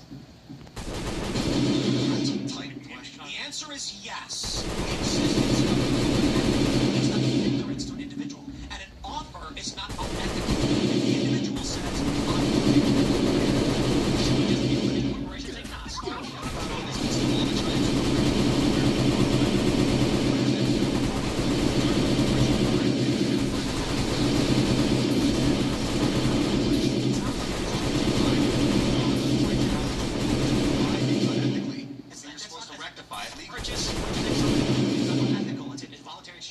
It's legal, but that doesn't mean it's good or ethical. It's legal. I'm not saying it's... Were you going to say something, Jeff? I was going to say, I could give you concrete examples of like where these contracts get squirrely. In trucking, a lot of these guys that are crashing and killing people right now, they're not employees. They're all independent, quote-unquote independent contractors. So they're run into the country. They are told to immediately form an LLC, and then that company that's employing them is contracting to them technically. So none of these guys speak English. They don't go to a lawyer. Everything's presented to them. Completely different issue, but also bad. But we were talking contracts and stuff, and the way my brain works, everything goes to trucking. So there's actually like a big class action lawsuit against a lot of these trucking companies because these drivers are starting to realize, oh, I can take this contract, punch it into ChatGPT, and realize just how much I'm getting ripped off. Because even the lawyers all work for. The problem we have with illegal immigration has always been these companies basically going to illegal immigrants some of knowing that they have oil. no legal recourse no matter what they agree to. Yeah. Contracts don't exist basically because the individuals didn't have legal standing to enter into these contracts to begin with. Famously, some of these companies would bring in illegal immigrants from Mexico to work in certain like factories. At the end of the month, when pay was due, they call INS. This is back in the day. They call ICE. Show up, deport them all, pay nothing. Yeah. That's a totally different issue. If one of these people tried, had a contract and they're illegal immigrants or unlawfully working or bunk CDLs, they go to court over this, they're going to be like, oh, ICE is waiting for you outside. So the contracts are just fake anyway. You know, I'm not like totally against IP law because I think it is reasonable in the right situations, but like owning data is very concerning for the future that we're going towards with like owning the schematics for a gun. If you then can say now no one can trade this data online or it will be a felony to send this email to your friend with that information because I own that information, you can't send that. That's like, bro, what? And like, Well, that's the whole name of the game in the West is you come up with an idea and then you can make money off of your ideas. How is anyone supposed to make money off of any unique idea that they have if they have no way of protecting those ideas? right. And if a corporation then buys all those things and then shelves them, it kind of defeats the purpose of the little guy making money off his invention, which was the whole purpose in the common man's mind about why IP works. It doesn't even need to be another corporation. It could just be you and me. Like I show you something cool on my laptop, and you're like, oh, that's pretty dope. And then you rip off whatever I'm building. I have to have some kind of defense to go after you to protect whatever I'm building. Yeah, that's the argument. Dude, corporations got personhood status. What is corporations are people? What does that mean? We should pull up exactly what it means. You should tell us because you're upset about it. So explain to us without looking it up. Oh, no, I'll look it up and tell because you don't actually know what you're talking I about. know that to call a corporation a person is kind of insane. It sounds like you've never actually looked into it. You don't know what it means. No, I don't know exactly what it means. Because not a corporation, is a person. So now he's looking it up because he made an argument without understanding what he was talking about. Let us know when you figure out what you mean. Well, I'm happy to. Corporate personhood, the legal concept that corporations are treated as independent entities separate from their owners, managers, and employees, granting them certain legal rights and responsibilities, typically associated with natural persons. So I'm okay with the independent entity thing. And right. So corporate personhood means that a corporation is a standing legal entity unto itself, which means it can be fined and penalized in whatever ways you can fine and penalize it for breaking the law. It means that it can be sued. It means that it can own property. That's all it means. It has speech rights, apparently. Yes. And we are a corporation, and we produce. George Washington would have said about that. He would completely agree. Yes, newspapers exist. The rights to free speech. To be fair, the corporation didn't exist back then, for the most part. But the idea right now is that Timcast is a corporation. The government can't stop Timcast from publishing content. We have the right to produce content. That's the First Amendment. See, this is what happens. Low intelligence and midwits are sitting around to the TV, and someone like Rachel Maddow goes, corporations are not people. They're legal entities. And they go, oh, yeah, and they get all mad about it. And then people like Ian here, and they're like, that shouldn't be allowed. And it's like, dude, even say it shouldn't be allowed. This is like the third time you put words in my mouth tonight. Bro. Did you say it was wrong? On your team. No, I just don't like the concept. I'm reading about it now. You didn't even know what the concept was. They get weird, more legal, like, look, no, this is again, corporate governance, man. This is the whole point, is a corporate, they want to undo the United States, and they want to set up a global corporate governance. What does that mean? It means that they want people to be shareholders and stakeholders in their process, and if you violate their corporate ethos, you lose your free speech, you lose your right to speak, you lose banking, you got to be part of the corporation. I could go on, but I mean, it's the World Economic Forum's modus operandi is corporate serfdom, basically. And so corporations exist. You can choose to work for it, right? Right you can now, choose not to. Choice. See, this is communism. I think you need to understand why what you're saying is communism. You are an individual human being, right? Yes. Do you have a right to any other property owned by anybody else? So if a corporation does not exist, you are not being oppressed, right? A corporation can't oppress you. I ask you a question. It's a deep question because Nestle owns water now, and if we as humans were like running out of water, I own water. What are you? If we as humans started to run out of water, and Nestle was like, "You're not going to have any," we kind of have a right, but it's not a legal right. This is communism. It's like it's quite literally communism. Well, the argument of communism is the commons, that the people have a right to the commons. I mean, arguing against corporatocracy is not necessarily it doesn't have to be two extremes, but using the government to see. Let's try this. A man is standing in the middle of a barren planet where nothing exists. Is he being oppressed? No. No. On the other side of the planet, a corporation emerges that's producing food and water. Is he being oppressed? Not. Okay. He's very hungry, and the corporation says, okay, well, because we're the only source of food and water, you can work for us, and we'll give you food and water. Is he being oppressed? No, not at this face value of the situation, no. But, like, how did the corporation get the water? Was it his old river that they now... No. Like, I don't know. He walked up to them, stood next to the factory and says, I deserve that water you've got. And they went, no, it's ours. We built this. And he goes, I'm being oppressed by you. That's your argument. The existence of luxury is an oppression of the impoverished. This is communism. Communists look at a factory and say, I should own that. Well, no, you have nothing to do with its creation or production. You don't work there. They work, they produce things. You don't need to just have it. Yeah, well, they're offering me some money for labor. That's oppression. Just say no. Well, no, because I need food. Then go find food somewhere else. I can't. Sounds like that's a you problem. If you were in the middle of the woods and there was no corporation around, you're not being oppressed. But the moment someone starts fishing, he catches fish, you deserve it? No, it's like not the moment it happens, but if you're born, say, factory towns, you're familiar with what those are? Corporate towns, they would set up little towns and they pay them with corporate script, and the person would only buy food from the company stores. So leave. Well, that wasn't that easy for people when they're desperate. Neither is surviving in the wilderness. Yeah, I know, but that's why it's not anyone else's responsibility. We, the people, have created a system to protect ourselves from predatory advancements from corporations, from governments, from foreigners. So, again, do you understand the idea that if there is no factory or corporation, you are not being oppressed, and the existence of it does not oppress you? Well, it might. You can leave. That's easy to say, dude. It's easy to say live in the woods and be naked, right? Yeah, it's easy to say that. Would you die if you were left in the woods naked with no supplies? Yeah, maybe, probably. Well, why don't you leave? Because it's hard? Well, you have no choice. You better do it, otherwise you're going to die. Why is the existence of someone else's stuff all of a sudden something you're entitled to? It's not. Well, first of all, if someone licensed my personality, it's my stuff that they're trying to take. If you sold it. What? Sold all those farmlands, back to that same stupid cyclical argument, all those American farmlands that are owned by Chinese, that's just, you're cool with it. No, that's a different subject. It's kind of the same subject. It's not. Corporation legal. And then at a certain scale becomes a threat to national Exactly. security. At certain scale is the problem. That's where I'm going. It's not about IP. It's about the scale of IP. We have an adversary purchasing farmland next to our military installations to spy on our military, and is different from a guy buying a farmland. But if BlackRock bought the personas of every American citizen on birth somehow, that would be something, that's like a scale I'm not comfortable with. They can't do IP. Don't get money. That's not how IP law works. You can't do that. I don't know, man. We have, what are they called?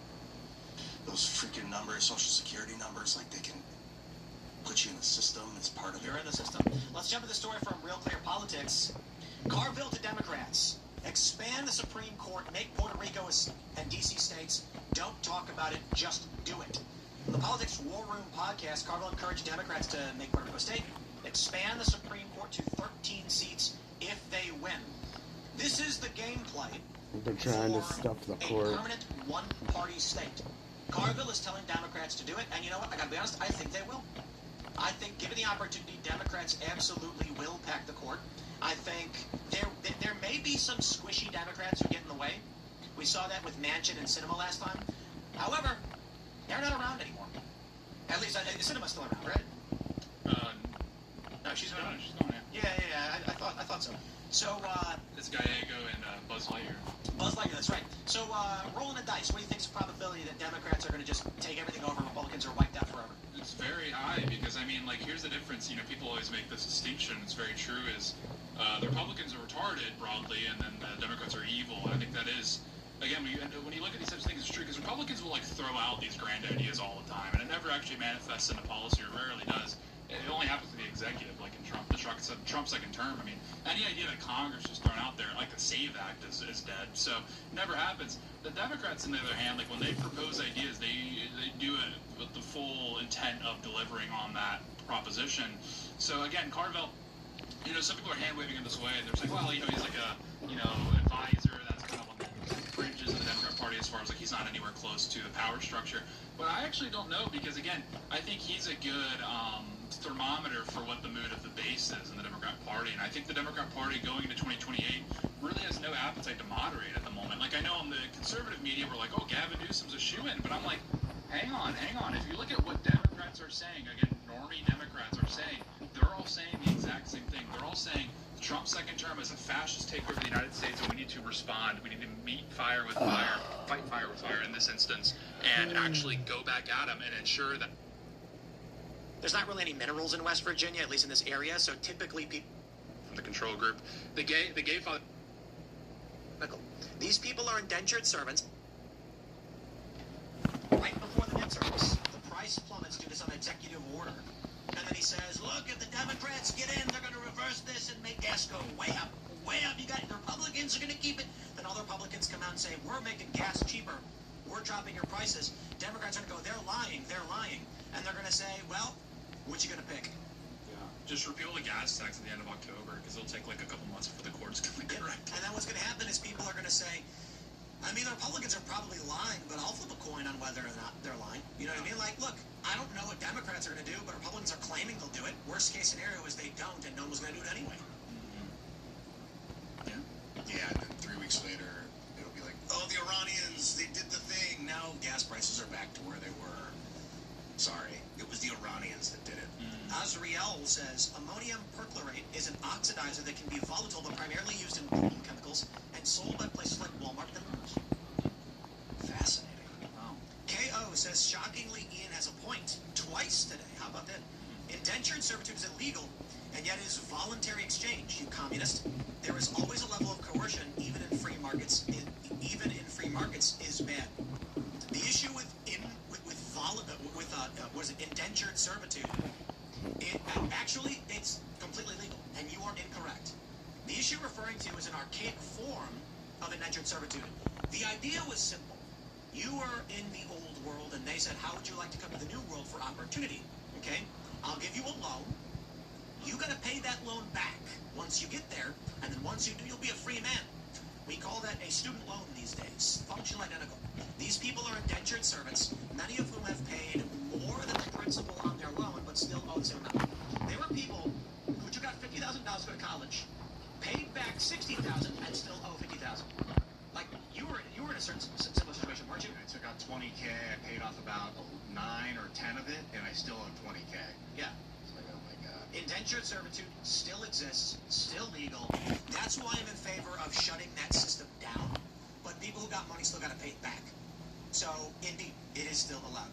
You see the donkey, they call it the donkey route. All the Indian Punjab truck drivers in the U.S. That's how they end up here. Well, how does it work? Typically, it's young men on Instagram back home. They get inundated with ads saying, look how much money I'm making, look at my cool cars. They're just inundated with ads all day long saying, driving a truck in the U.S. is great. It's all lies.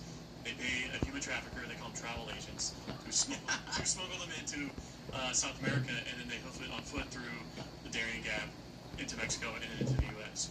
So they owe money to the human trafficker.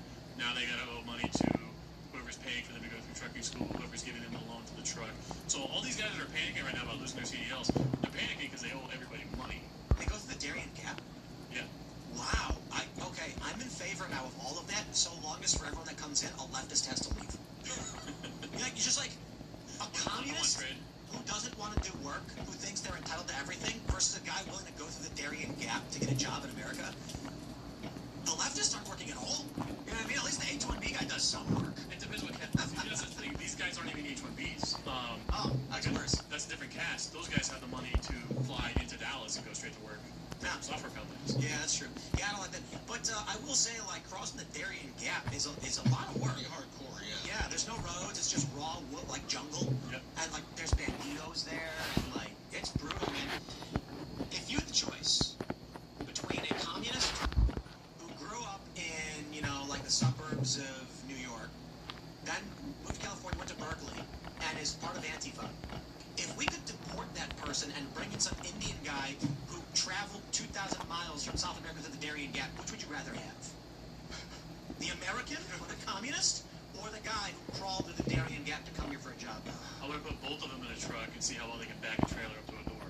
Nothing will de-radicalize someone against inflation than sending them to a union-run warehouse and having to deal with it. Well, there's a viral video of an Indian guy backing a truck up to a loading dock and crushing the guy. Did you see this one? Yeah. Went super viral.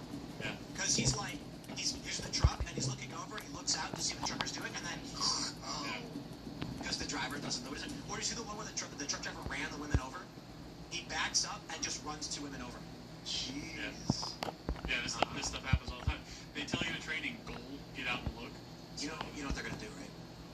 Once they replace as many drivers as possible with low-skill, unqualified individuals, and we get a bunch of accidents, they're going to say, we have to automate this. That has always been the conspiracy, but we were talking about this earlier on the other show. The cost that it takes to run these autonomous trucks for now is still way higher than it is to have meat and seed.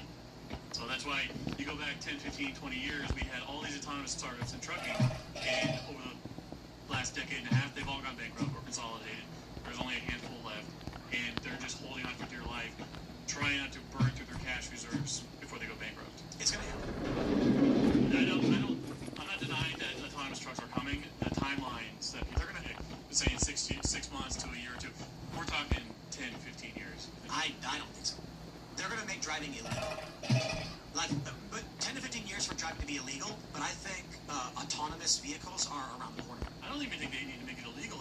We're seeing right now a cultural shift with Gen Z and younger, fewer and fewer people, forget the CDLs, just driver's license, period. Yep. Fewer and fewer young kids are going through that rite of passage of getting your learner's permit and getting your license. Everyone's got Uber or ride shares and all that stuff. I'll tell you how it's going to happen. Insurance companies.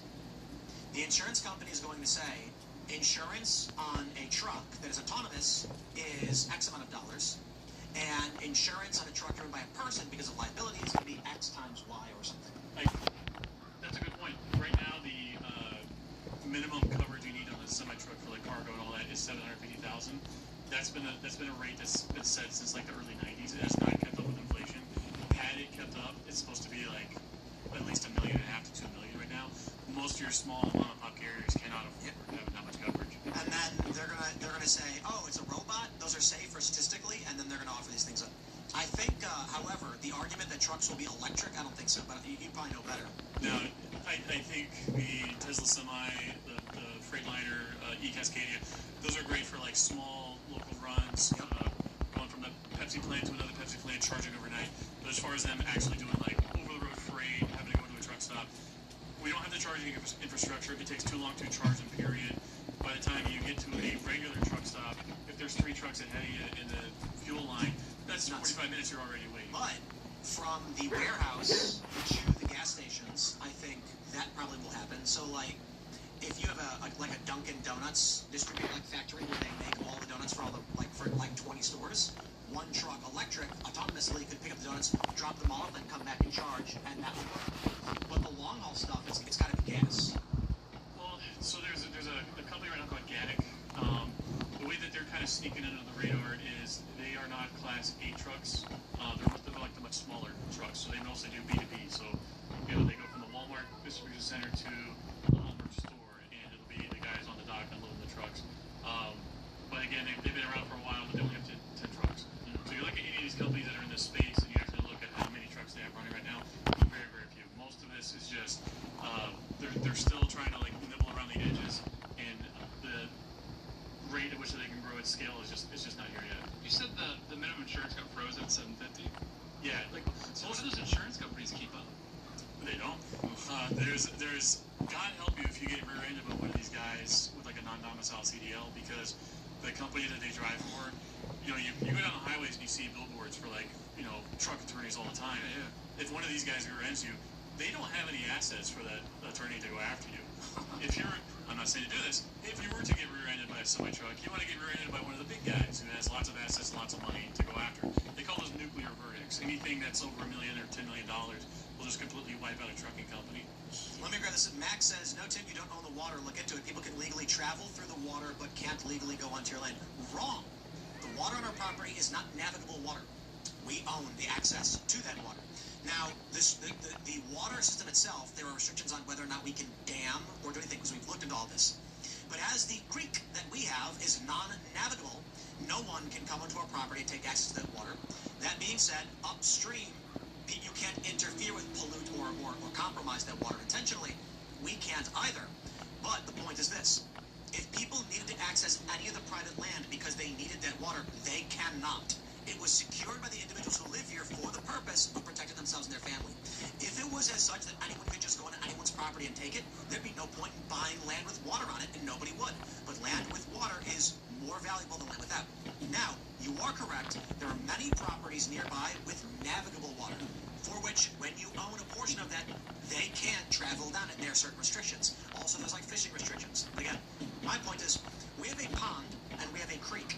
We control it, we own it, nobody can come on the property and touch it. I can drain the pond and destroy it if I want to. As for the creek, we can do some things to it. We can trench it out and expand it, make it bigger. We can create a pool. We can actually trench it out and dig a gigantic pool and create a pond if we want to. But we cannot stop the flow to or pollute or damage that water, because then you're causing problems downstream. The only issue is a lot of people do, and you can't prove it. So if one day you went to your water and noticed there's something off about it, good luck figuring it out, because there's going to be 1,000 houses upstream, and you're going to figure out where the source is, I guess. Good luck. All right, my friends, let me see. We'll grab one more over here. I want to make sure I get this one. The Freeman says, chicken or the egg? Elon wants UBI because if it's adopted, his robots would be a necessity for any business to survive in a top commodity for homes. Think he's rich now, it would be like Amazon on steroids. Elon is correct about some AI, not because I don't think that's the case. I think the issue is that the transformation that we're experiencing from AI will be so dramatic, humans will be able to generationally adapt. The Industrial Revolution, it was an overnight shift, but it still took a bit of time, and there were Luddite revolts. There was violence, there was explosions, bombs and all that stuff. AI is going to make the same think of the Industrial Revolution, but in a flash. The exponential increase and change to our economy will wipe out 10, 20, 30 million jobs overnight. And these people will be pissed off. So they're trying to taper it so the job losses are as such that people don't have a revolution. We'll talk about more of this, and we'll play a fun song for you that is too offensive to play on YouTube. Over at rumble.com/TimCastIRL. Smash the like button, share the show with everyone you know. Justin, you want to shout anything out? Yeah, find me on Twitter at SuperTrucker. We're still looking into all this stuff with Super Ego. So, you know how a couple weeks ago Twitter changed the algorithm and everyone's feeds was flooded with posts from Japan? Yeah. Mine has been that, but from posts from Serbia. Oh. The Serbians are pissed. They're just they want Super Ego burnt to the ground. It's a war. Are you Serbian? No. I'm a big fan of the Serbs. They're good people. Shout out to 420. It's 420 today. Happy 420. Shout out to marijuana. Gets a bad rep sometimes, but it's cool. I think I liked it. Also, shout out to Hitler, whose birthday was 420. Not a big fan of it. Maybe we should drop a mention. Hit me up with my DMs. Slide on in. Shout out to Hitler. Slide into my DMs.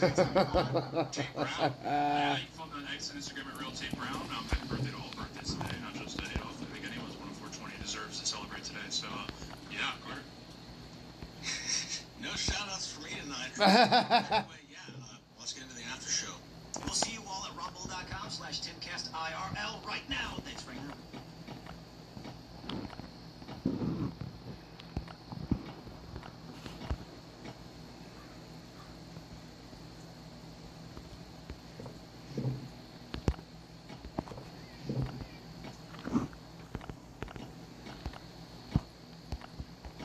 That works.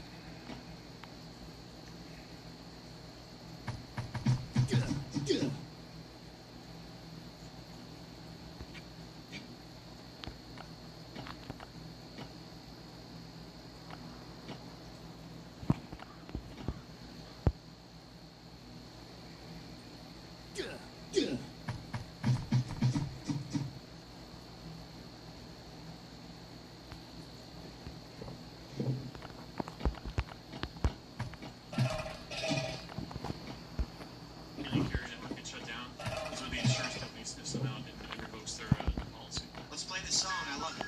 It's from Paul. Well, it's not from Paul. It's an old song.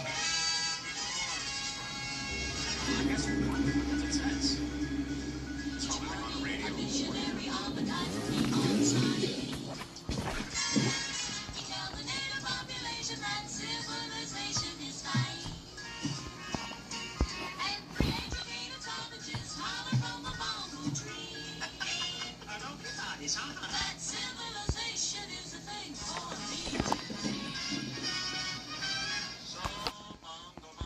It took my fucking head away? What?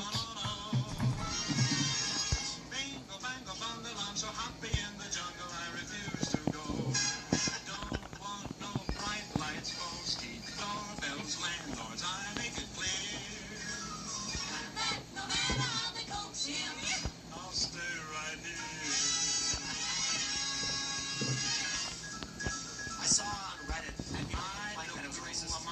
The missionaries why on Reddit. We start singing about the jungle. I see how people who are civilized by Bob Hillard and we heard Carl Sigmund performed by Danny Kaye and the Andrews Sisters. They many coconuts to see. What do they see? Oh, it's news from about 3 and 4. It's not the news. And it's all at 76. So, bongo, bongo, bongo, he don't wanna leave. want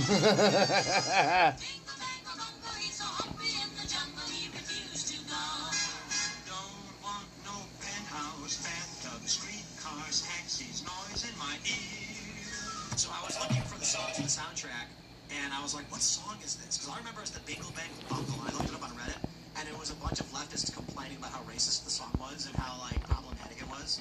And I was like, oh, wow. And then I looked at the lyrics, and I was like, oh, I get it. Yeah, but from what I'm reading about AI, it says it's about an African character who prefers life in the jungle over modern society. Not really racist, kind of more of a... Except they have gone... Oh, they do. Yeah. They do that sometimes. That was back when they were doing blackface and Looney Tunes and stuff, back in the 50s. Yes. Dude, there was... You always have to look at everything in context. There was crazy racist shit in, like, Looney Tunes. Or was it Looney Tunes? Looney Tunes. Probably very, like, you know, the shoe polish on his face. The anti-Japanese, like, war propaganda cartoons that they were making at the time. Those are good, too. Yeah, but Superman did it. Superman used to have the ability to scrunch his face to look Japanese. Not a joke. Yeah. Oh, really? Yeah, a lot of crazy powers. Fired up. Spy. You need to do that now with Persians. Be like, these guys are all car salesmen. You know? His eyebrows are so thick. I see you're an Alp guy, but I'm a Velo guy myself. We tried to get in contact with the people at Alp, because, you know, their logo got stolen. And what a fucking joke all that was. They did not take it even seriously. Really? I was like, we literally have Batman tech. Like, you give me a trailer number, a truck number, anything, any detail on that load, I can track it for you. And it was just like completely. What? Did they write it off as a loss and it would have inflated value or something? By the time they like went public about the theft, it was like a month and a half after it happened. You have 24 to 48 hours after a load gets stolen to try and track it down. Otherwise, that stuff's being sold in a gas station in Mexico right now. Yeah. Wow. Absolutely gone. Deep conspiracy. Yeah, my friend Gordon, when he went to Tucker to do his second episode, he told Tucker, like, why didn't any of your people, like, reach out to us? And he was like, well, it's, you know, I'm just the face of Alp. It's a separate company, blah, blah, blah. And they're just playing with it as, like, a marketing gimmick at this point. But, man, we were so mad. My friend Danielle managed to get a hold of the social media person that runs the Alp account, and it was like talking to a child. They're like, please put an adult on the phone for us. We are serious people. We can track this stuff down for you. Just give us something, anything. And it was like, I'm just a social media person. Yeah, because remember some people after the theft happened, they were like, well, it's just retribution. You know, the CIA is retribution. It's like we're staying out. And I was like, okay, wait a second. I read the article, and yeah, it was like it was stolen like 2 months prior. And it was like, first of all, that disproves that theory. Second of all, why haven't they done anything? Why have they not gone public until now? I think all the insurance will pay for it. Right. And, you know, there's been a lot of high value, high profile theft of like celebrity merchandise lately. Guy Fieri had his tequila stolen. Shaq had his custom car stolen. I feel like you have a duty if your Alp shipment got stolen, because all it does is incentivize criminals. Like, oh, I can get away with it. If I'm slick enough, then they're not going to come after me. Yeah, and it's a lot of the way that these different cargo thefts happen via different routes. So sometimes they will, you know, pretend to be the actual carrier. They show up and pick up that load, and then it just appears. Sometimes they'll manage to circumvent like the communication between the driver and dispatch, and you know the driver will, he's not in on it. He just goes, picks up the load, and then while en route, he gets a phone call or a text saying, "Hey, actually the delivery address got changed. You got to drop it off at this warehouse." That kind of stuff happens. Well, there's one place that I would describe as a crime-free paradise. Jackson, Wyoming. It's a ski town. You go there ski, and ski resorts have just no crime, none. Yeah, I've been there, so I wasn't. Thousands, tens of thousands of dollars on the ski board just lying around. Nobody touches it. Jackson's crazy because people got stranded there because of a blizzard. Like it's like they have like 2 roads in, so if there's any storm, you're just stuck there. It's super like go live in a move like the further north you go, like crime goes down. Is that right? In the U.S., no, because Detroit it's like the furthest north metro, and it's like the scariest place. No, I mean like mountains. I mean in general. Like if you were living in the mountains of the like. Actually, maybe it's not true. Just like. Mexico City's pretty high elevation. Underreported per capita or something? No, but I mean, like, I guess for, like, to the colder climates, there's just less people and everyone's hiding. You know what I mean? Minneapolis kind of shuts that down. That's true. That's a good point, actually. I was thinking the Suomi, as I pronounce it, in Scandinavia, they have, like, some of the highest crime rates in Europe. And they're, like, oh, yeah. So, how about that? I think it's more just, like, the more remote you are, the less crime is going to be. Yeah, but when you're on a mountain, there's thousands of people all over the place, and there's just no crime. Everybody knows everybody. Small, tight-knit communities. You know, no. Jackson, Wyoming is like a permanent destination for skiing, and you go there, and there's like 10,000 people. I think there's a more obvious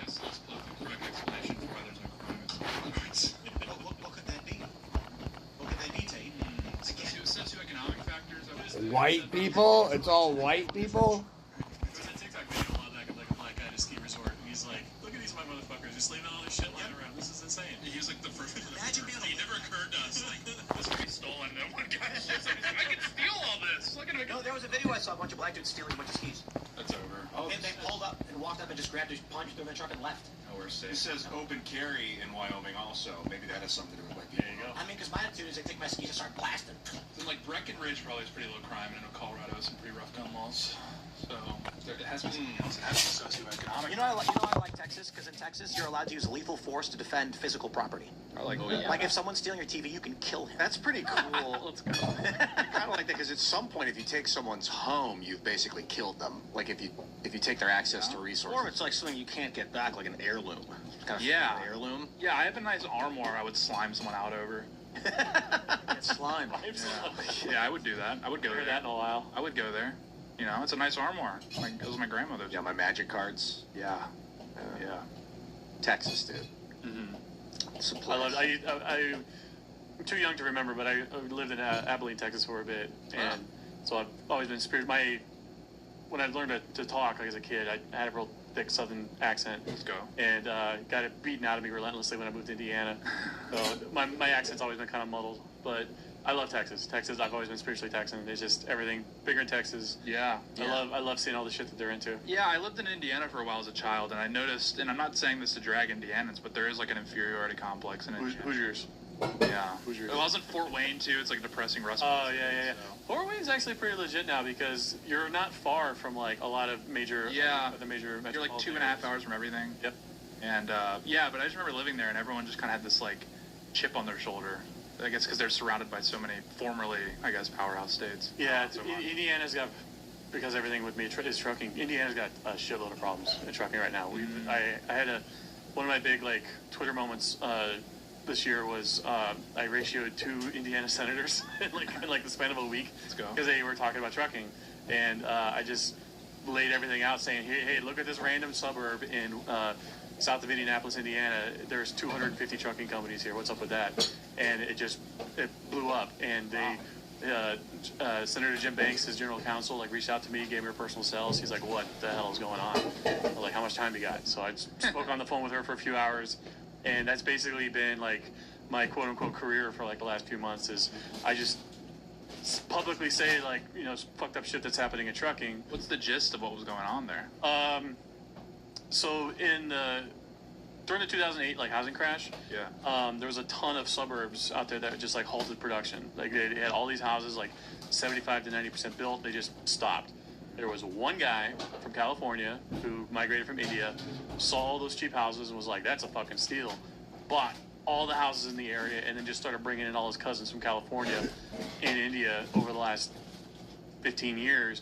And they've just completely dominated the trucking area down there. There's a politician, or a wannabe politician, in Indiana named Sid Mahant.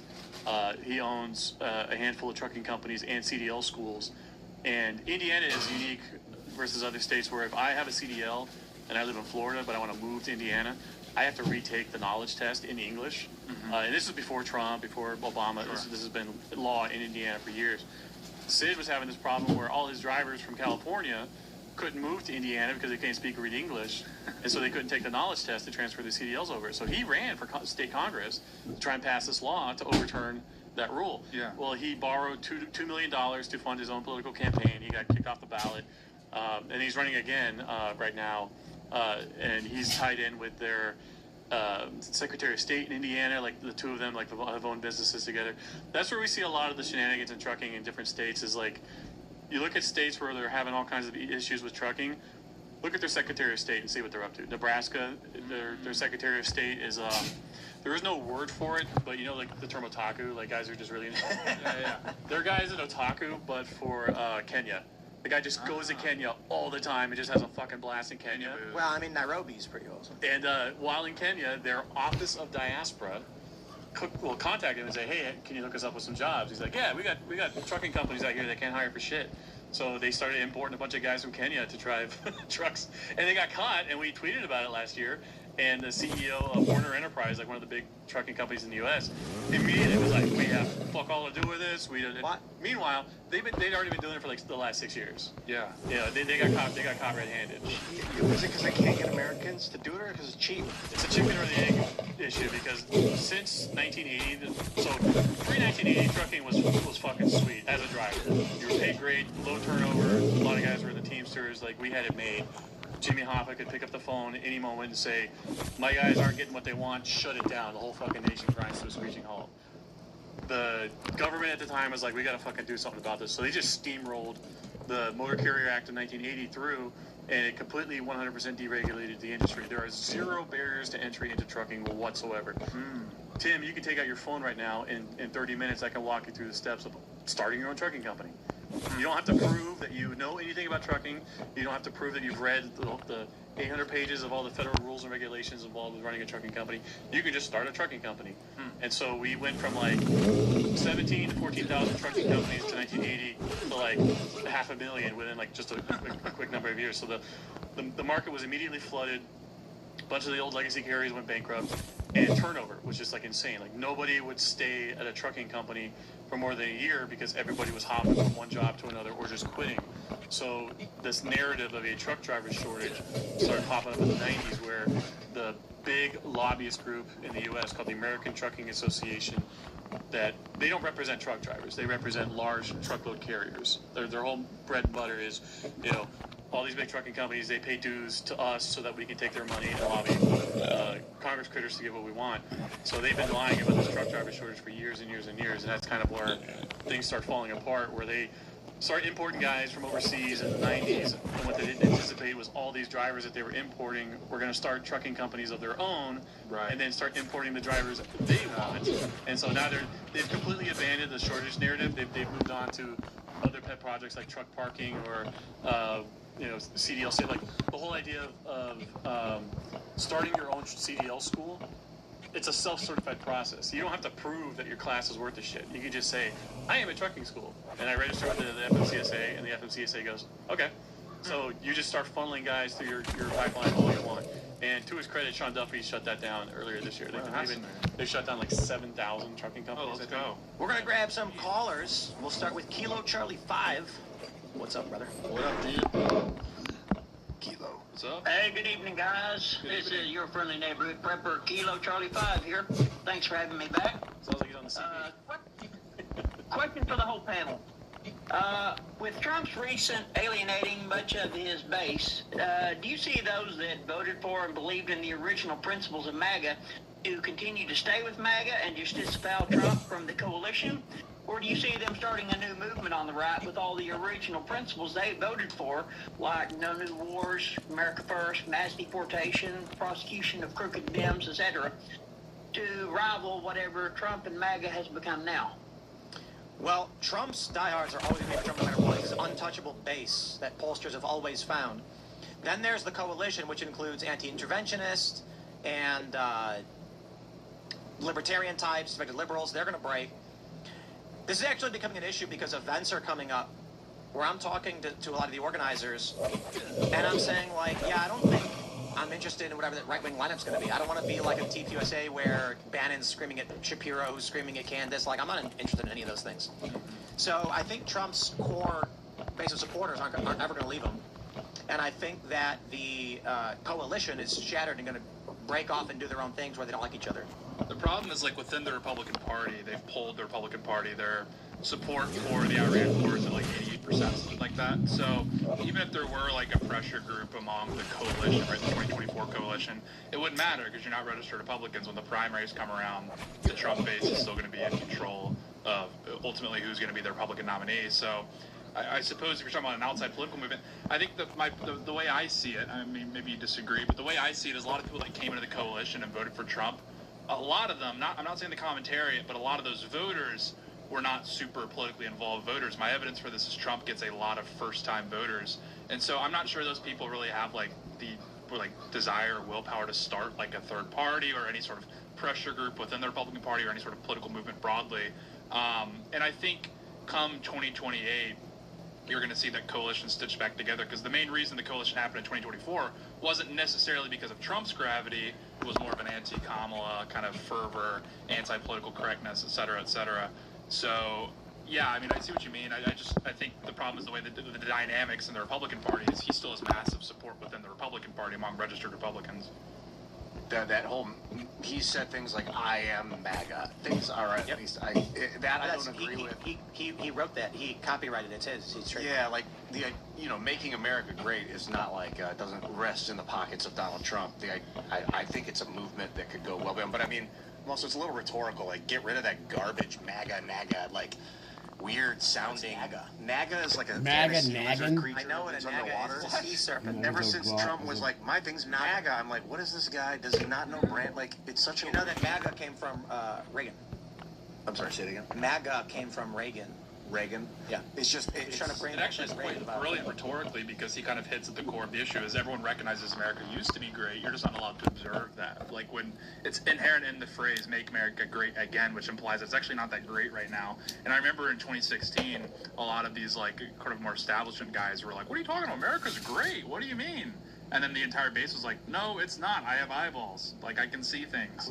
Well, I guess I'll say rhetorical, reinforced with no new wars, just garbage rhetoric.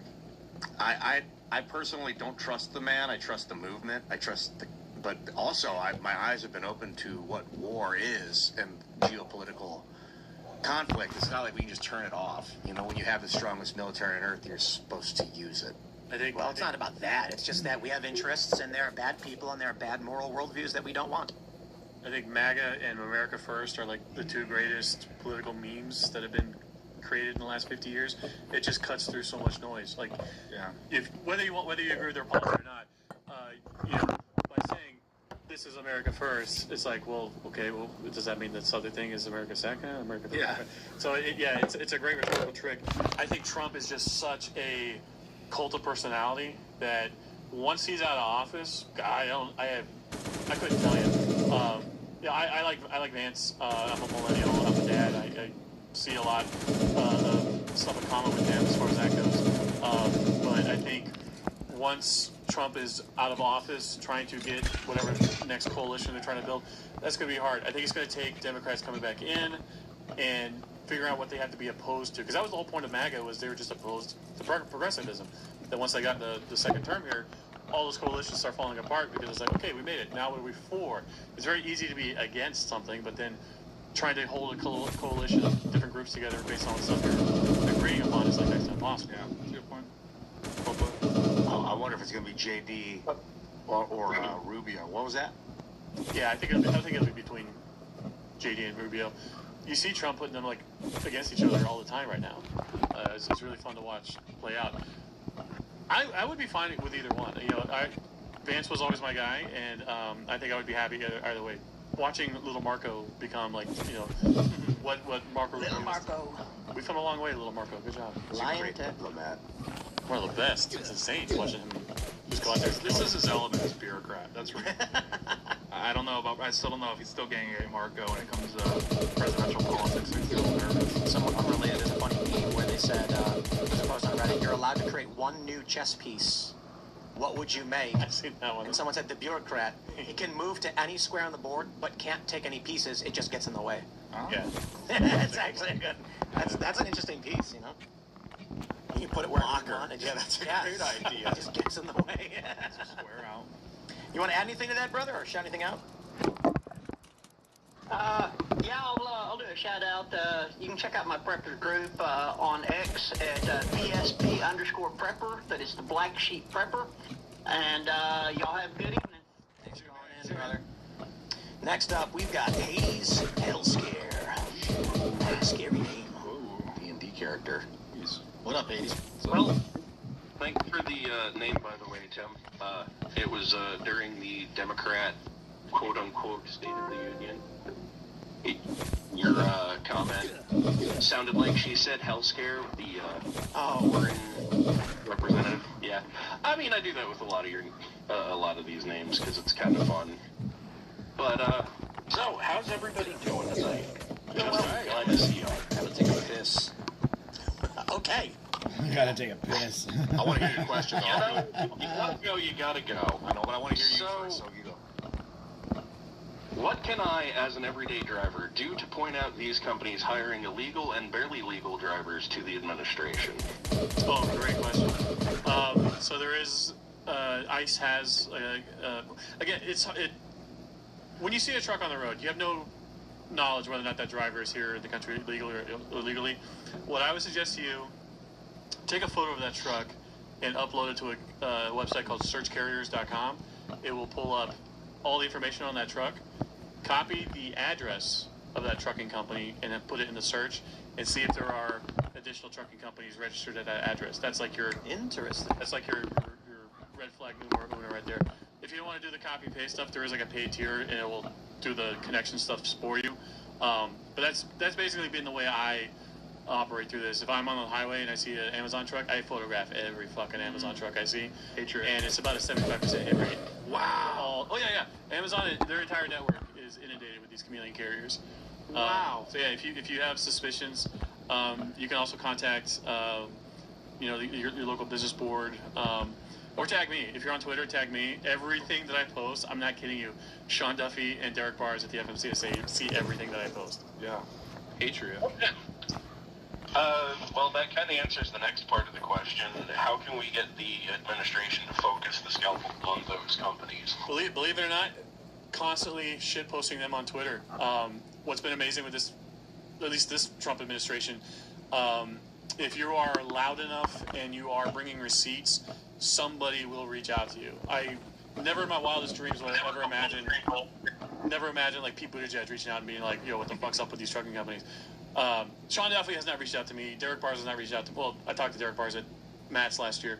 But people within that organization do reach out and say, what can we do? What can we look into? Wow. I've had conversations with people at ICE, at Border Patrol. I tell all the guys at Border Patrol, you have one guy sitting in a booth that has to screen 500 trucks every single day. He can only look at maybe 20 if he's lucky during his shift. So to figure out what trucks you need to look at versus just kind of let go, I gave him some tips on like which ones to really look into. Patriot. Yeah.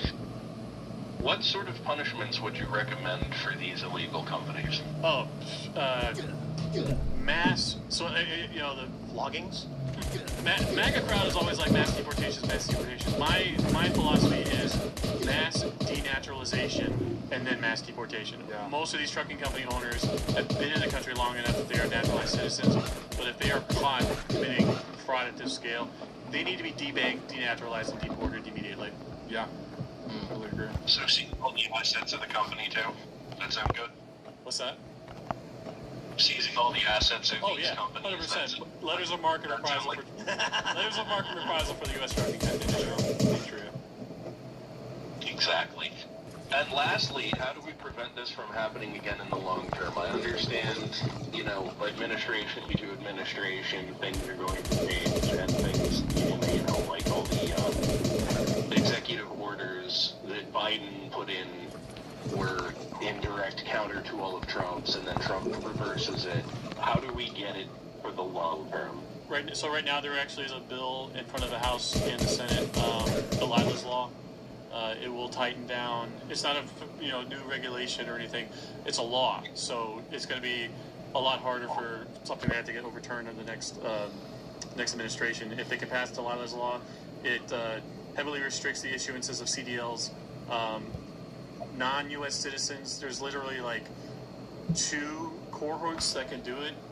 It's a very, very small group of like very temporary agricultural workers, and that's it. And it also bans the usage of foreign dispatch services. How they enforce that part, I got no idea. I'm just thrilled that it's even in there. But yeah, pass Delilah's Law and raise the barrier to entry.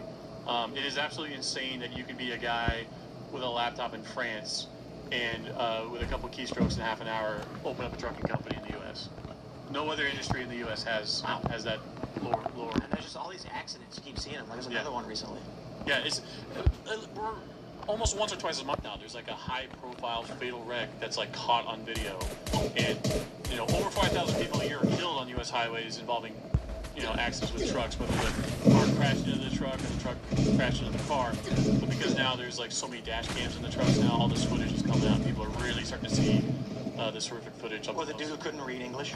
Yeah, many of that too. I love reading posts from like large Twitter accounts where they'll like retweet some headline involving trucking, and they're like, "Wait, this is going to go on?" I'm like, "You have no idea. It's so much worse. So much worse than you." Have you done like a mini doc about all this stuff? Yeah, so I worked. Part of why I'm here is a mutual friend, Adam Coleman.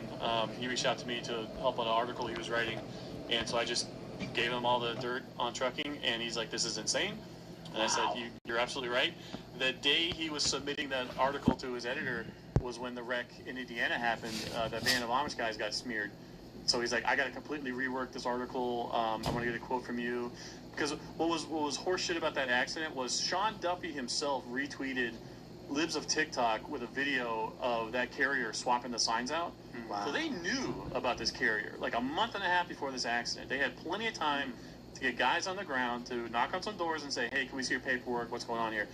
This was part of a massive Uzbekistan chameleon carrier network based out of Chicago, and there are maybe one out of like literal thousands in the area, and they had ample warning to save those guys' lives, and they did nothing, and now 5 people are dead. But that one is 100%. Seems like every industry when you get granular with it is fucking broken. Yeah. Right. So you talk to somebody who's in trucking and you learn about how bad it really is. But I think the same is true for every industry right now. Yeah, especially with trucking, it gets even worse with like the foreign ownership because once I started like screeching about trucking enough, people would come to me with like rumors about we hear the military loads are getting kind of squirrely, and I'm like, what? Because I used to haul what's called AA&E freight, arms, ammunition, and explosives. Ooh. So I was a DoD contractor. I'd go to military bases. We deliver bombs, explosives, munitions, all kinds of cool shit. And so I knew that industry that side of the industry inside and out. And to even hear like rumors about that kind of shit, I'm like, people's careers need to be evaporated.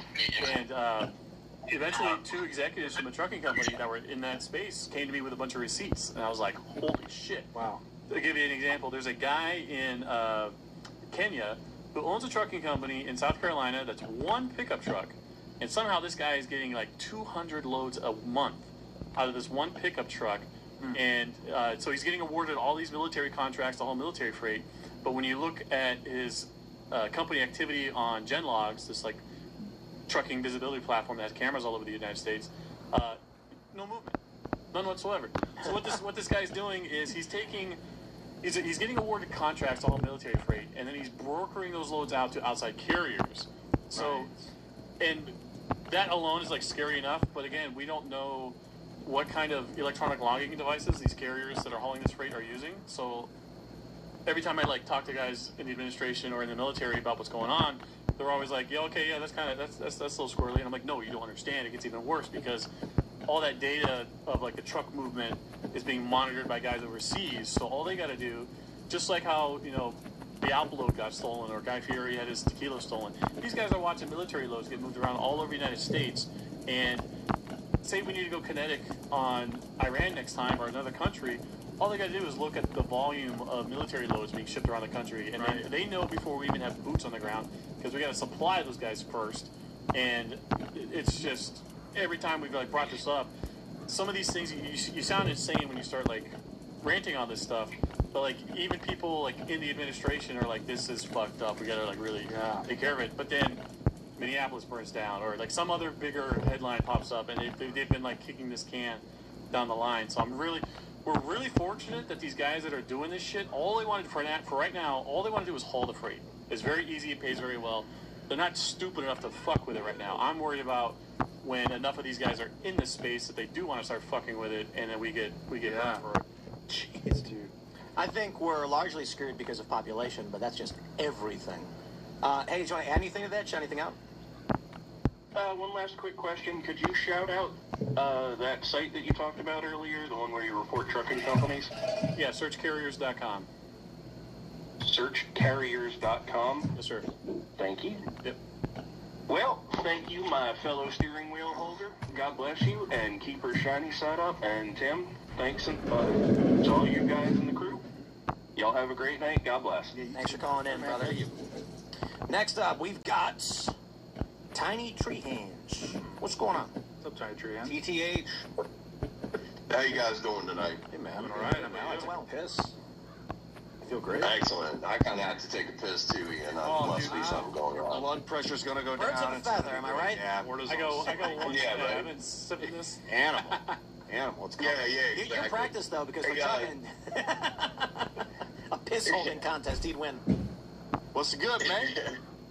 So my question for you guys is, there's a couple YouTube channels that have been really exposing this as well. Bonehead Truckers being the primary one that I watch, but there's a ton of these accidents that are taking place all across America that aren't making national headlines that are involving H-1B visa drivers as well as illegal drivers.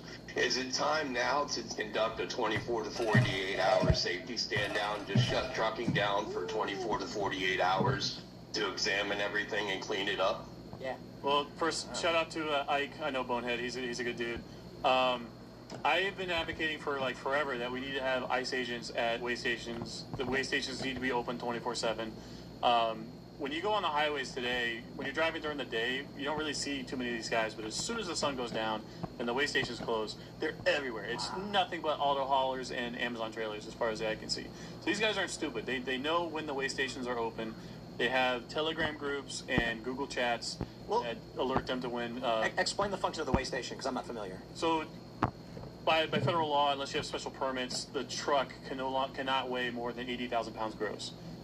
So the weight of the truck, the trailer, and the load that's in it, all together can't be over 80,000 pounds. So all over the United States highway, interstate highway system, we have we have weigh stations. So you're in the truck, you're driving down the highway, the scale says open.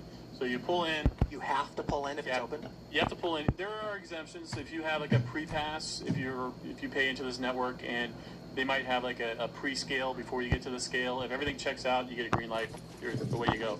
But for the unlucky few who have to go into the weigh station, the officer will have you pull up onto a scale, it'll weigh you, and if everything checks out, you don't have any hoses falling off, they don't hear any air leaks, you're good to go.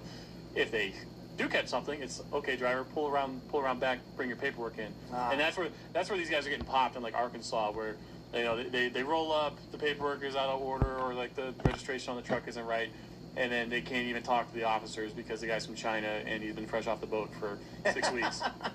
Damn. Wow. Yeah, so Oklahoma is one of the first states. Just real quick, every truck has to pull into a weigh station every time, except for if it's open. Yeah. Yeah. Wow. Yeah. If you try to bypass the scale or get around it, if there's a DOT cop, it's an. My only reference is Super Troopers. You've seen it? Yeah. The beginning when he's like, "You missed that weigh station back there." I was like, "Did I miss that one? I've been hauling." What was the name? Gallicanucas or something? They're making Super Troopers 3, by the way. I was at my first job I ever had was working at a movie theater, and I was I was working there when Super Troopers was there. And every cop in Palm Beach County would like come to my theater to watch it. Oh, it's such a good movie. Yeah. But so Oklahoma, so when you hear about like Sean Duffy or DOT bragging about X number of drivers being taken out of service because they can't speak English, it's a fucking parking ticket. Like these guys are immediately back in the truck and rolling again, unless they're taken out of the truck and having their immigration status checked and then put through a detention center. They don't stop. It doesn't shut them down. Oklahoma is an exemption. They have partnered with ICE with their DOT, and they run these operations called Operation Guardian every couple of weeks or months. The very first time they ran one last year, it lasted 3 days, and only 3 days because they ran out of room. Wow. Within the span of 3 days, it was like 159 trucks that they had like in custody and all their drivers, and they just ran out of room. So they keep doing this operation every few months. Now, Mark Wayne Mullen, the new head of ICE, I'm really bullish on him. I think he's going to start expanding the operations that they've done in Oklahoma to other states, and we're going to see some heavy enforcement going forward. Because that's always been what everybody in the industry has been waiting on is like, okay, all these new rules, these new regulations are all coming into effect, but where's the enforcement? Like, we don't have enough boots on the ground. We don't have enough bodies to throw at the problem. Now they do with the big beautiful bill. We had $187 billion in immigration enforcement, $80 billion going directly to ICE. It's a lot of cash on the table for the states. And I think if the states want any of that pile of cash, they're going to have to go through, I don't know, there's a legal term for it, but like they can basically be deputized into ICE, their law enforcement. Because for years and years and years, if I'm a DOT cop and I pull a driver over, I'm a DOT cop. I'm not ICE. I'm not INS. I don't. Whether that guy's in the country or not legally, that's not my thing. If my buddy is next to me, he's an ICE agent, and he wants to check him, by all means. But not my job. That's so common in government thinking is not my job. I'm also a former postal worker too, so we would see that everywhere.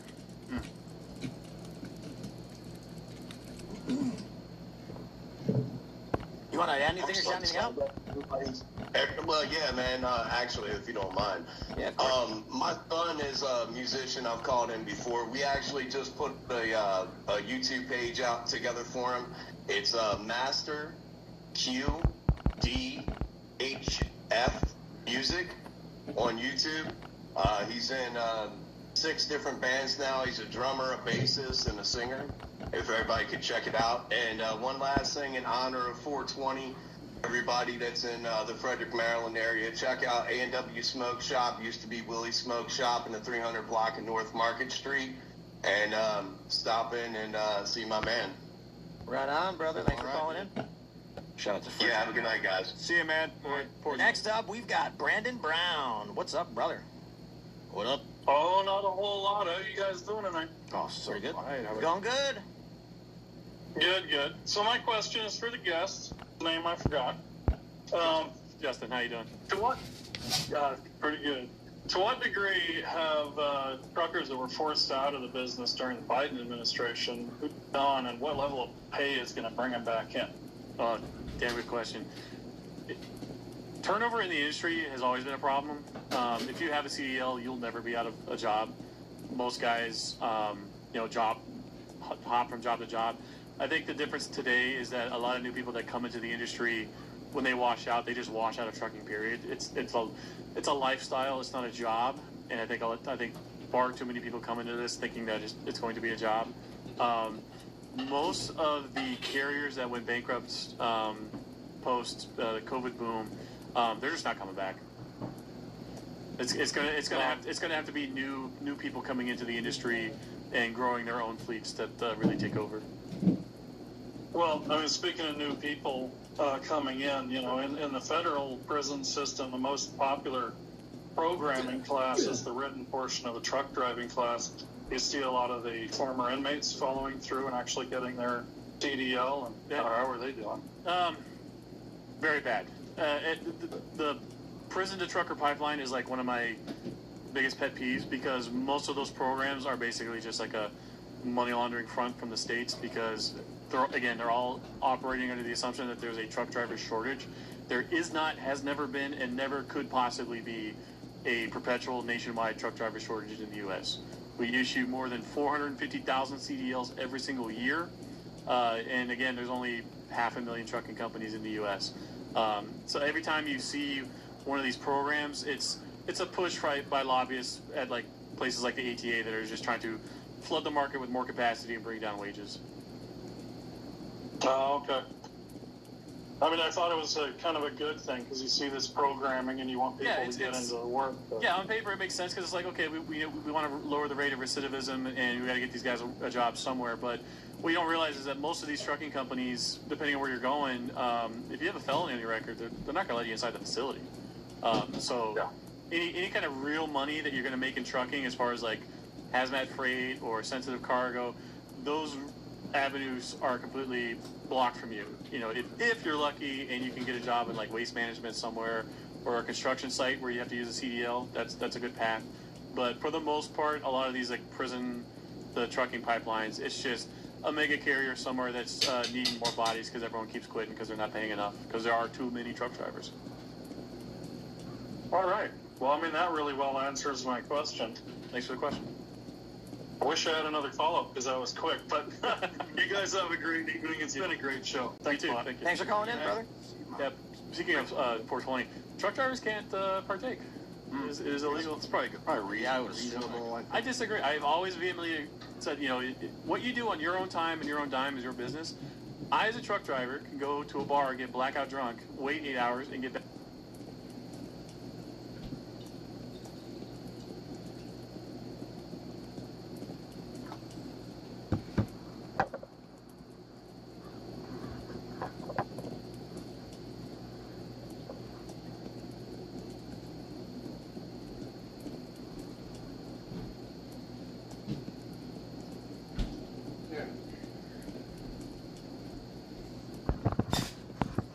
dude had to get some food.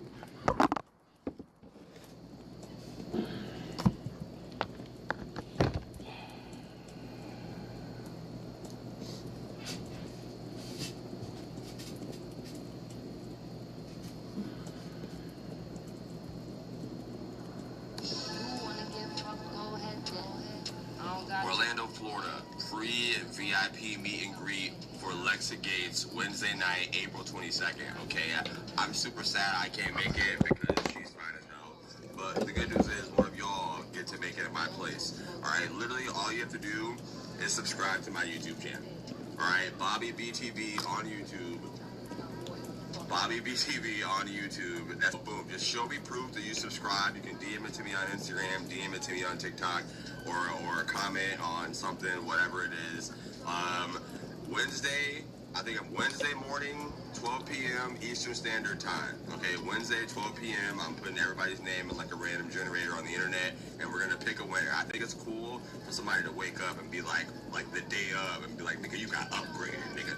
You know, something like that. So yeah, if you want to meet Alexa Gates, you get free VIP entry, you get a picture, I think some exclusive merch, some other cool stuff. I paid like $130, $140 for this ticket, so, and you get it for free. All you gotta do is subscribe to Bobby BTV on YouTube, alright? Show me proof you subscribe, send it to me on Instagram, TikTok, Twitter, wherever you are, and you could meet that person.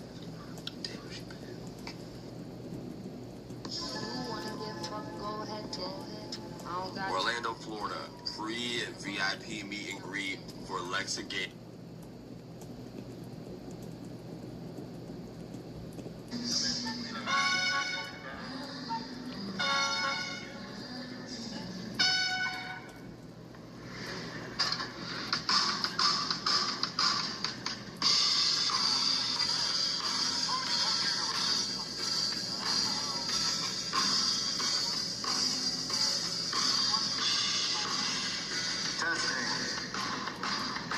Stop. Everybody stop. Play better. Okay, come on, guys. Pick it up. 3, 2, 1.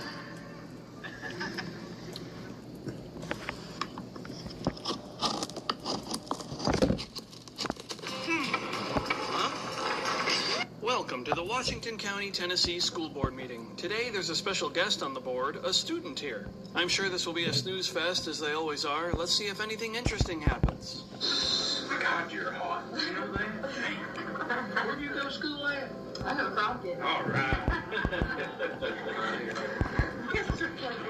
Fucking weirdo. The motion is just to move forward with the talks. Oh boy, did the pitchforks come out after that. Keith Urban says his comment was a response to the students' questions about the potential restructuring of schools. She was just good. She was asking good, smart questions and just not, I mean, I was impressed, and the other board members was impressed because the questions I was impressed. You know, I'm old school. I'm an old farm boy, and I didn't mean nothing by anything. I just was proud of her. Nonetheless, an emergency school board meeting took place where people took turns tearing him apart. What we don't need to be worrying about is the comments of the manager of a minor. Someone needed to stand up for her. Each and every one of you needed to let her know that this was inappropriate. If that was my sister up there and you did that, you'd be in you'd be in hellfire trouble. He then gave a statement which didn't exactly go well. When I mentioned she was hot, I meant she was on a roll. It was nothing to do with her appearance. As a lifetime supporter of David Crockett High School, I was especially proud to learn that's where she went to school. If people want the full picture, the whole meeting is online. And our school board... I watched it. You're a liar. Please be disrespectful. Please don't be disrespectful. I was being disrespectful. You are being disrespectful. Please stop. Now I'm going to say something crazy. I believe him. I think this was an attempt to use cool lingo that's actually out of date. I refer to this Rita Ora song, Hot Right Now, as evidence that the word hot isn't limited to looks. It can mean you're on fire, you're killing it, you're doing real good. That's not to say this is okay. We live in an ultra-sensitive world when it comes to the sexualization of anyone, really. A lot of us have been subjected to sexual harassment training, and this does not pass. If he was an employee, he'd most certainly be fired. A lot of these angry people referenced an incident in 2009 where he was in a classroom observing instruction when he reportedly made a lewd, juvenile gesture of a sexual nature to the entire class of 15 students and 2 teachers. He said he guessed he was trying to be 18 again. He said the students were talking and he just joined in and he had made a mistake. While people are pointing to this as evidence that he's a pedophile or something, I think it points more to my theory that he's trying to be cool and hip with the youngins, using their lingo and trying to fit in. That's something no older man needs to be doing, by the way. I'd say the right thing would be to step down. However, he's a Republican. I've seen so much horror from liberal school board members trying to push degenerate garbage on students that I'd consider all of that a much worse offense than this. I'm going to read from Chapter 9, The Ins and Outs of Gay Sex, starting at page 201, Part 1, Boy-on-Boy Sex. Perhaps the most important skill you will master as a gay or bi man is a timeless classic, the hand job. The board and the leadership across the district, including our superintendent, are unapologetically committed to equity. It's just not okay for kids to commit murder by coming to school without a mask. How much prayer do you need? How much God do you need? We say under God. We say it. Why do we need to say more? If I tell you I'm offended, I'm offended. I feel that electing the only cis white male on this board, president of this district, sends the wrong message to our community. Therefore, he should only step down if he can guarantee a liberal won't take his seat. Get 30 protein sticks for just $36. That's only $1.20 each. Here are 3 reasons why you should try them. Number 1. Any tattoos? I got a few. What's your favorite one? Probably. Take some. Spotify one. Spotify. Yeah, you got your phone on you? Bring out the phone. You got Spotify? Is it a QR code? It is. What? No way. Okay, so let's see if you scan it over it. Right enough. Oh, it's over a sound wave. Oh, Yeah. here we go. It's coming up.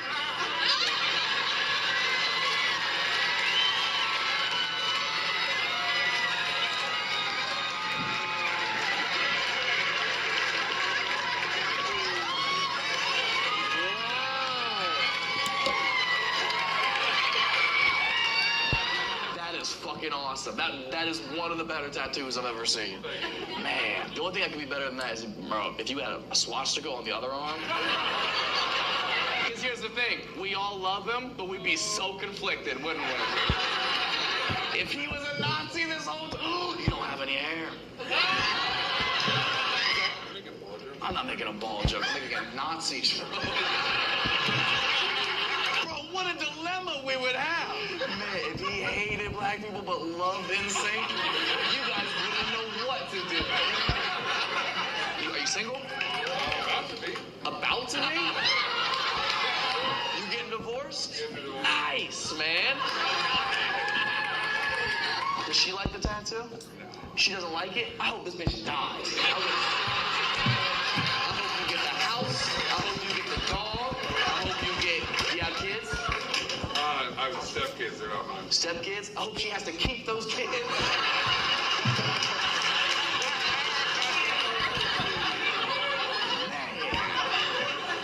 This is your boy, Blake? Yeah. What's your name, dog?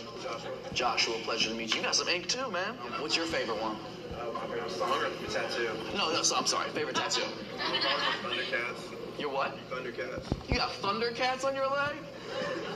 Yes. That is awesome and super lame at the same time. You got it right down the middle, too. Because that was supposed to be Transformers. You were gonna get Transformers on the other side? Man, I feel like me talking about pussy earlier is as close as you've gotten, man. a transformer?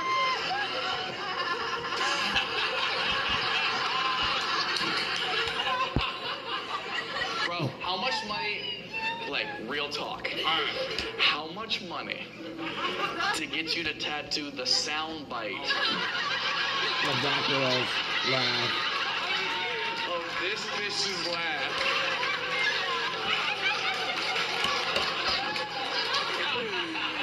Talk to me for real. Like, I'm in sales. I gotta know what's on the table here. Like, what are we offering? All right, you're in sales. You're wondering what I'm offering you?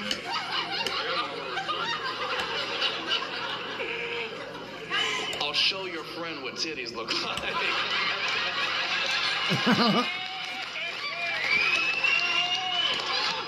Be a good friend, dog.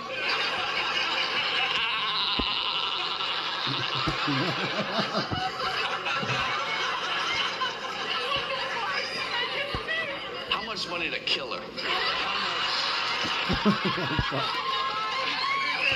Talk to me for real, okay? Hear me out. 2 titties. You have a half hour in the back room and we'll talk. Half hour? You think you're gonna last half an hour? Man, that'd be rude as fuck. You buy your friend a prostitute for the hour, and like 2 minutes in, he comes out and is like, all right. I'd be so fucking mad. Like, you get in there and you learn that young woman's life. You ever seen Thundercats?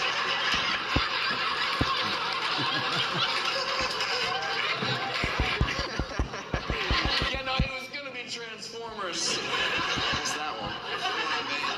You made this one? I did. Now, wait, hold on a second.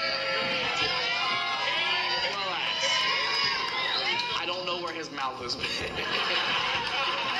I know where it hasn't been.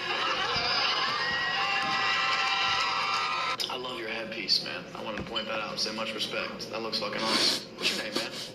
Chad. Yeah, dude, just a fucking burly ass dude. What is it called exactly? I want to be respectful. Oh, it's a turban. It's a turban? Yeah. Gotcha. What's that? Sikh. I thought that was a racial slur. That's the actual thing?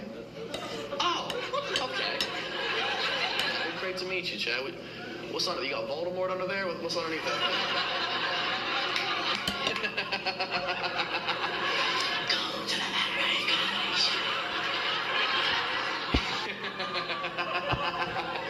You're gonna want to buy a flight for September 11th.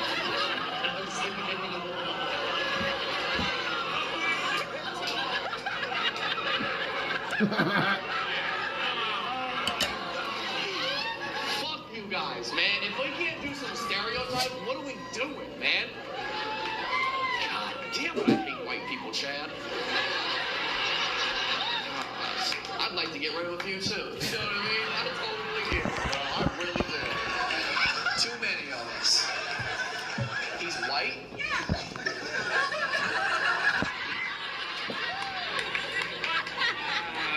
What paint color would you say that is? What, lavender? bit of beige. Bomb beige. Bomb beige. It's the last one, okay? God. Fucking hell, dude. You just drove down from Kentucky for this? Fuck, man. Thank you so much. You didn't have to do that. I'll come up there. Well, I hope you enjoy the rest of the show. I'm not gonna fuck with you too much because everybody's being a fucking baby. Are you a father, Chad? I'm not. No kids yet? He said, thank God. Which one?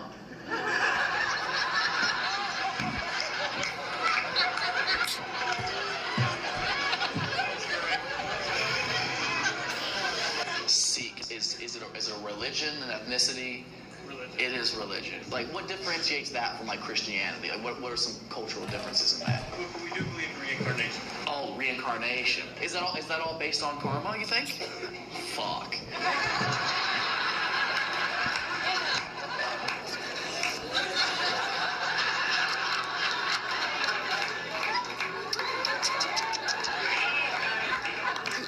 Just in case. Can't risk it.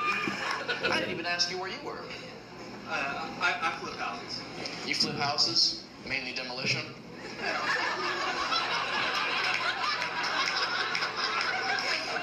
hate y'all so much, man. You guys aren't fun. You think you're cool and you're in with the group, and you do one little thing, you're like, well, let's see if he laughs first. Fuck you guys, man. Like, Chad isn't my boy. God damn, man. Oh, if I had just the littlest bit of melanin, I would never fucking talk to you. Chad, you've been such a good sport. You were such a good audience member, man. You're cool, you got a good energy, you got a good family with you. You laugh well. You got cuddly energy. Is he a big teddy bear? Chatty bear. Aww. Gross. Just because I know y'all been laying there naked and sweaty. My little chatty bear. He's like,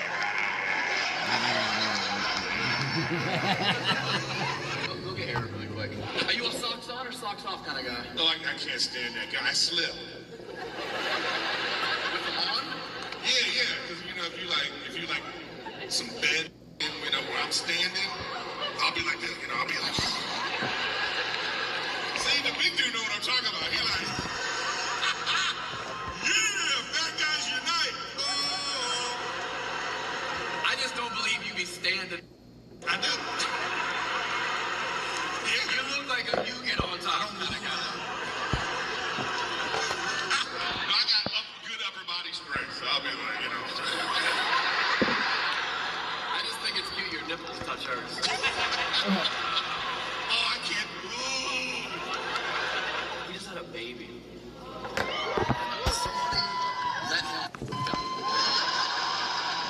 Phoenix and LA are a lot more similar. That guy's doing this shit, I can tell. What? He got a shit walk. He's like, hey, it's a fucking half. It's such a long walk, too. That motherfucker growing a tail right now. He's not even gonna wipe. I gotta get back out there. I'm gonna hit him on TikTok as a shit guy. Where was she sitting? Whose man was that? That's your man? I was hoping you would have like a jacket or something I could put on. God damn it. Did he leave anything? Is his purse down there or anything? Is that your husband? Not yet. Engaged? Congratulations. When's the fiesta? You don't have a date yet? I want to fucking invite you to figure it out. Yeah. Are you Latino? Okay, yeah, I would love to go, pretty please. I've never been to a Mexican wedding, I fucking always wanted to. Wait. Why are you assuming she's Mexican? I mean. She's not taking care of white kids. Where's that? Oh, is that too much? Not too soon? I told her when you were gone, I wanted an invite to this fucking wedding, alright? Are you Hispanic as well? Half? Oh, good for you, girl. You got a good job? Truck driver. For the shit company? No, man, for her family.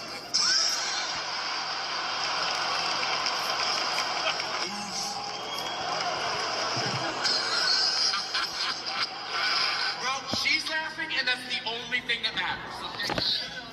Fucking white people. Ma'am, how old are you? 55. Do you remember the first non-pornographic thing that you... Fuck.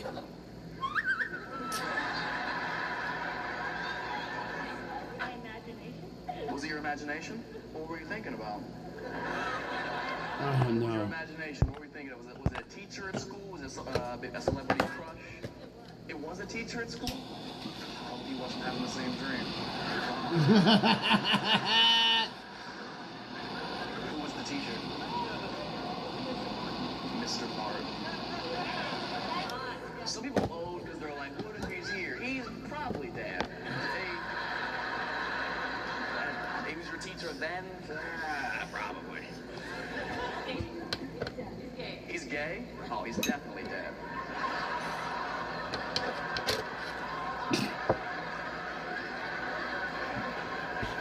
Satire, you guys. He's about the hottest fuck.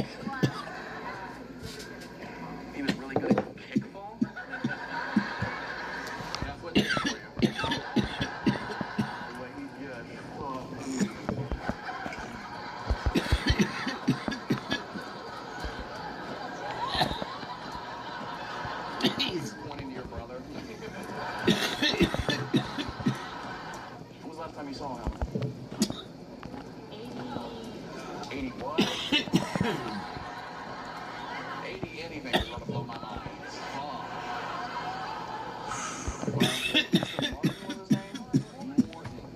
Well, if anybody knows a Mr. Morton, tell him he has an option. Gay? Ah, that's what's up. Good to see you, man. Your last name's not Morton, is it? Let me make sure. How's your kickball game? Rusty? Like a trombone? It's a sexual motive. You know what a rusty trombone is? I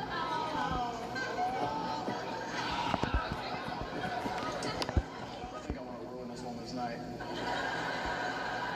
So even I'm not one. I've never done or had one. But if I'm imagining, correct me if I'm wrong. But isn't it when you're like if a dude's standing like this, you would be like behind him, I think, and you put your mouth to his ball, and then you reach through and you go.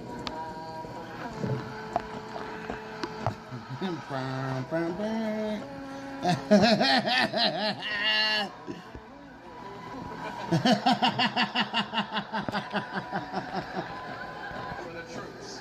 Oh my god. Alright, we got guns up there. We just dropped off a bunch. I'll be 70 in May. 70 in May?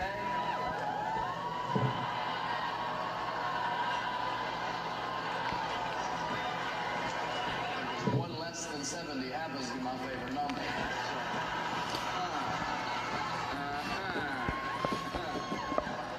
Don't mess with a war vet. Don't mess with a war vet? Oh, shit. Did you kill Hitler?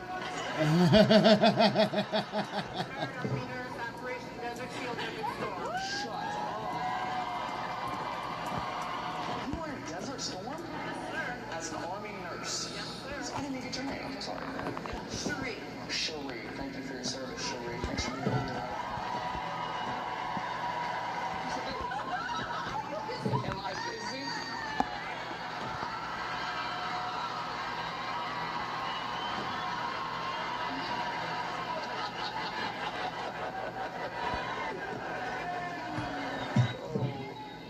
Cherie, better watch your mouth. Well, I'll turn you a pussy in the desert storm, I swear to God.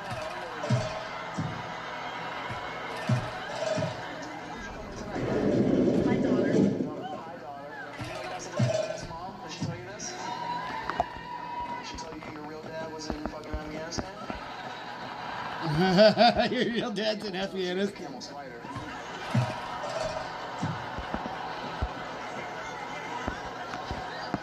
Two pregnancy tests approved in the Army once I was in country. I was pregnant with her.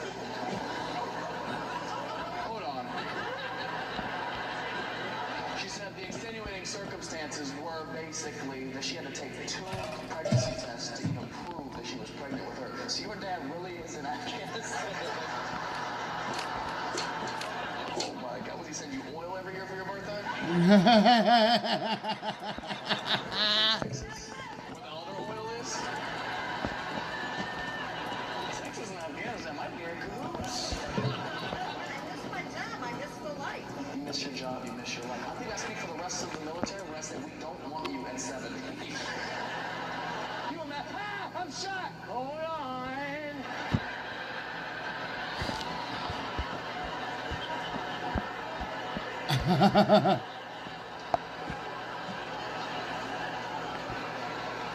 Oh, the war's over?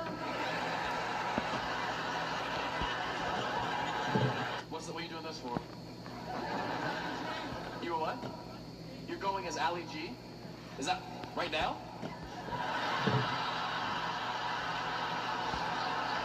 Nailed it! Yeah, but is it just what you're wearing? Is that a whole tracksuit? You look like you've never been on a track in your life. He's 14? Big ass 14-year-old? You know who you look like? Augustus Blue.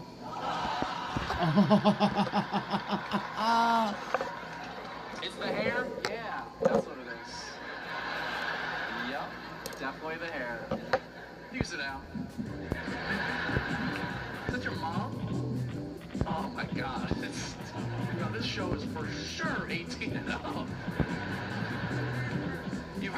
worst? Mom. Where's Dad? No, we don't even know. Don't assume the worst. Don't assume the worst. He what? Doesn't live with you anymore. Well, we know what he's gonna be for Halloween. A ghost. Ghost in his family. Fuck. What's that? He's not dead. You guys are dead to him. So. 14. You know what you want to do after you graduate? You want to be a carpenter. Jesus Christ. Okay.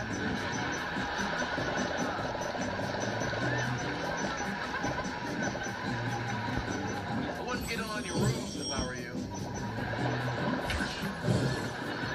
You're a big boy.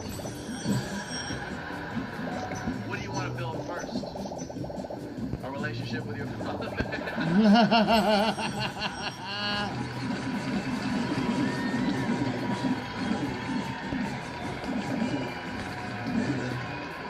Ollie G, what was your name? Kian. Pleasure to meet you, Kian. Stay in school.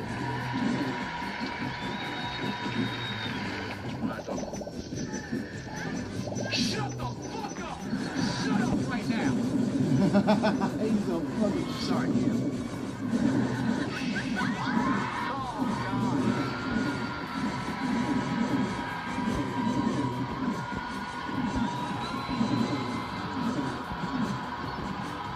By the time I looked back, he already had his shirt off.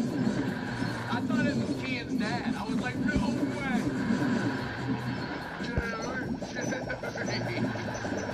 You've been here for a week already? What was the best thing you got the chance to do? Get stranded on an island? Well, the answer was this show, but stranded on an island's pretty good. They're pretty good as well. How do you get stuck on an island? Well, the ferry over there thinking that it was open. And the ferry, people there found the ferry let us off. So the only two of us got off. I'm like, That's so funny. They took a ferry over there, and the ferry stopped the island. And they were the only two that got off. Lee's gonna believe everybody else was a local. It's like, the fucking Americans are getting off the boat. They're getting off the boat. Wow. got there at 9, there was no boat coming back until 5 p.m. There wasn't another boat till 5 p.m. from 9 a.m. What you doing? That was on your castaway for a little bit. How close did you guys get to going down on each other? That's your daughter? Answer the question. Answer the question. Don't deflect. Kind of an American tradition. We got saved by the small boat came. And what time was that at? Did you get rescued? 9:30? You went.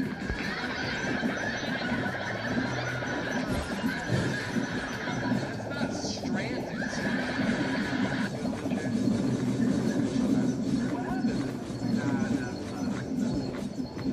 You had an accident in Hawaii? Shark attack? That sounds cool. What happened was the accident? The wave came out. Kind of a wave just knocked you out? How fucking strong was this wave? Moana fucking punched you in the spine? Wanna punch you in the spine? Push it, broke your neck. All because you wanted to go in the ocean. Because she wanted to go in the ocean.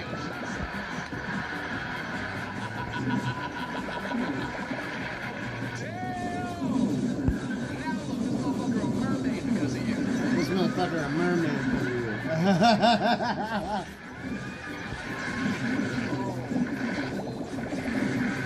Did you see when the wave hit him? And at first you were like, oh. You really love somebody and they get hurt. You laugh first. That's real love. You know what I mean? You did, right? You were like, get up, pussy. And he was like, oh. What a freak accident. Before that happened, I mean, you weren't like one of the Olympics or anything, were you? No. You could now. You could now. Optimism. There you go. Look at that. Would you do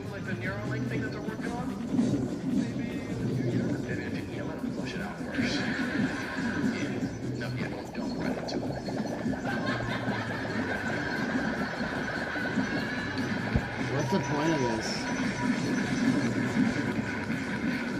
Just ride the wave, you know what I mean? That's life. Isn't this thing gonna stop? I don't know. I forgot what I was doing. Like in my game. Something in why? Yeah. He got vaccinated for COVID.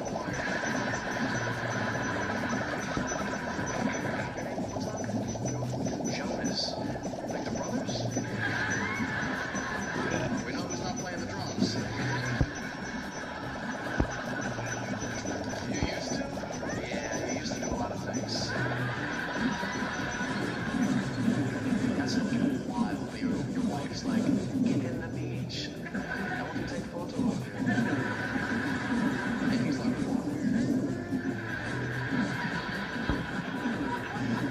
you just can't break up now. They're gonna play this fucking dating video. I used to love long walks on the beach. It's fine. You guys love each other. Clearly, she's your better half. People are crazy. Don't get famous. Whatever you do, do not become famous. You want to be famous? What would you like to be famous for? A model? No. No.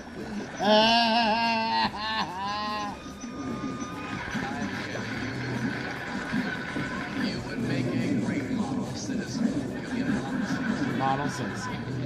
Did you like French or runway? Victoria's Secret? That's good. Like more lingerie, more spicy. I think you should. How old are you? 23. This is the last year you can be a model.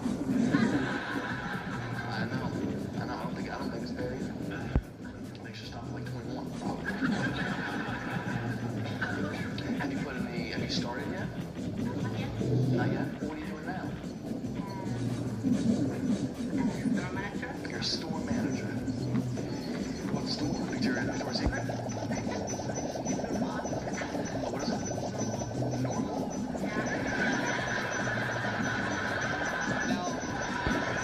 Now that seems like a store you could model for.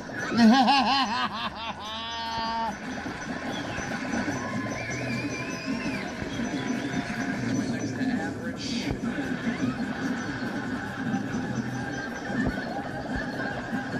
Also, I just realized you're 23.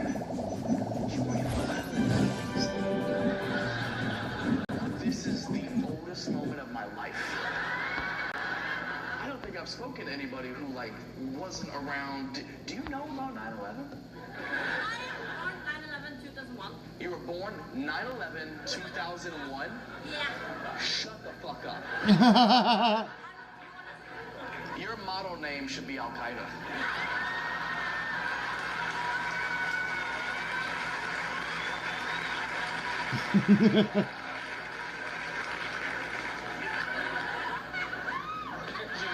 At the very end, just crumbles.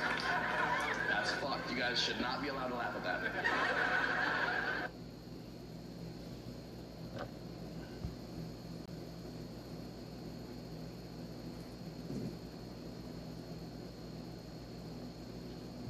I've been playing this puzzle game on my phone.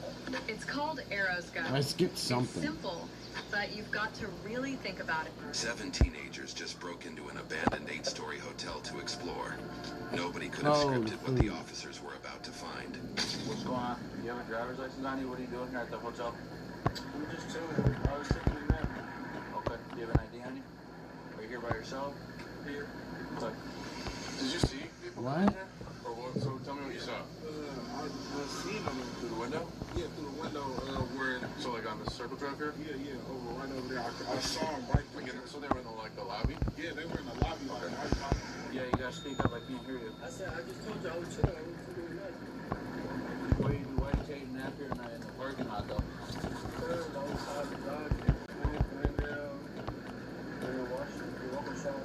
Okay. They're not here with you at the hotel? You know there's cameras all over here, right?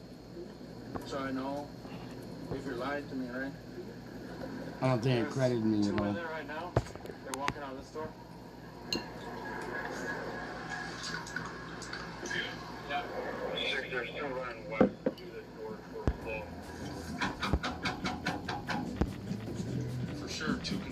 inside, both female black, both dressed in all black, approximately 18 to 20 years old. So how many people are you here with? You know, lying to me isn't going to do you any good, right? I was waiting for here to pick them up. And what are they doing? Huh? Step out of the vehicle. Step out of the vehicle for me. You're being detained right now. Hop out. Face the vehicle. Oh, there they go. 10-4. They saw us and they ran back down. Right there. Look, right here.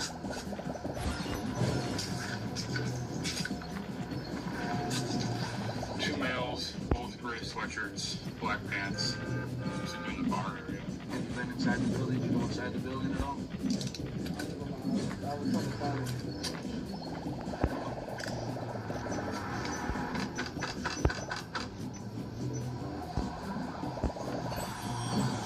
Is there a reason you guys are here?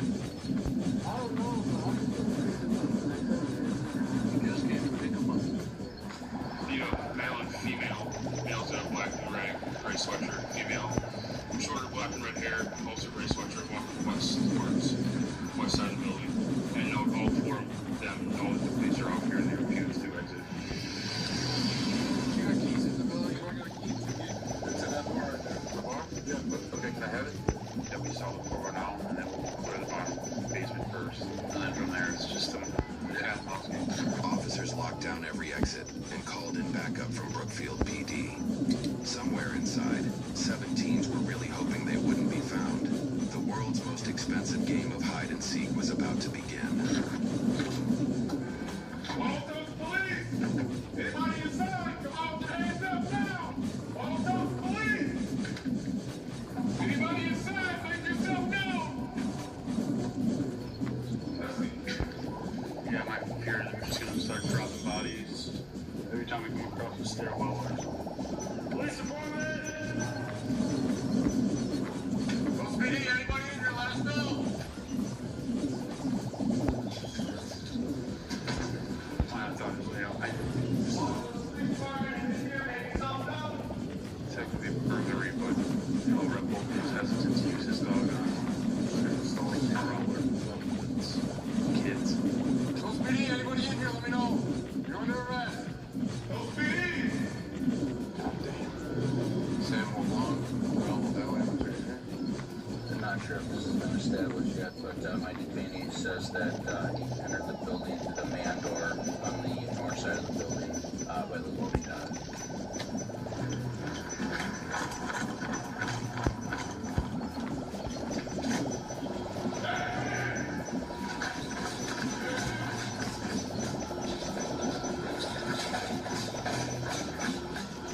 Where do they run?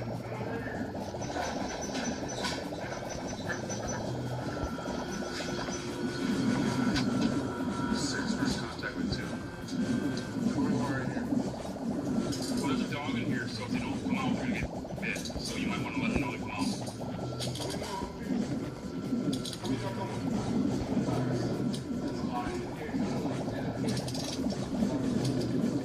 So who all came in? Who all came in at first? So we have 3. Serial picture info. There's 4. Currently have 3 interested. And that's 3, 2 on the inside, 1 with 360. 360 was just having a conversation, and that's confirmed, so there should be 2 or 3 more outstanding. Police department, make yourself known! All those police! Anybody inside, make yourself known! Police K9, if you don't come out, you will be bit.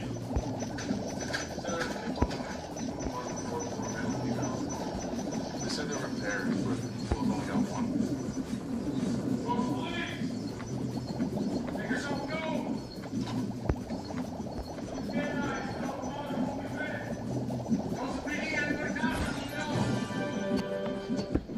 How do you not know it's private property? You can't just walk into a hotel in the middle of the night. That's not in business.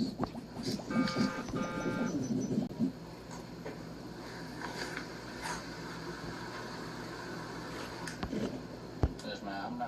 I'm not gonna argue with you. You know what you did. You know what you did is wrong. You know what you did is wrong. And now you have to deal with the consequences of it. And sit with me. How can I make vacationing with my kids easier? Wait.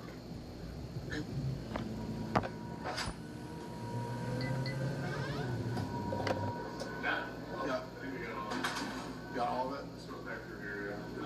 So if it bothers you and you don't want to deal with the hassle, don't get arrested, man. Stay out of trouble. You got a job, which is good.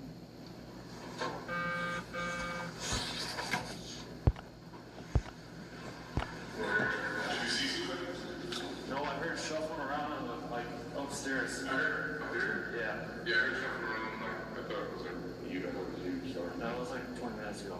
20 minutes ago? Call the police!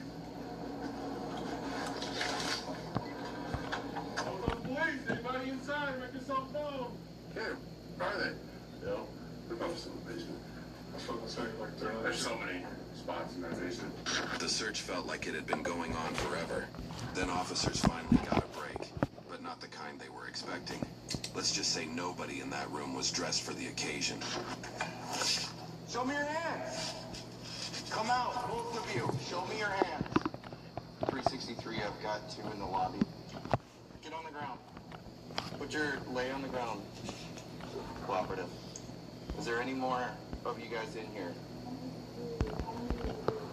How many total came in? 6.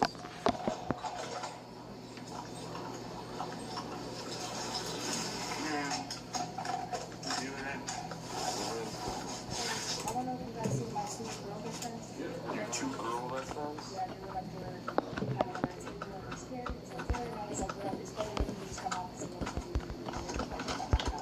Hiding under a table?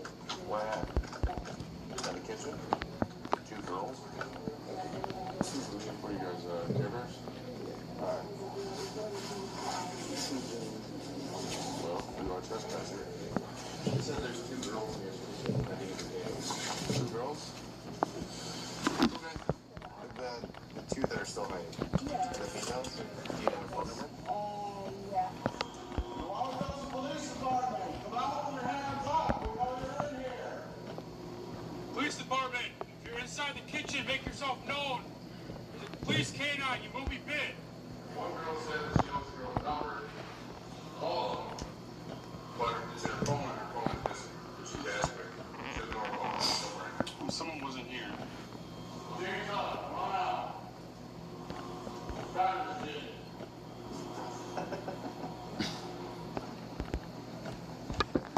Show me your hands! I got you in here! Show me your hands! Show me your hands! Hold your hands! Hey, where you at? Over here! Get on the ground, stay on the ground, stay on the ground. I'm on those. That's it. You.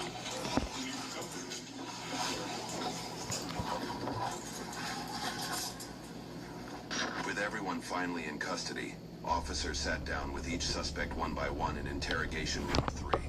7 people and 7 explanations. And some of them were going to be very interesting. What happened today? Friend on like Instagram. I didn't know. They asked me to hang out, and it was like, what am I gonna do? And it was like, I know some abandoned places. I was like, oh, okay, cool. Then we had linked up and we just exploring, like hide and seek. Okay.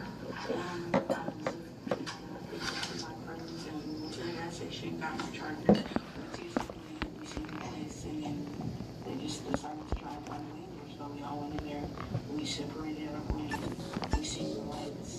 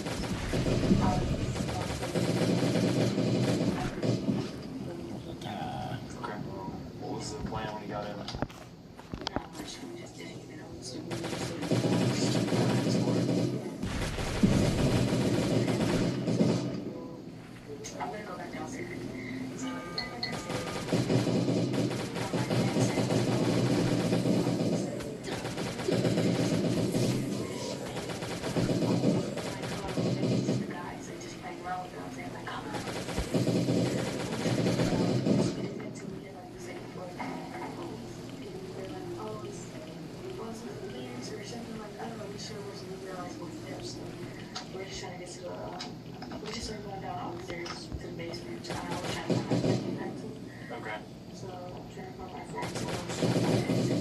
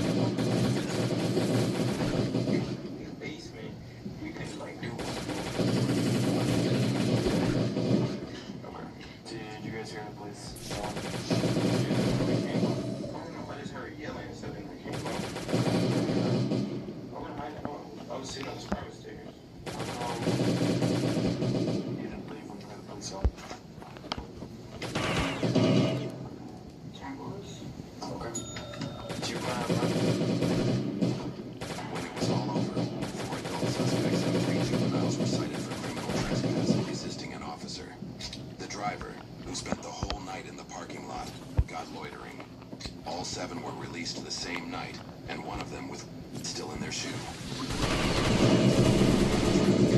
But it got one last viral moment.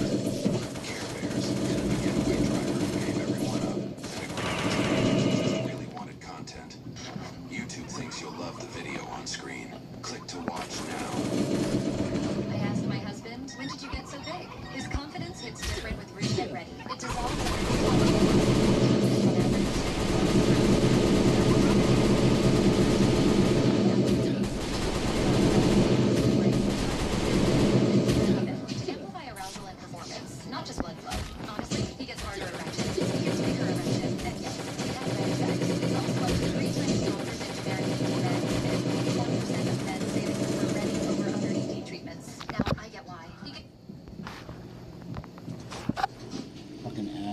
going back to these Matt Rife ads are comedy.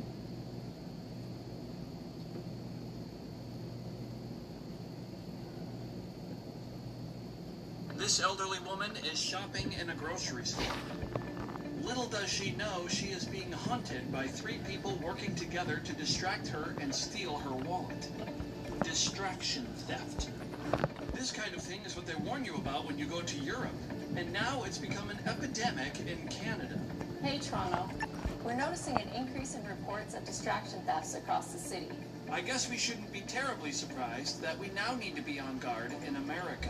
The couple of suspects, described by police as Eastern European based on the accents victims have described, have victimized more than 140 people in the LA area, many of them happening in the San Fernando Valley.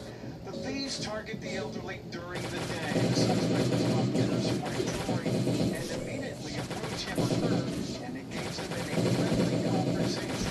Talking to the victim, they'll exchange a fake piece of gold jewelry like the ones on display here, while they quickly remove the victim's jewelry. The suspects then speed away in a black or white SUV. Take a look. Detectives say the thieves follow people to the machines here. They drop cash that they insist is the victim's before they finish the transaction. While the victim bends over to grab the money, another person moves in to swap their ATM card with a fake one. So far, they've arrested 3 people from Romania. You'll see a white SUV backing up. Someone approaches the car, and during this time, police say the suspect inside placed a ring on that person's finger, gave her a hug, and simultaneously stole her necklace. And of course, the car speeds off before the woman even has a chance to realize it all. In this surveillance video, you can see a man and a woman. Police say they are working together. If you blink, you will miss the woman swiping a cell phone from another woman's purse. She then gives it to the man and he walks away. The pair split up, but at some point they regroup to target another victim. The white car pulling over on South Gerhardt Avenue, right next to 75-year-old Esther Guerrero. She says a woman got out of the car to ask for directions to a pharmacy, saying her mother was ill. After Guerrero helped her, the woman hugged and thanked her. And once they drove off, Guerrero realized the woman had stolen her necklace and replaced it with a fake. The necklace contained the ashes of her daughter, Veronica Garcia, who was a retired LA County Sheriff's deputy. When I finished shopping, I went to the checkout of the counter. I realized my wallet is gone. I remember someone bumped my shoulder. Irvine police say that was the moment this woman, seen leaving the Trader Joe's store that day, stole Fu's wallet. Fu says she started getting fraud alerts from her bank, from the Apple Store, Macy's, and several other stores in Newport Beach.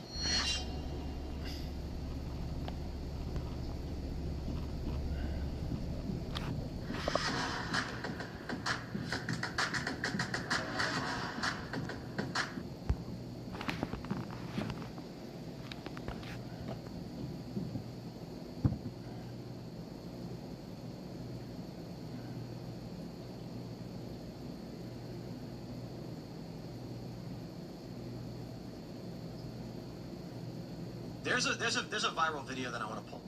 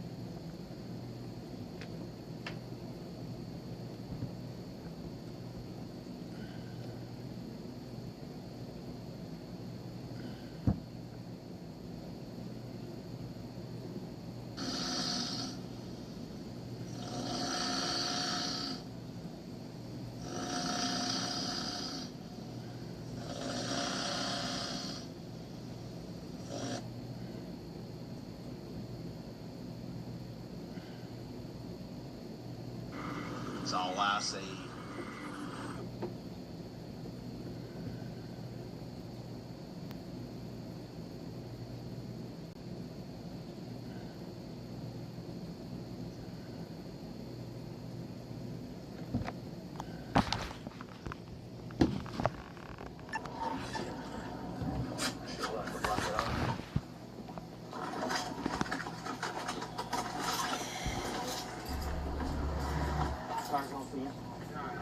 What? No. Who got? Yeah, who got people at night point? Right there. Is it here? They're not at night. So the gentleman I'm the last time is game. So who's it? I mean, what's the threat? You got two other tenants in there. Like they're locked in their room. Okay. But he's lost his mind. Okay. The line skips over. Okay? Unlock the front door. Should be right here. All right. Well, if this is unlocked, watch out. Let's go first. Yeah, I'll open the front door. There's another door you can go in. Okay.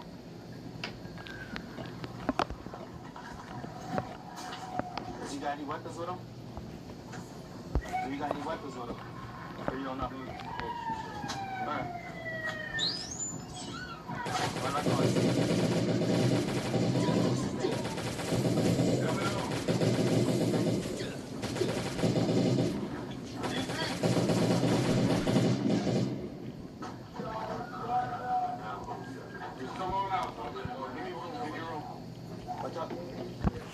Open the door!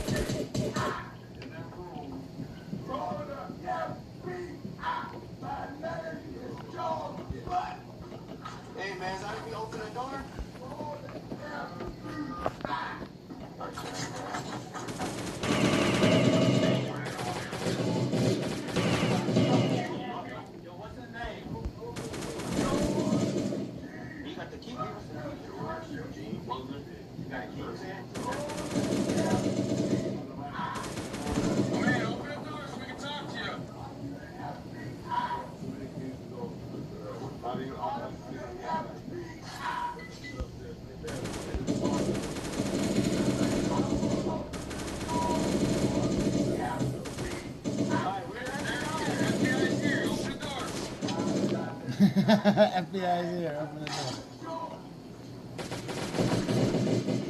Radio? What's that?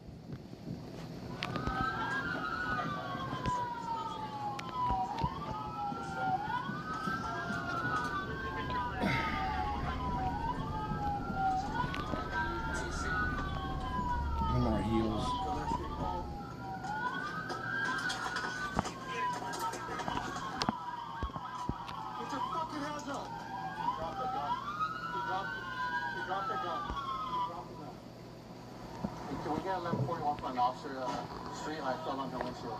Get on the fucking ground.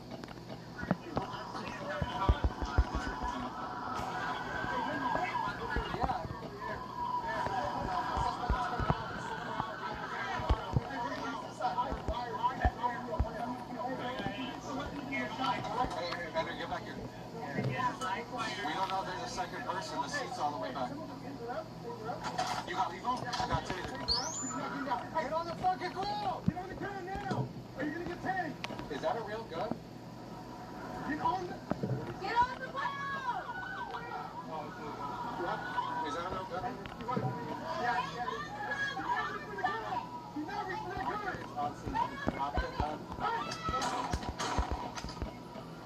Shots fired. Shots fired.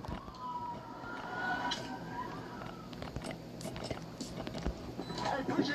You good?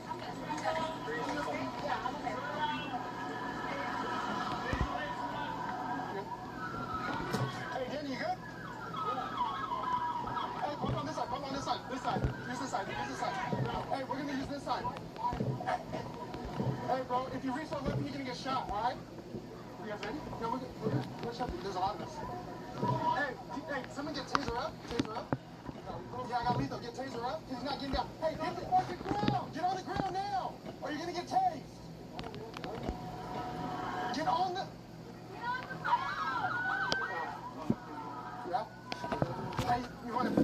Yeah, it is. Do not reach for the gun. Do not reach for that gun. Hey! Shots fired. Shots fired.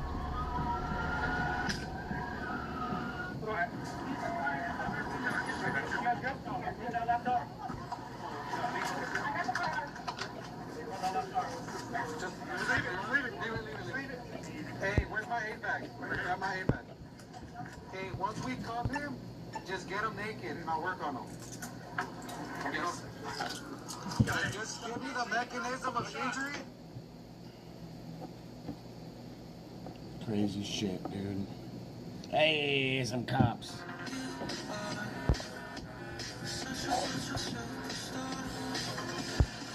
Thanks for all the new subs and follows and shit. I really appreciate it. Let's get it.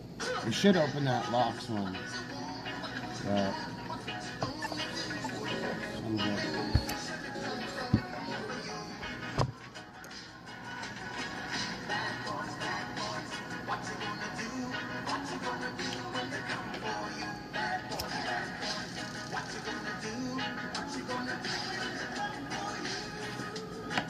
Cops is held on location with the men and women of law enforcement. All suspects are innocent until proven guilty in a court of law.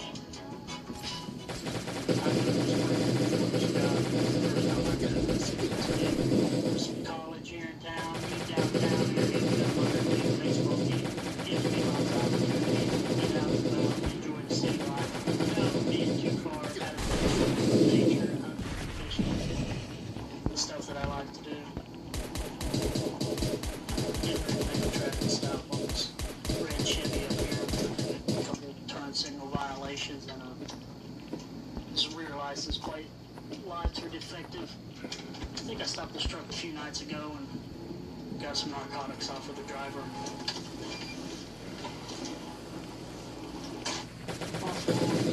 You have a driver's license on you?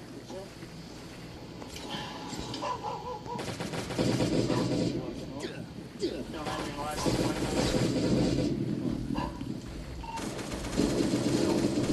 It's a red Chevy, code 1. Hop out here with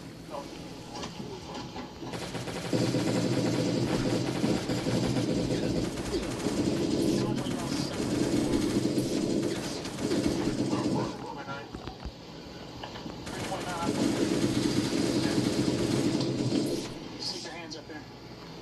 Stick your hands up there. You got anything illegal on you? No. Just leave me alone, mister. Please, just stick your hands up here. Stick your hands up here. Do it now. Do it now. Stick your hands up here and don't move. 321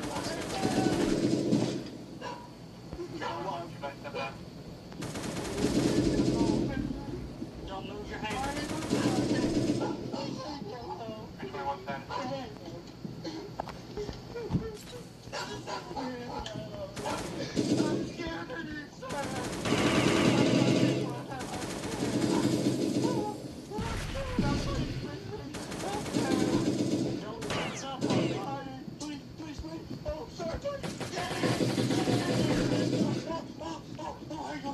Put your hand behind your back. Drop your cigarette.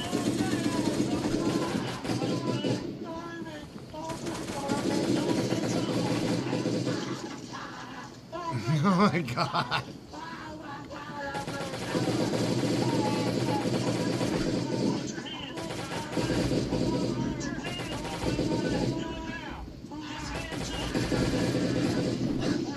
Stay just like that. Give me another set.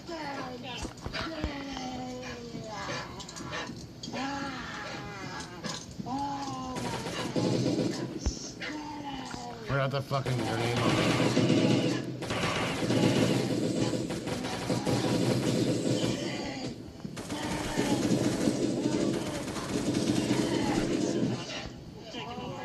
Jenny.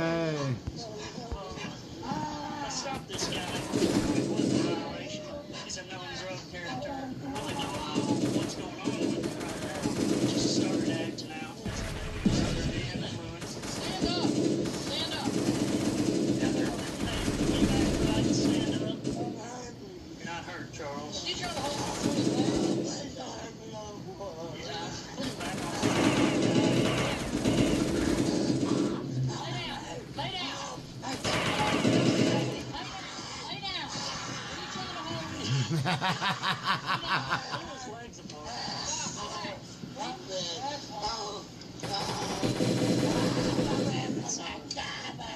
methamphetamine.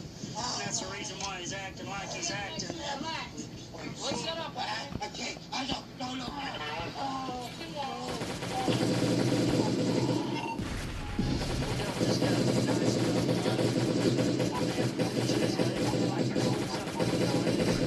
Searched me down on the ground. Found like some pretty big meth crystals, a little bit of tin foil. That's some of the biggest crystals I've seen. You talked to his wife yet? I haven't. He was screaming for her. She came out and she looked at him and went back inside.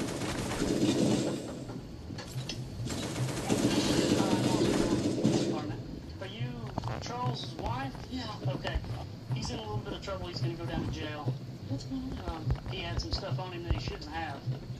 If he wants to talk to you about it when he gets out of jail, he can. I think this is going to be the second night in a row for him. Okay? He's fine. He's not hurt at all. He's yelling.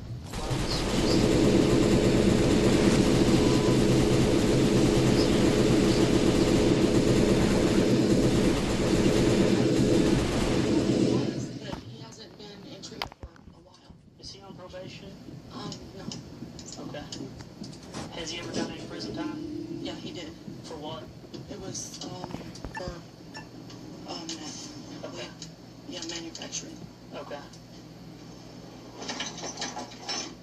The interior of this truck and items in the bed are just typical of a meth user. Lithium batteries is an ingredient used in the meth making process. And it looks like he's got a bunch of them all taped together. A torch up front. She found a syringe in one of these bags back here. Propane tank for your heat source. Last night, I contacted him as he was in a dumpster. He was uncooperative with me then as well. He was found in possession of methamphetamine. Looks like he's got a pretty bad habit. I just want to talk to you. This guy's going to take you down to the jail. I'm just going to let you know what's going on, okay? Yeah. This guy's going to take you down to the jail. If you're cooperative with him, then it'll be just like the other time. You'll get in there and you'll get right back out of there, okay? But you speak to me for me. I think do you have a position rest of it? Well, listen, what I need you to understand is that you're on federal probation for a weapons offense. And whenever you start acting kind of hinky in the car like that on me, I don't know what's going on with you. I know that I dealt with you before. You had some narcotics on you. You're on federal probation for a weapons violation. And whenever you start acting like you did, it kind of puts questions into our mind. I'm just trying to be safe out here, okay? All right. He's going to be charged with resisting arrest and going to be another felony possession of a controlled substance charge on him 2 nights in a row for the meth that we found in his pocket. I'm watching Cops. I became a police officer in Lafayette. It's a good show if you want to know about the United States and what the crime that happens here. Like, you'll see the ghetto-ass people, you'll see the shitty fucking ghettos and all that shit. For about 2 years now. It's quite humble. Didn't even need those. To a vehicle driving at a high rate of speed through the area. It looked like they're ducking some corners. Yeah, deal. About 240. About to bail out the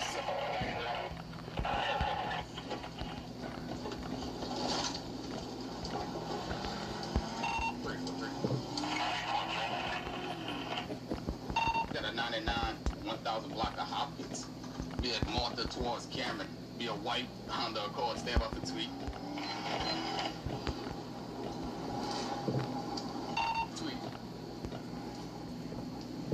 Big 205 too. Be at a stop, 1200 block of Cameron. Driver exit. Driver exit. Step out, man. Let me see your hand. You stand over here to the front of my car. Huh? What you doing, man? Just chilling. No, you're not just chilling, bro. You trying to duck me, bro? No, we come back from the car. No, you ain't came back from the car wash, bro. You trying to duck me. Put your hands on the car. You told me to get out of the car and like it took me like a second. Second or two. A second or two for what? You know what I'm saying? To get out the car, I don't know what's done, you know what I'm saying? But I got out. Close your eyes. Close your eyes. All right, whenever I tell you to open your eyes, don't close them. Close them. Keep your mouth shut. Just close your eyes. Whenever I tell you to open them, all right? Got open? No, open your eyes. Oh. My mouth. My man, you on something. You have no constriction of your pupils. Hold on, Paul. You're not gonna find Brillo on so many places, you know?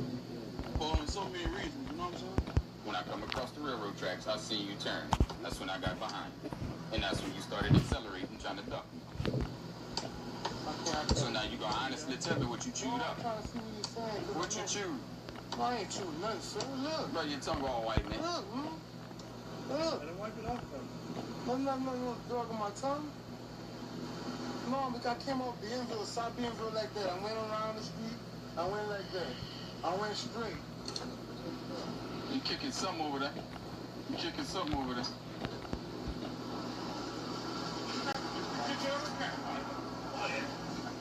That's what he did? Hey, check this. All right.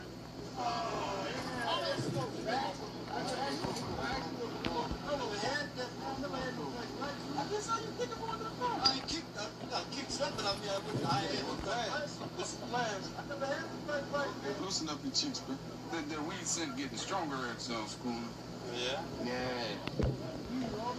That weed wasn't that strong a few seconds ago. Yeah. Yeah, that weed scent got stronger as soon as I shook your pants. What's that right there, man? I got a blunt. A blunt, where? I'm not cheap, bro. Yeah, you cheap? Let it out. Let it out. Send me your hand, man. Put him in cuffs, bro. It's tucked in his. No, a blunt, officer? A blunt? Yeah. No, I'm talking about what's up in here. No, I got a blunt in my bed. Yeah, it's roll? No, I shot in my bed. No, but what I did... What you got tucked in between your cheeks, bro? As soon as I grab right there, bro, you tighten up. You sit there and had something right there. Man, bro. I didn't smoke. What you stuck in between your cheeks, bro? No, I probably had some weed in my pocket or half a blunt or something. No, man, come on, bro. You can search me, officer, man. Come on, man. Don't do that, bro. I got a little bit of weed. What? Yeah, in my cheek. All right, get it out. There's no officer, man. Come on, man. Don't do that, bro. I ain't selling no dope, bro. That's all you got right here. Nothing more.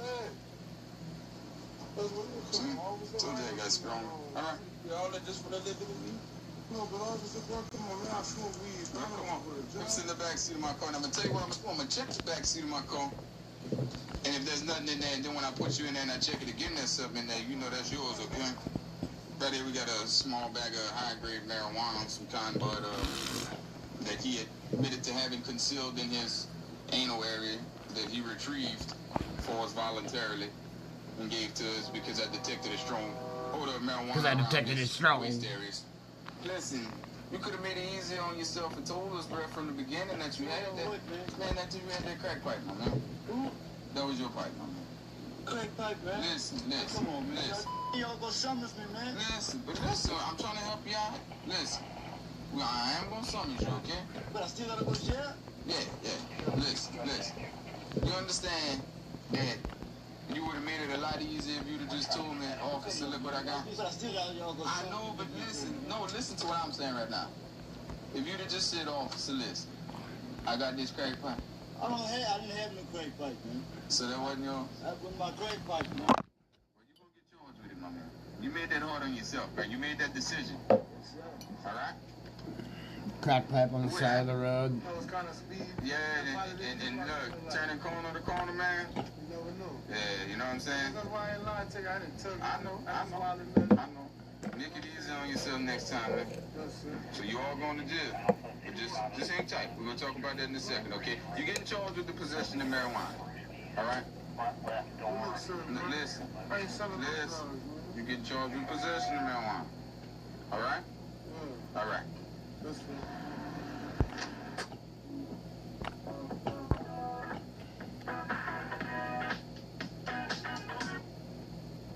This shit is not illegal. Man, if they'd have just been more honest, it would have been a lot easier on her. I pretty much grew up in Springfield. It's a really nice city in the Midwest that has a lot of home field to it.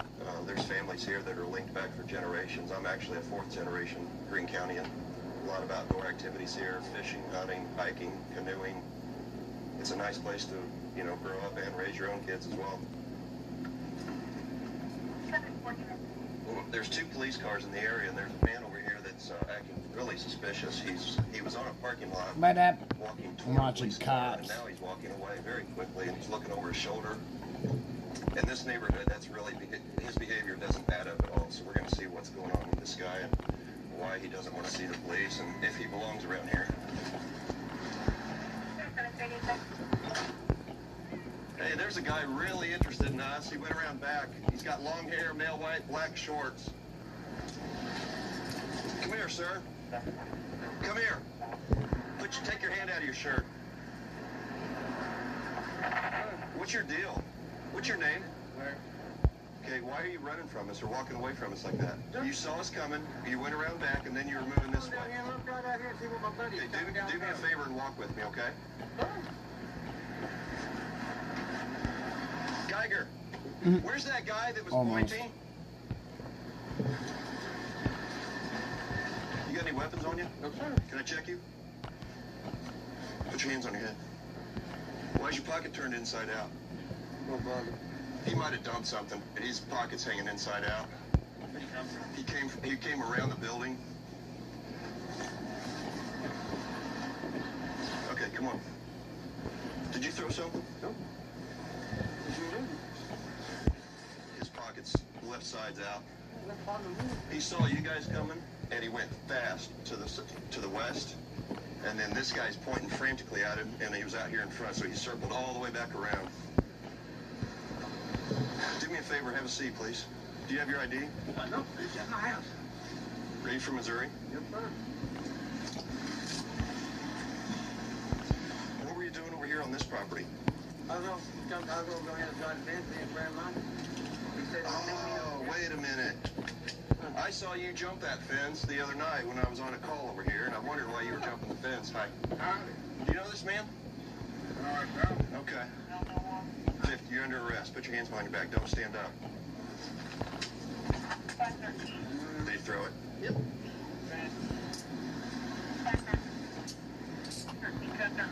Larry? Yes, sir. Now is the time not to take games. Do you understand? Now is the time for you to be a stand-up guy and talk truthfully to the police. Do you understand that? Yeah. The officers recovered some things that came out of your pocket. Something in my pocket. All right, when we fingerprint those things, is there any reason that your fingerprints would show up on those items? It's fingerprints on them. No, I'm asking you a question. Is there any reason that you can explain that your fingerprints would be on them? No? Okay. I got the repair station from Here. This is over there between the two houses where that guy saw him go and tried to dig in his pockets and empty his pockets out.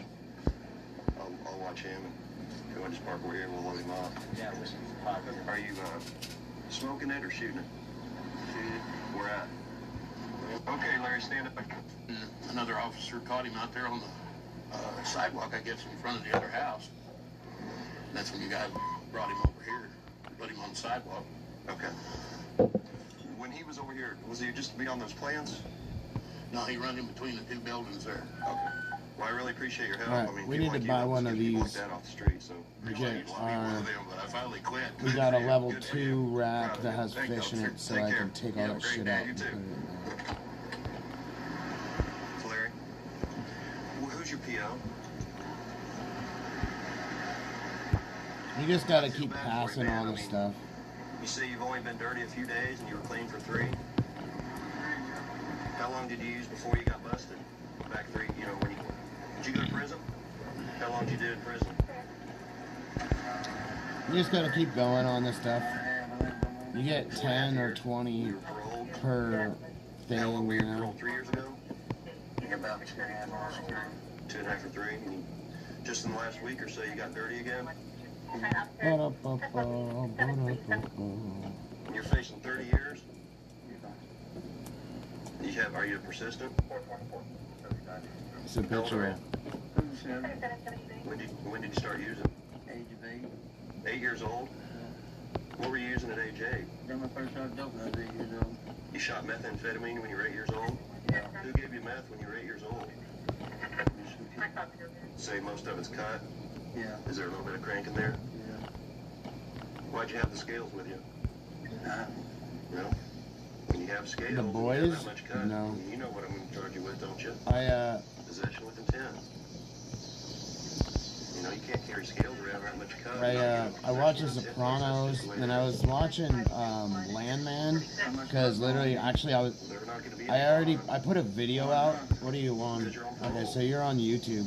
I put a video out of, like, the messages between me and Taylor This Sheridan. gentleman told me that he was given meth when Because he I was was 8 years old. talking to Taylor Sheridan straight out, like the director. Did 4 or 5 years in prison. Because I was like, dude, I've done some shit, like I've worked a 36-hour shift before on raid because the people didn't show up because these assholes were pissed that they found out that I made more than the operator did, and like they didn't show up, and so like and it's not the price of your fucking of your work. It's what you're it's what you're worth on the road. So I had to sleep in the fucking doghouse and wait for the next shift to come. But other than that, yeah, really fucking annoying. I'll tell you that shit. But you have to do what you have to do. I got paid bank for that night, but still, it felt like one fucking day, and it threw off my whole fucking week. But that's oil field shit though, so.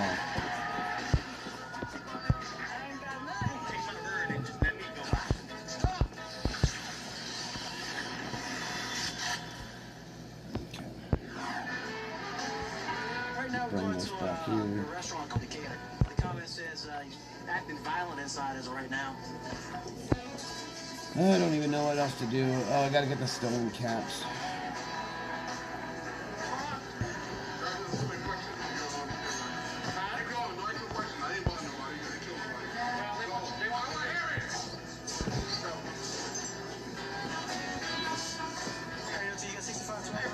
It's going, alright. I'm just waiting for my daughter to be returned to me so I can file my shit. Then it starts up, then it's the catalyst for all my other stuff that I have to kick off, which will be like another 10 years in litigation, which is totally fine with me. I'll sit and fucking go through litigation and have fucking tons of shit going through. I already have a fucking, I've got a sealed, watertight sealed case that I can fucking go and sue the state for missing all my visitations because they said that they can't do it.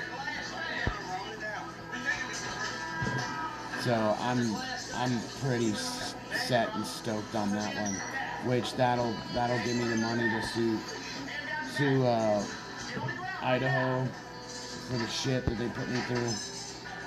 I have to sue CPS in Idaho for my son. Because they were biased as fuck against me.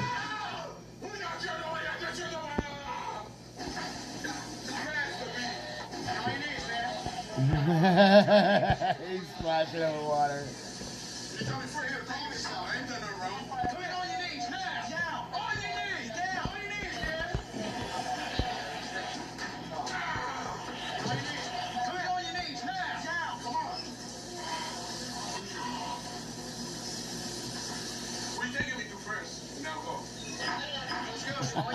This is funny. This guy's going, wah, wah, he's been sprayed with water and shit.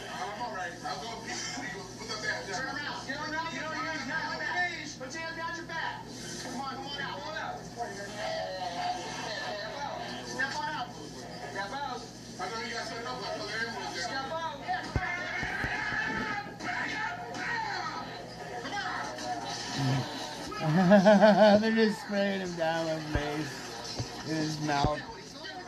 Let's get. Okay. They believe he's a parolee at large and call for Roseville PD. They were in pursuit of a I got a lot of shit. he's a domestic violence suspect, and I just gotta be patient. officers have found the motorcycle abandoned, and he's supposed to be on foot evading us. Which I've been patient enough. My appeal's coming through. I don't know exactly what it means, but I think they didn't. The state didn't do what they're supposed to do, and I'm about to capitalize on it. So, but anyways, kind of nuts. I can't stand. I feel like I'm on fucking probation all the time. I'm sorry? We're looking for a guy with a gun, and he's an extremely dangerous person. And I haven't done anything fucking wrong, except for make a dark joke. Maybe just a little. Because I wasn't a female. Not even kidding about that. Oh yeah, we need to come over here. Or no, I did do that, didn't I? See, my fear is that there could be a guy standing on the other side of that wall with a gun pointed at your head, telling you to say things. There was. I could go like. Don't worry, I'm patrol P9. If you're out here making yourself known, I'll send a police car. We'll find you and you will be back. On a warning. CSP K9, come out now. Yeah, come on over here and talk to me real quick, Dorothy. Thank you for finally coming forward. Does he have a party? It's okay. Just...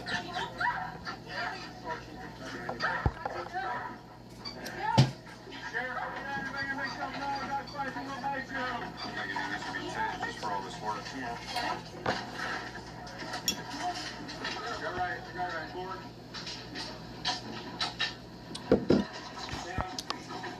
Sheriff K9, if you didn't make yourself known, dogs coming in, you are going to get paid. Clear the house back this way. Coming through.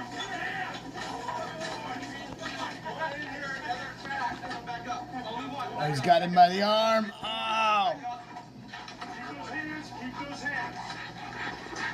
Follow me. Crawl this way. Put your hands down. Put your hands down right now. You got it?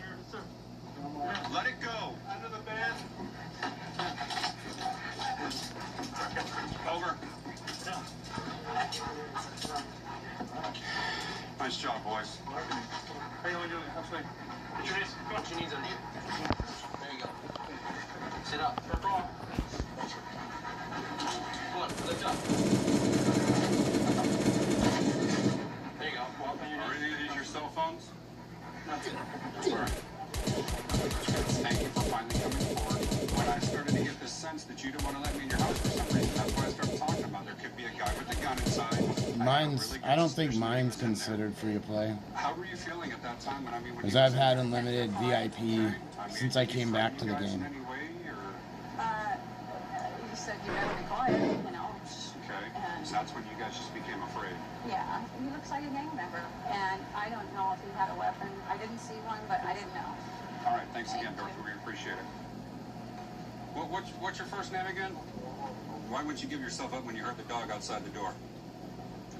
You have no comment. You heard the dog coming in the door, right? You heard the dog. You heard us make our announcements. They even said you're going to get bit if you don't give up. You had nowhere to go, so why would you just hide out in there? What's that? All right, Andrew. He's an active parolee right now. He's probably going to be violated for his parole status. He's got an active domestic violence charge against him at this point. They initiated pursuit on the freeway, so they've got him for evading a peace officer on the freeway, charging into the residence. That's a good burglary right there because he was unwanted, and held him against their will for a good false imprisonment charge. And they're going to book him in the County Jail. So. Okay, that'll work. They should be arrested for theft. I'm telling you, it's not her. I can't believe I just found her. She found her for me when my fallopian tubes were removed. Oh my God. Spectrum fiber-powered internet, free forever when you switch and add 4 mobile phone lines. Save $1,000.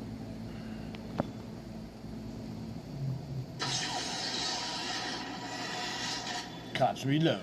We're heading to a disturbance call involving a dog. The dog's been missing for a year, and the complainant went up to the yard and took the dog out of the yard.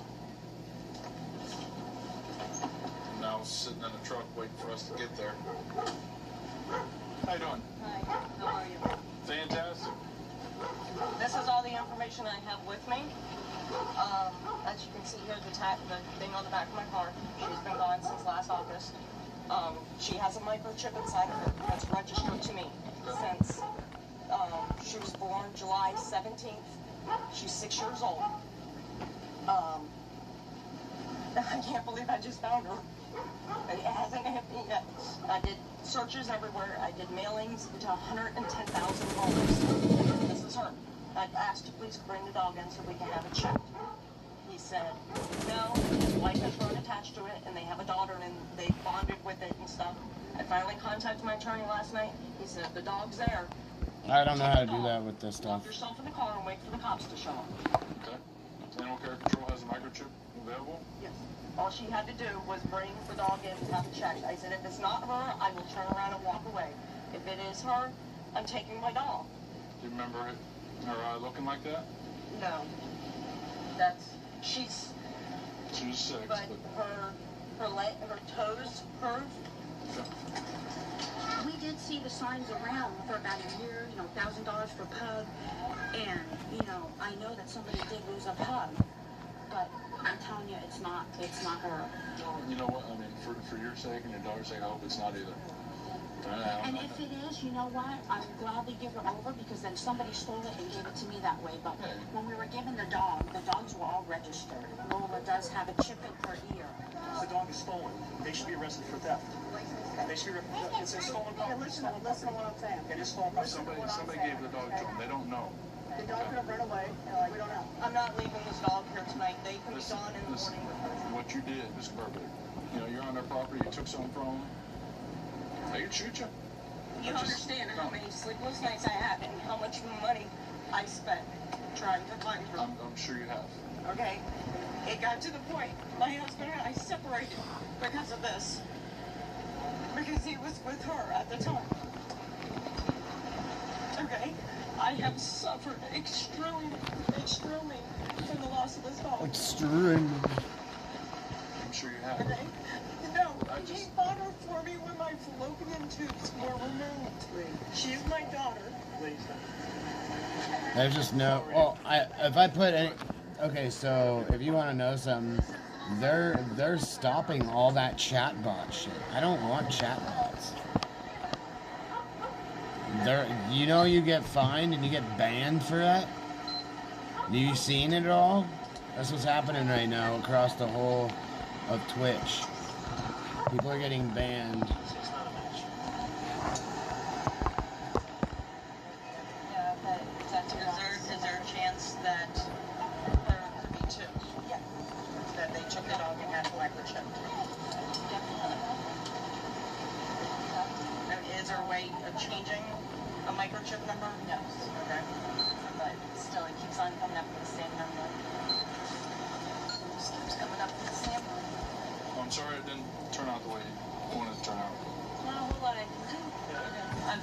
understand that. So, what do we do? We'll take it from here. You just relax. You wait there. Not registered. Huh? Go chuckle a little bit. Sit the dog and apologize.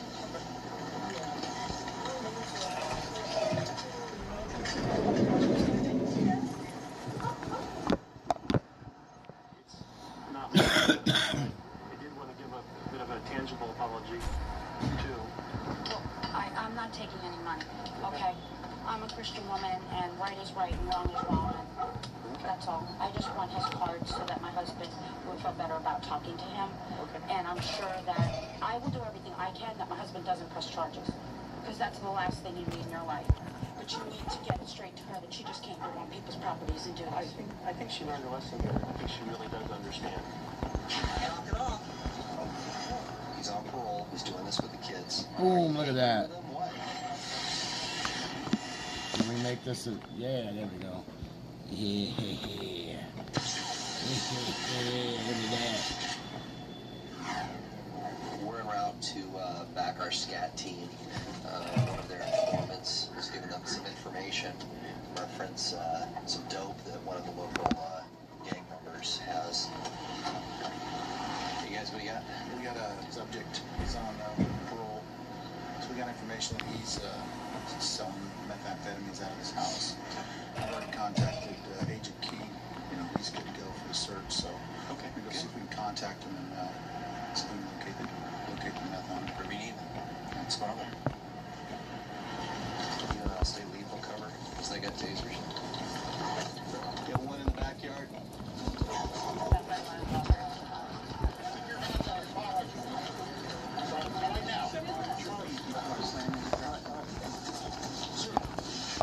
Get that hand back. Knock it off. Take a deep breath. I'm going to have you roll over on your stomach. Look at me. Look, I'm going to take a deep breath. Roll over on your stomach on 3. 1, 2, 3. Get that hand back. Get that hand back. Get that hand back.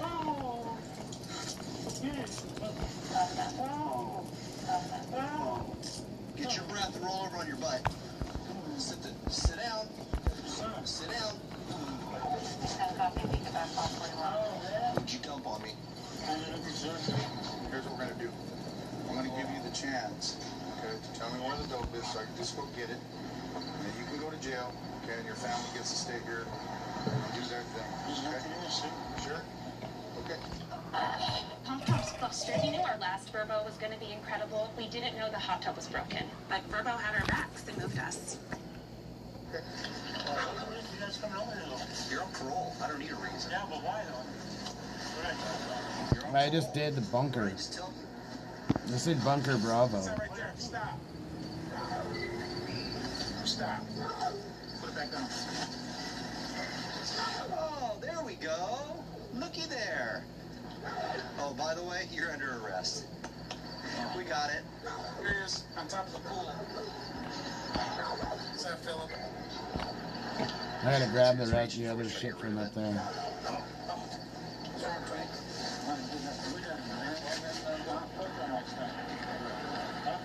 You got any more dope on you? Spread your feet. Spread your feet nice and wide. Wider. Spread your feet. How long have I known you? Don't do that. Huh? How long have I known you? Years? I've been watching you. You think this is just a brand new thing? Where I just came to your house today and decided to go through your stuff? I don't think so. Get in the car. All right. It just amazes me that half your boys are in jail right now. That's some stuff. So it just amazes me how your boys are in jail for the same stuff.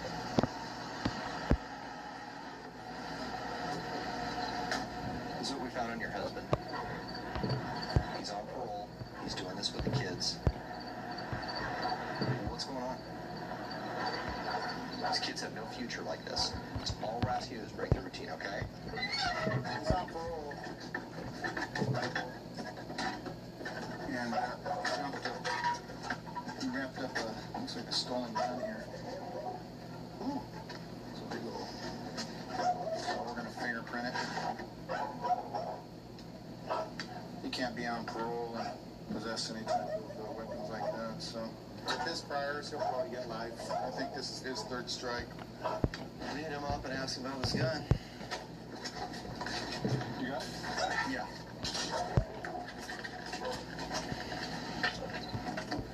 We got your gun.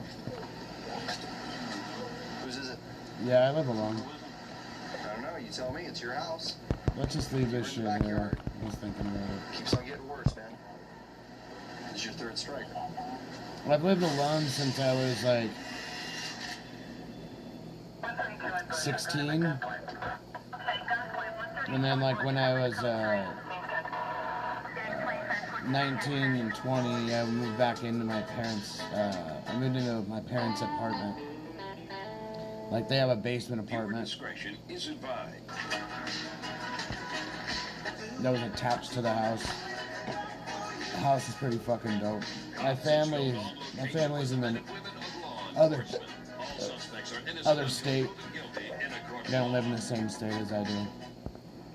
First District Task Force is a good team. There's only 5 men on the unit, and it's more or less like brothers. You know, we're all close knit. We're the first ones to respond on each other's scenes, and I like that a lot because we watch out for each other with everything that we do.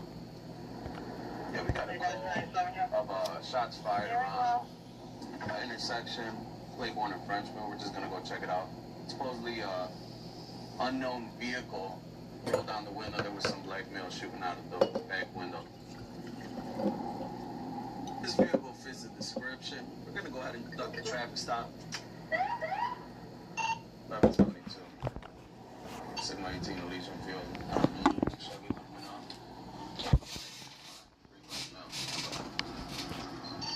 Going down Robertson. Alright, new location, Robertson. Alright, he's not stopping. Going down Robertson. Frenchman. Robertson and Frenchman. If somebody's gonna bail. Hey! 1028, going down Robertson. Going down Robertson. Black male, wearing all white. I'm gonna tase you! I'm gonna tase you! What's new for you?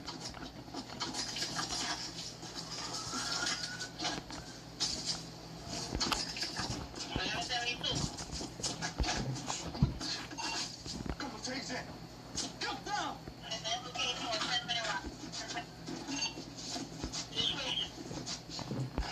Alright, I got an apprehension in the backyard, right here on Robertson. Let's go for it. Apprehension.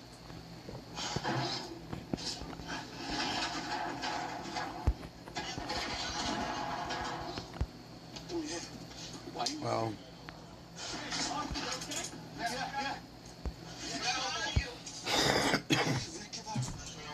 it's not bad or anything. It's not separating from them. If you live in a different area, it's totally fine. I lived in like the middle of the country when I was doing oil field work. If I was doing oil field, I wouldn't be live streaming or gaming or any of that shit.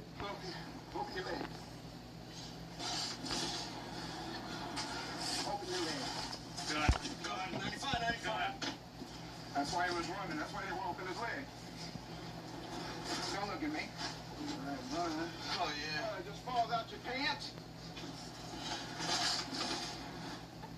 Kieran Dillon, Caramel Squares. Makes Mother's Day a mite better. On the finale of You're the Credit One for Me, Janae finds her match. Alex, you don't cancel your old card.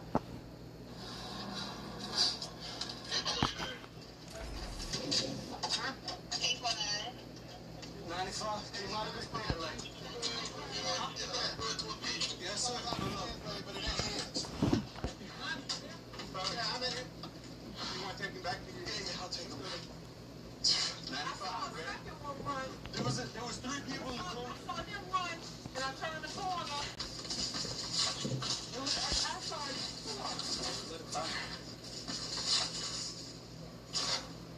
Got the 95. According to the call that we were on, it was a couple of black males inside of a vehicle that were shooting outside of the vehicle. Just so happens that we got a gun with this guy. 1172 standby. Came back around this way, and I was As soon as I saw him cut through the yard, that's why I went around to the store, because I knew the only way out was through that old gate. Yeah, what we're gonna do is we're gonna run his name, see if he's a convicted felon or not, but either way, he's gonna be charged with illegal carrying of a weapon as it was concealed.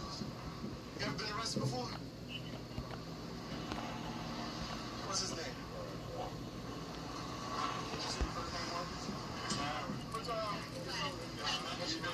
You have a conviction? You ever been arrested before? What you been arrested for? Huh? What you been arrested for? Drugs. Okay, you ever been a convicted felon? What happened with credit cards? All right, that's your right. Thank you. There's the gun that we recovered. It came out of his right pant leg. It's gonna be a Ruger 95. Obviously could do some damage. So he is 95 or like it's a felony possession. Get the office and get enough paperwork for him to get him in the lockup tonight with conviction. Alright, look, sir. Do you understand the reason why I pulled over your vehicle? The vehicle you were in? The reason I pulled over your vehicle was because I was responding to a call with multiple black males inside of a vehicle shooting in the area of Frenchman and Arcourt and Frenchman and Villeray. That's why I was in the area. And that's why I pulled y'all over, okay? Obviously, I saw 3 black males inside of a vehicle, and you decided to make a bad decision that day, okay? Now, you do realize that this gun is stolen? You do realize that? If you don't, I'm letting you know right now, this gun is stolen, buddy. Did you get it from a friend or something? You didn't get it from nobody? Well, obviously it was on you, correct? It wasn't on you? Okay, you are going to jail today, okay? Number 1, you're going to jail for flight of an officer, okay, resisting arrest by flight. Number 2, you're going to go to jail for possession of a firearm that is concealed. Number 3, for a felon in possession with a firearm, because you are a convicted felon in the state of Louisiana. Okay? And number 4, possession of stolen property, which is a firearm, okay? Well, that's what's gonna be done, alright, buddy? It's up to the DA to go ahead and accept the charges or not, okay? Alright, sir. Pretty much what happened was we tried to pull the vehicle over at Elysian Fields in Claiborne, refused to stop, and right here at this intersection, back seat passenger just took off running. That's when I took off after him. We passed like 3 properties in the backyard. When we finally took him down, there was a 95 gun in his right leg. We found that he is a convicted felon, and this is a stolen firearm. He's glad he could take one off the street tonight. I've always grown up in the Bay Area and always been close to Alameda County, so for me, it's a great place to work. You can't beat the weather out here. I've been with the Sheriff's Office for almost 12 years now, and when you look forward to going to work, that's when you know you're happy. And that's pretty much where I'm at right now. This guy's riding on the wrong side of the road. Man, riding this girl on her handlebars, on the sidewalk. All traffic violations. So guys, the reason why we stopped you guys, because on the wrong side of the road and you can't ride on handlebars. What? Over here on the side. How you doing? How old are you? 28. 28? Yeah, hi, You look like you're 17. Thank you. No. Anything with your name on it? I have my ID card. No probation? No. No? You have anything on you before I check you? Anything illegal? Oh, okay. Let me check you real quick. When were you born? 2/14. February 14th. But I have it under 220 because I was like 4, me and my sister got separated over. So she asked me for my birthday, but I have to get it at DMV. That's crazy. Generous. That is crazy. Cool, thanks. So your birthday might be 2/14, or it might be 2/20 or 2/28? Yeah, One of the 220. It's 220. Have you ever been arrested before? No, I was arrested and I got let out about 6 months ago. 6 months ago? Where were you arrested? I was high off methamphetamines, but I don't do that. I got cleaned up, yeah. You cleaned up? I got cleaned up and I had a search clause, but I don't think I have one anymore. You might have a search clause, you might not. Yeah, I don't think You might be on probation, you might not. Oh no, it was just probation You for might be search 14, clause. it might not. It actually is, but it's the 20th. The Okay. birth certificate. You all good? Switched over. Yeah. You orange right now? No. Maybe, maybe not? No. Okay. Thank you.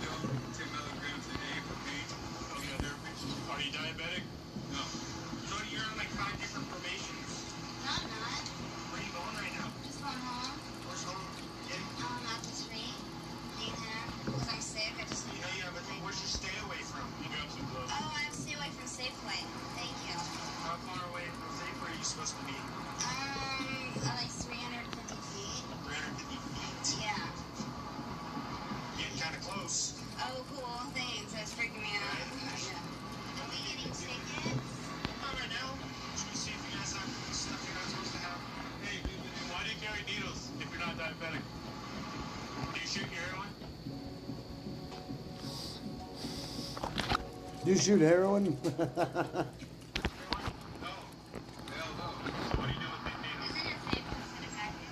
don't know where those came from. Those are mine. Okay, somebody put those in there. Okay, look, I don't use dope. So you said these are yours, and then someone put them in there? No, those are mine. I didn't know those were in there. You didn't see these? I swear to God, I didn't know those were in there. So, because where I was just at, there's a lot of people. Somebody probably put that in there. I swear to God, I didn't know those were in there. But no, I'm not diabetic.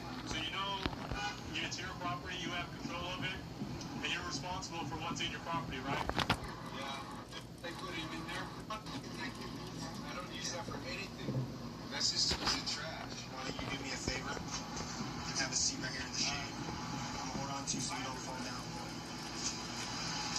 Let's play the honesty game. That's the truth. I was stopped yesterday, just making sure that I was safe and everything. What's your drug of choice? It's been over 60 days. I like to smoke weed. Okay, over 60 days ago, what was your drug of choice? It wasn't my choice. My choice was crystal methamphetamines, and I got in trouble for not clean out. What other drugs have you used? You're welcome. Just weed. Just weed and crystal? No heroin? Yeah, no heroin. How'd you used to use your crystal? I think I smoked it or something. You don't know how you used It it? was just like sneakers sort of on it. And then I got in trouble, so I'm clean now. You ever injected? No. I'm not there yet. I'm pretty young. So, yeah. It doesn't matter, they're still illegal. You have no lawful reason to possess them. Nor do you have a medical reason. Not used. Doesn't matter. If they're used, it'd be a different charge.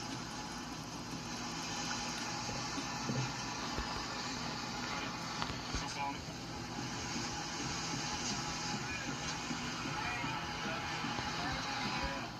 Hey, see you later, Daniel. So you know why you're going to jail, right, Cody? No. Okay, I'm gonna go. Alright, well, you're going to jail because you're under the influence, alright? Daniel, right? Yeah. Do you understand, based on parole, you can't have hypodermic syringes, especially if you're not diabetic and you have no medical reason to have them. Alright, so you're going in for a parole violation for now, okay? Your parole officer will probably talk to you at the jail in 2 days, and you go from there, okay?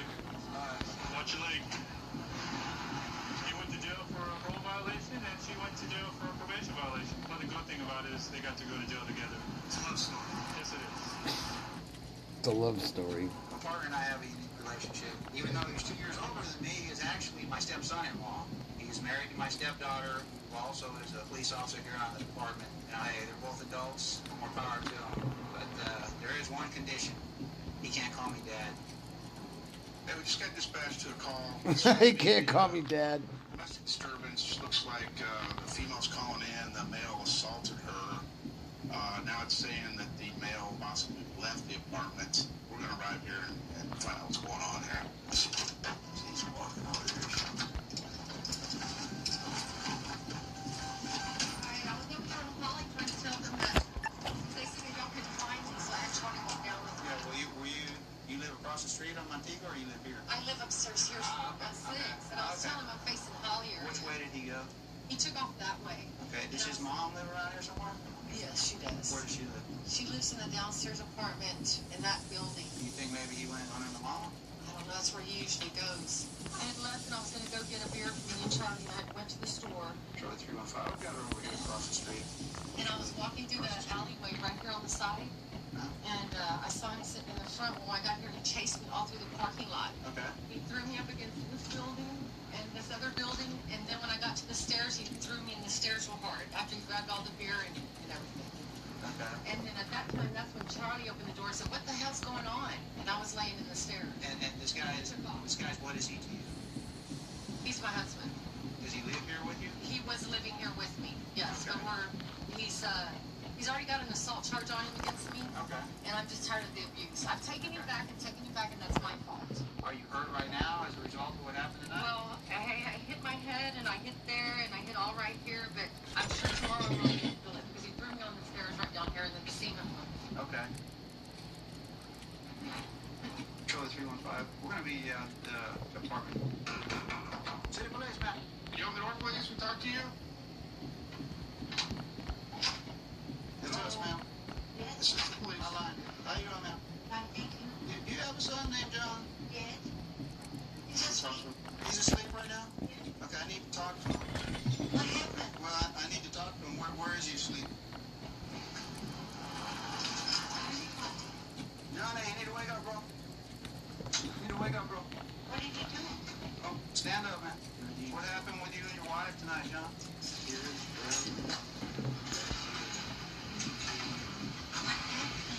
She uses drugs and she tries to what? Incriminate you. What does she incriminate you about? She's bipolar, schizophrenic, and alcohol is supposed to be in her system. Okay. And she takes it and she likes to fight. That's what I'm like. Okay. That's what I'm And like. then what happened? She fights with me. What did she do to you? Did she hit you? Did she jump on your back? Did she pull your hair? What choke you? What'd she do? She pulls in my hair and she fights with me. Okay, so she pulled your hair and she fought with you. Yes. Okay. Then what happened? And I don't want to talk to her. Okay. And then what did you do? What did you say? I came over here. That's it. What happened to your foot right there? Why is it bleeding? You running without shoes on or something? No, it's not. I'll talk. I know what you said here. We have self-charges. Where do you live, John? It's one of us. Do you live here or across the street with your wife? Evidently, he's saying that she's been drinking. He's probably been drinking also. They got into it. He claims Every time she that does this, every time the other day he came all beaten up when she beat him up. And now she calls the police. Okay. She wants to see him in jail all the I time. understand, but if she's beating him up, he needs to call us. So, John, you said you had another charge pending on you, man? Assault again? Who did you assault that time? Who do I think? Your wife? What's your same old thing? Like what, man? She wants to get back together and it fights again. Okay, that's all. So you guys are broken up, you're trying to get back together? I don't want to get back together. Well, she's telling us that you grabbed her in the stairwell and pushed her down on the stairs. Is that what happened? No. Well, tell me your side. What happened? I don't want to talk. You don't want to talk no more? Okay, you understand you're being arrested for assault, right? Yes. Okay. Thank you. Okay, we found him over there hiding at his mom's house. He's a little bit out of it, okay? He was saying that y'all were trying to work things out again, or... We were trying to work things out, and then 3 nights ago I was upstairs and we got into a little tangle there, and I don't want this to keep continuing. I don't want to have to be watching myself every time I walk, but I can't help it. I live here and I can't afford to move. How long have you been with him? I've been married to him. This July will be 3 years. Okay, well look, the only thing we can do is solve your problem for the night. We're gonna take him to jail tonight. Okay, but tomorrow's a new day. Y'all are still married? A house payment. I have a car payment. I didn't know Spectrum had mobile services. Your ghetto. If you want any long-term solutions, then you're going to have to take the bull by the horn, which means file charges on him, apply for a protective order, and if that's it, you don't want to try to make this work, then you need to follow through and file for a divorce. Okay? What did he do to you today? He chased me, Mom, I was coming from the school. Yeah, and then before yesterday you hit him. He came with his two guys. Oh, he hit me too. He didn't have to chase me. I knew you were going to be back. Please stop. I'm tired of you hitting me. You always try to put him in jail. No, All the time. I don't want him in jail. I want him to stay away from me. That's it. It's not going to be easy, though. It's not going to be easy. I'll just go upstairs. She always blames me. She doesn't. No, I'm not blaming She doesn't. See what he does to me. So now what's going to happen? He's going to go to jail for an assault. But she's not beaten up. Where's she beaten up? She's hurt. She's hurt. She's claiming he threw her down on the steps there. Oh, they called him. He chased me. Come on. Johnny, I called the police because you threw me up against the wall. You threw me up the stairs. You cannot be doing that to me. Don't do this no more. Stop it, and we're done. You even told me that. And now your mom's blaming me, and that's wrong. it's probably more likely back and forth, but tonight he was the aggressor. He's got the stub on his toe. He's got the evidence of what she's saying is true. I don't see the injuries on him. He's 47 years old and runs to mama when he gets in trouble. Runs to mama when he gets in trouble. A police officer I was fired about 9 months later. Been here ever since. We have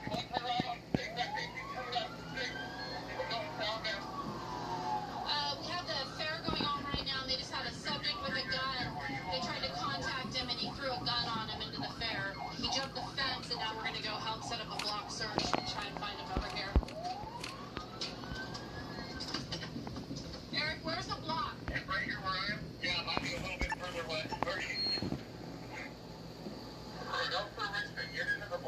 your left if you can to the north. Yeah, you can watch about right there somewhere.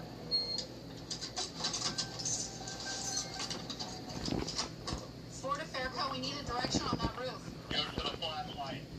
It's got to be this one.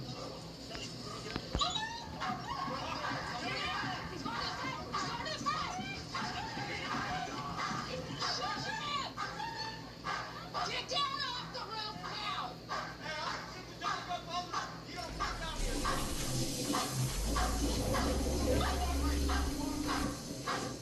Keep your hands where we can see them. Alright, you guys, we got him on the roof. We're trying to have him come down, but he's not. So we're going to work our way on this roof. Yes. Keep your hands up!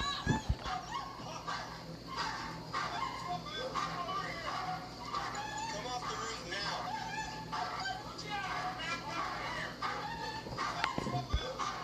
The dogs can go on the roof in just a second. Mike, tell him we're gonna put that dog on the roof. You don't come off the roof, I'm gonna send the dog. He's gonna bite you. Somebody get numbers for this house. This guy's definitely not listening. We're gonna need to get that dog up there now.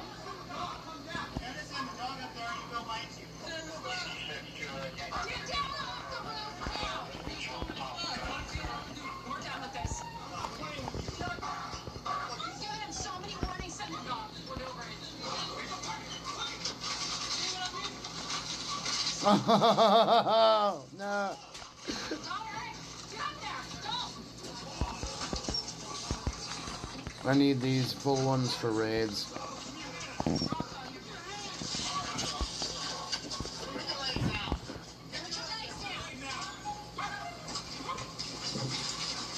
Dog ripped his ass open.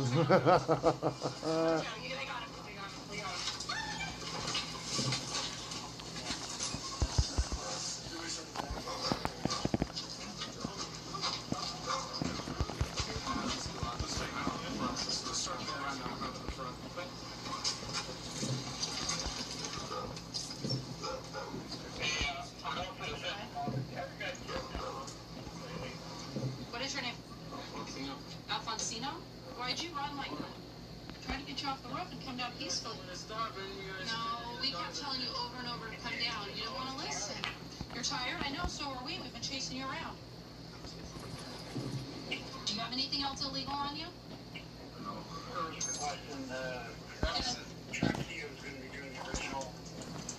You know, can you probably be transported?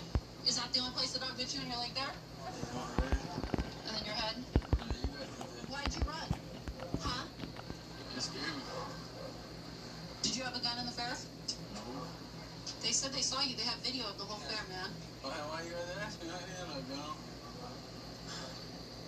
Why'd you bring a gun in the fair? Who said I had a gun? Oh, I didn't have a gun. They saw you. They have video of it. Then why you ask me if I have a gun? Okay. Why do you think that we're chasing you? Because if I didn't say I had anything illegal. Okay. Are you on probation for anything? Yeah. What are you on probation for? Stealing stolen property. Are you stealing stolen property? Okay. Alright. Why'd you jump out of the fair over the fence? Because I had some drugs on me. You had drugs on you? Where are the drugs at now? I threw them. Where at? Around 6th Street.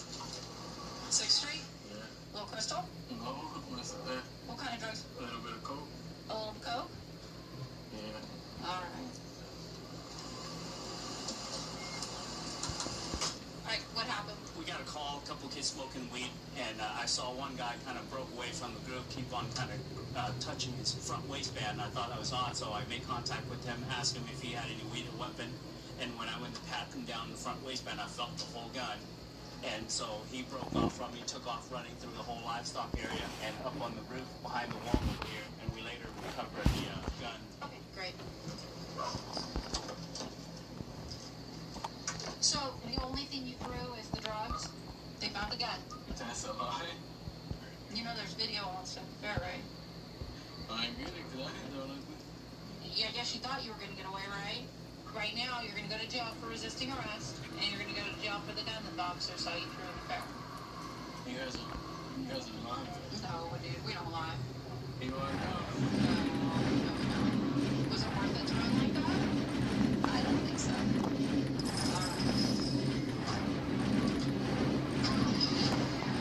Alright.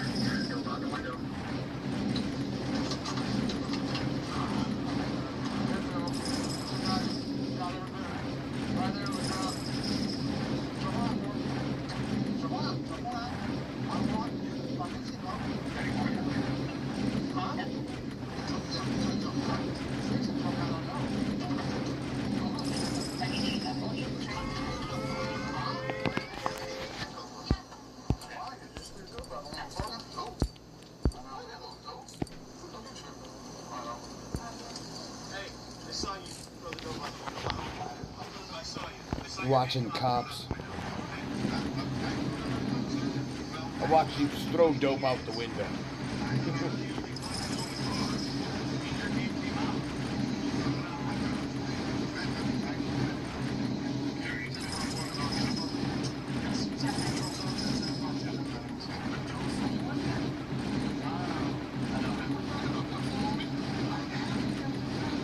What have you been up to?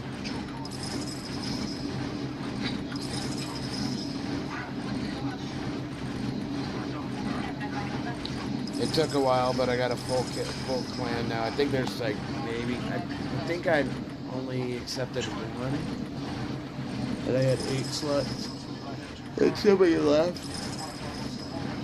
today or something like that.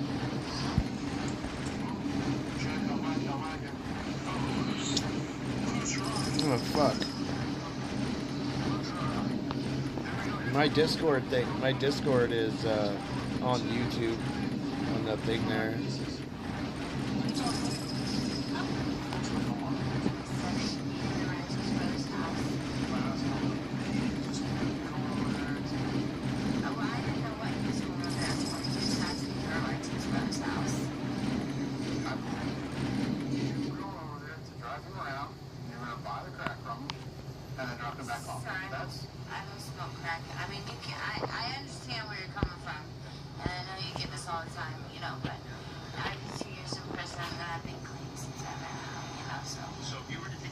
Oh, okay.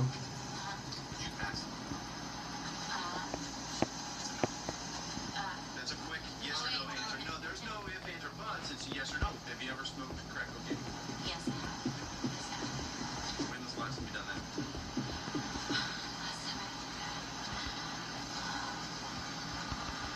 Maybe 4 days ago. Maybe 4 days ago. Yeah. It's just so ironic that you've got a guy who's got drug problems, and you just smoked crack 4 days ago. Well, see, I don't do it all the time. You know, I work late. I work at China. You know. What do you do there? You dance. Yeah. So late nights, you know, sometimes. And you're in that atmosphere. You might have a couple beers before you leave, and then on the way home, you know, I need a little bit of a rock to get me through things, right? Sometimes, yeah. What's up, Mark? When my sergeant activated his lights, pulled you guys over, he saw your hand extend out the window and drop 4 or 5 pieces of a white rock substance, which we found on the road, which we know to be rock cocaine. Okay? Right. Okay. So that's what you're being charged with. So you see me doing that? Oh, I don't know what I said. Throw. Drop. I didn't have nothing. Okay. Hey, I just spoke to Nicole. The girl. Yeah, at Mark's.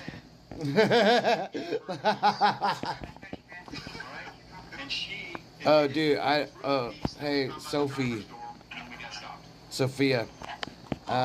Yeah, no, so that dude buys accounts and shit, and so that DJ dude literally is just, he says he sells fucking Lamborghinis and shit, and shows a picture of him and his fucking thing, and I'm like, fucking eat dicks.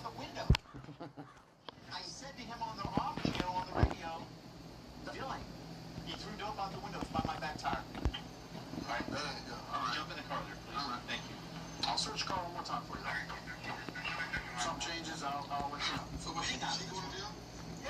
This guy, that person, somebody's talking about him on YouTube. Just leave it at that. Yeah, it's person's a lost cause. All they do is just dupe, and it's just that's it. Nicole, could you come over and talk to me, do you mind? So, just so I'm clear, he called you for a ride? No, to go to his brother's house, pick up some tro. He has some hard instead. No, he has both. Is that both the brother or him? Him, okay. And then, in payment for the ride, he broke out the little piece. Yeah. Okay. That's fine. Good for him. You're going for possession of a controlled substance. claustrophobic or anything? Okay, I'm gonna put you in this car back there, all right? Right now, we're into a domestic. Appears that an individual ran into another vehicle and maybe possibly under the influence of alcohol. We're gonna go out here and find out what's going on. We should be arriving there shortly.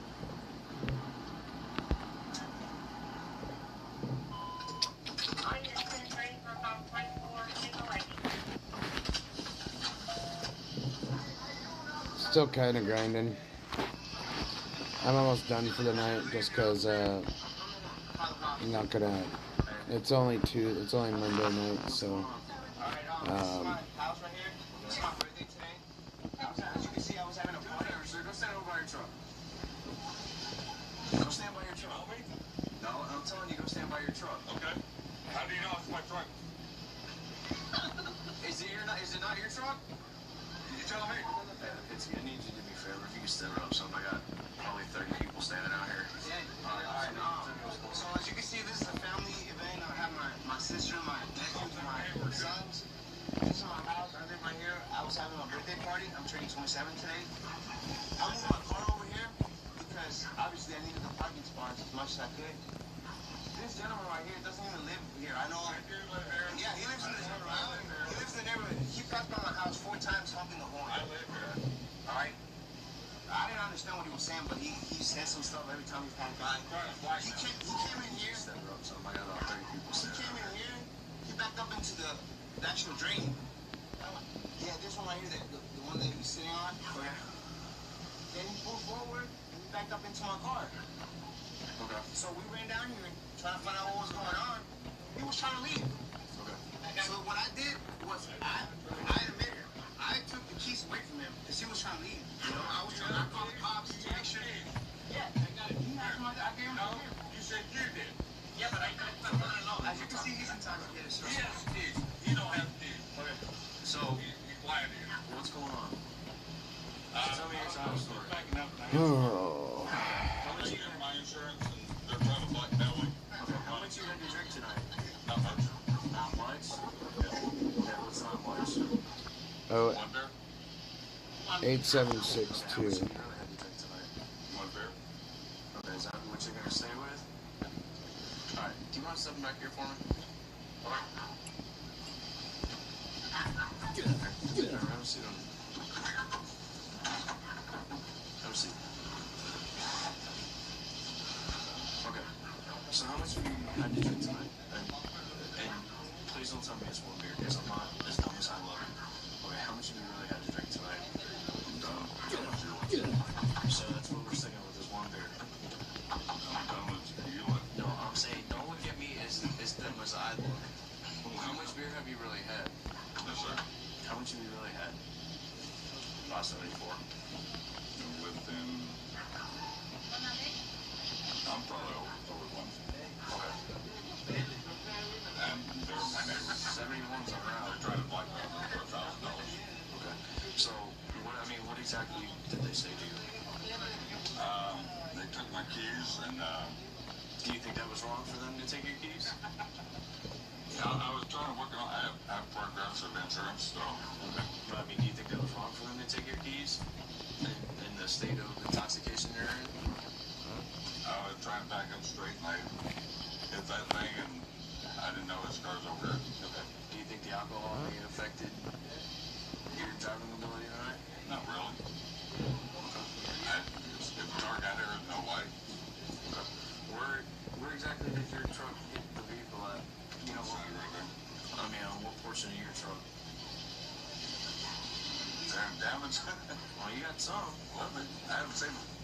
Man. You have some right there. Okay, so go ahead and Truck ones, yeah, are you willing to blow inside my oppo sensor? I guess.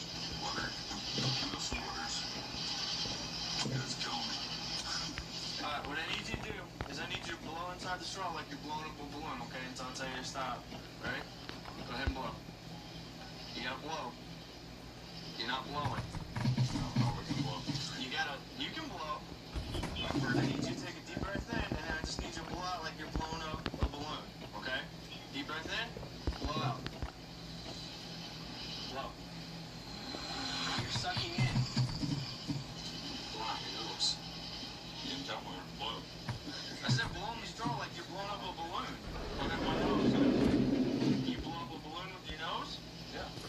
You do? That's a fancy trick I'm gonna have to watch. That's a fancy trick I have to watch. What's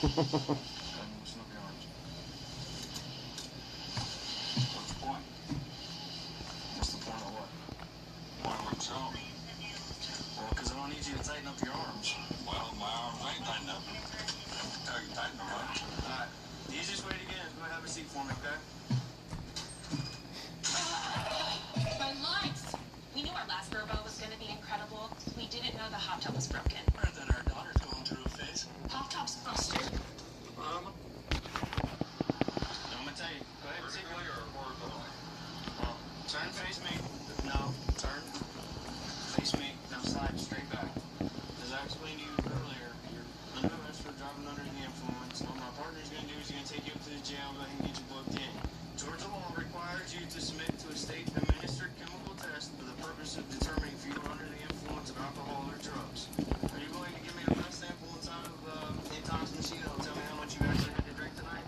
I don't know. Okay. If you don't go outside the intox machine, your driver's license will be suspended for a minimum period of 1 year. Are you willing to give me a breath sample? Okay, so I'm going to go ahead and take that as a no then. Alright.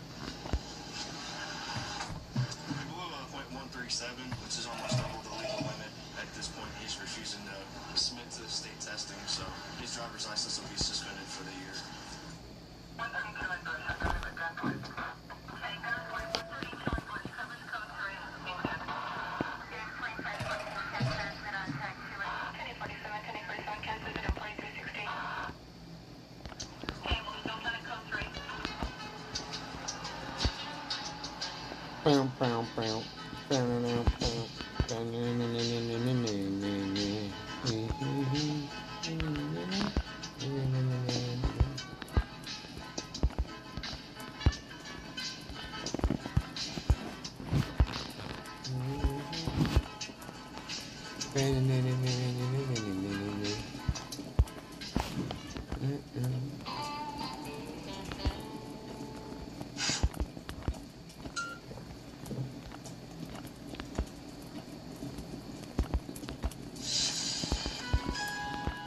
Is that the end of it?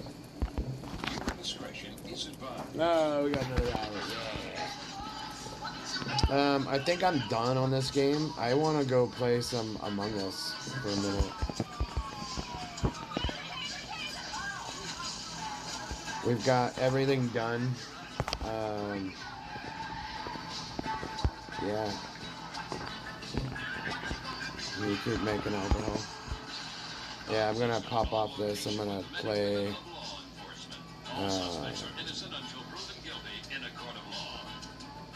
Let's see here. I got hired in the city of Stockton about 7 years ago. Recently joined community response team CRT. Badoo. A small group of guys that goes out, focused primarily. This will be fun. Violent guns, gangs. I'll play this for like 20 minutes. We'll get like 2-3 Make the games. city a better place. We're gonna have to take a traffic stop on this vehicle. Have some lighting violations. See if they're aware of the violation.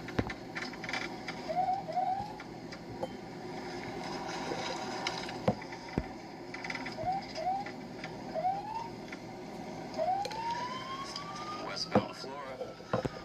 He's going like 10 miles an hour. Slowly pulling over. And continuing.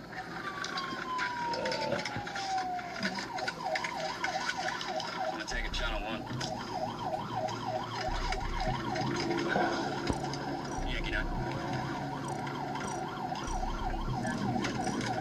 Show me in pursuit. I'll be eastbound Poplar from San Jose. It's a gray Ford Taurus. Into a parking lot, Yosemite.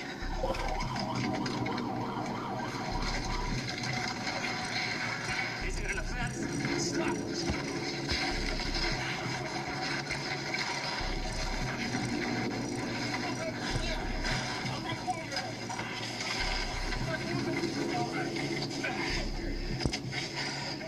Hands up. Lay straight on the ground. Face down on the ground. Stay on the ground. You gonna mess around? All right. In a parking lot south.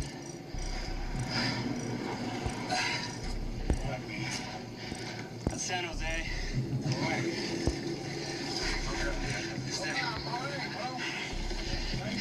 I haven't played this in a minute. Yeah, I got one detained. There was an ex in the car. She's on her knees. Why are you running, man? No crying on the way. No probation. You got probation?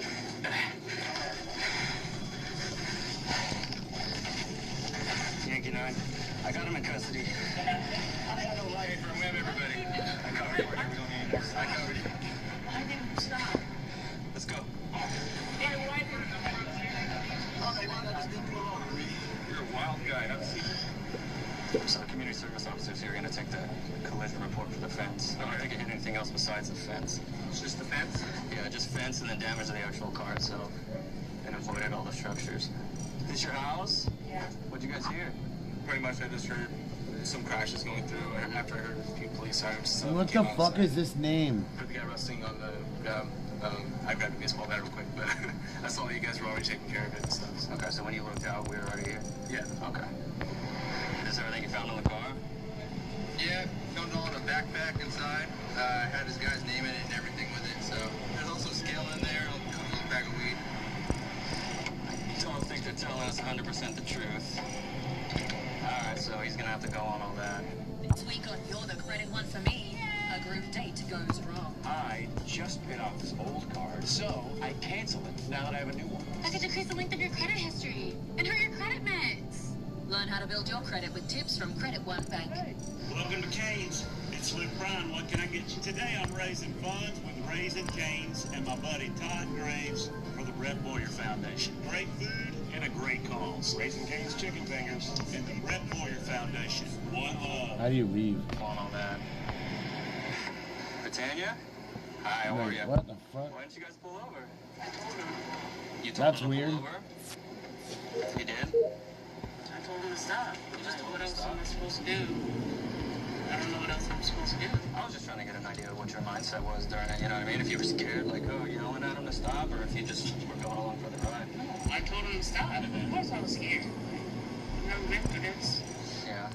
Is that his weed in there? I didn't know there was any in You there. didn't know there was any The in there? fuck is this Does he shit? smoke weed? No? Okay. Doesn't have any guns or anything like that? Okay. You okay? Alright, Britannia. You can go step out. You're gonna be going on your way. You're gonna make better decisions in the future, you know? How you doing, Grant? Panicked? Why panic? And I just got done doing 7 years in the federal pen, man. And it's crazy because the car is in my name, everything. I don't have a license, right? I don't know what I was. You don't have a license? That's it, man. Everything else. I'm so used to doing everything wrong, right? When I'm finally doing something right, I'm just so used to doing wrong, man. That's why you didn't stop, because you're panicked? Yeah. I gotta put on mine. I just panicked. What are you gonna do for? My gun. I used to gun, man. But I gave all that stuff up. I just be with my girl, man. Take her back and forth to work. Ooh. What about that weed? Is that yours? The weed in the car? What's wrong? Some weed in the car? Yeah. My nephew. Weed and the scale? My nephew. That's not yours? My nephew. It's your car though, right? My car. You don't know nothing about the weed? Yeah. Sure. Alright, you saw me behind you, yeah? The lights, heard the sirens, and then you ran from it. I did. I was panicking, man. You know what I'm saying? I was panicking. I didn't handle the car of mine. So either way, y'all know who it is. I just wasn't thinking right, man. That's all, man. That's all. Fucking dicks. Alright, anything else you want to tell me?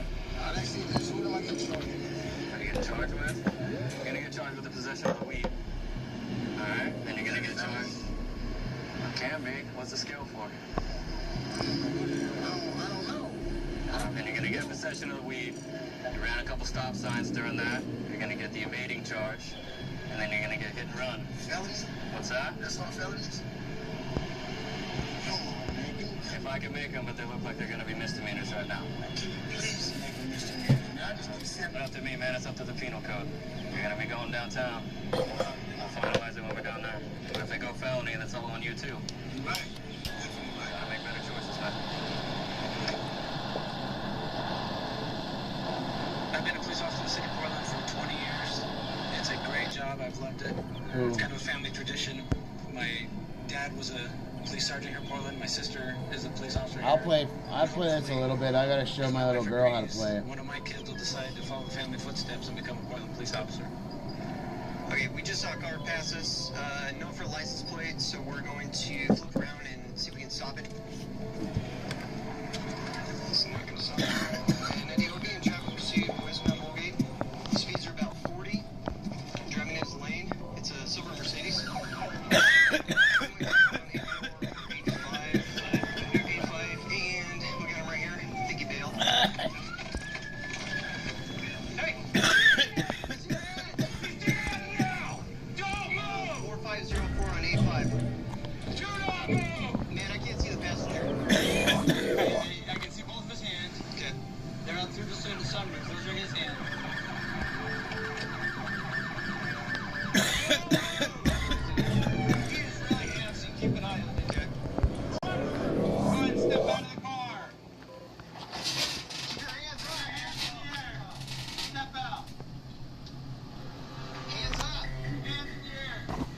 Nice.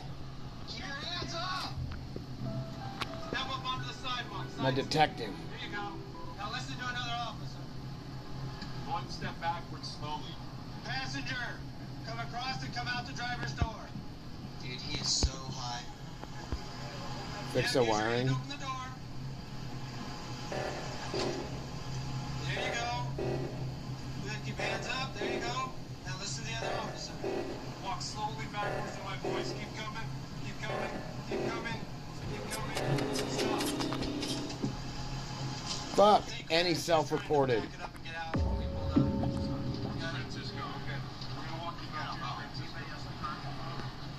Alright, so we got some cash. Got a meth pipe, a little meth residue, scale, some packaging. It's just kind of worried that it was stolen out of Washington County. So we knew we were supposed to be on that. So I'll get a tow started for you if you want. Fantastic. Yeah, keys are in the ignition. Good. Nice. Yep. What's wrong? What you did? He was after drugs. He pulled him out. I knew it was there. Is it Princeton? Yep, it's Princeton. Thank you for retrieving it for us. Okay, is that your boyfriend, Francisco? Okay. Whose car is it? Freddie's?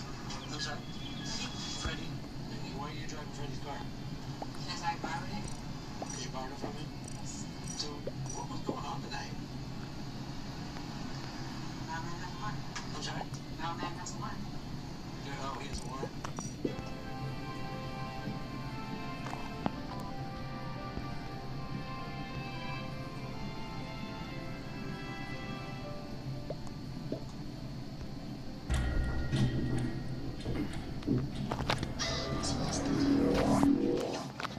I fart in the fucking ad.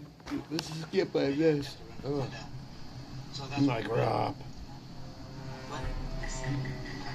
Right now, you're under arrest. You'll be in charge with illegal to be running from the police. Okay. And also for the drug. What? You're going to go down to jail in a few minutes for that. Okay. Are you okay? Are you okay, Amy? Amy? 998, start me code 3 medical. She seems to be having a seizure. Amy, come on, get off the car. Come on. Have her sit down. Sit her on the head. Sit her with her.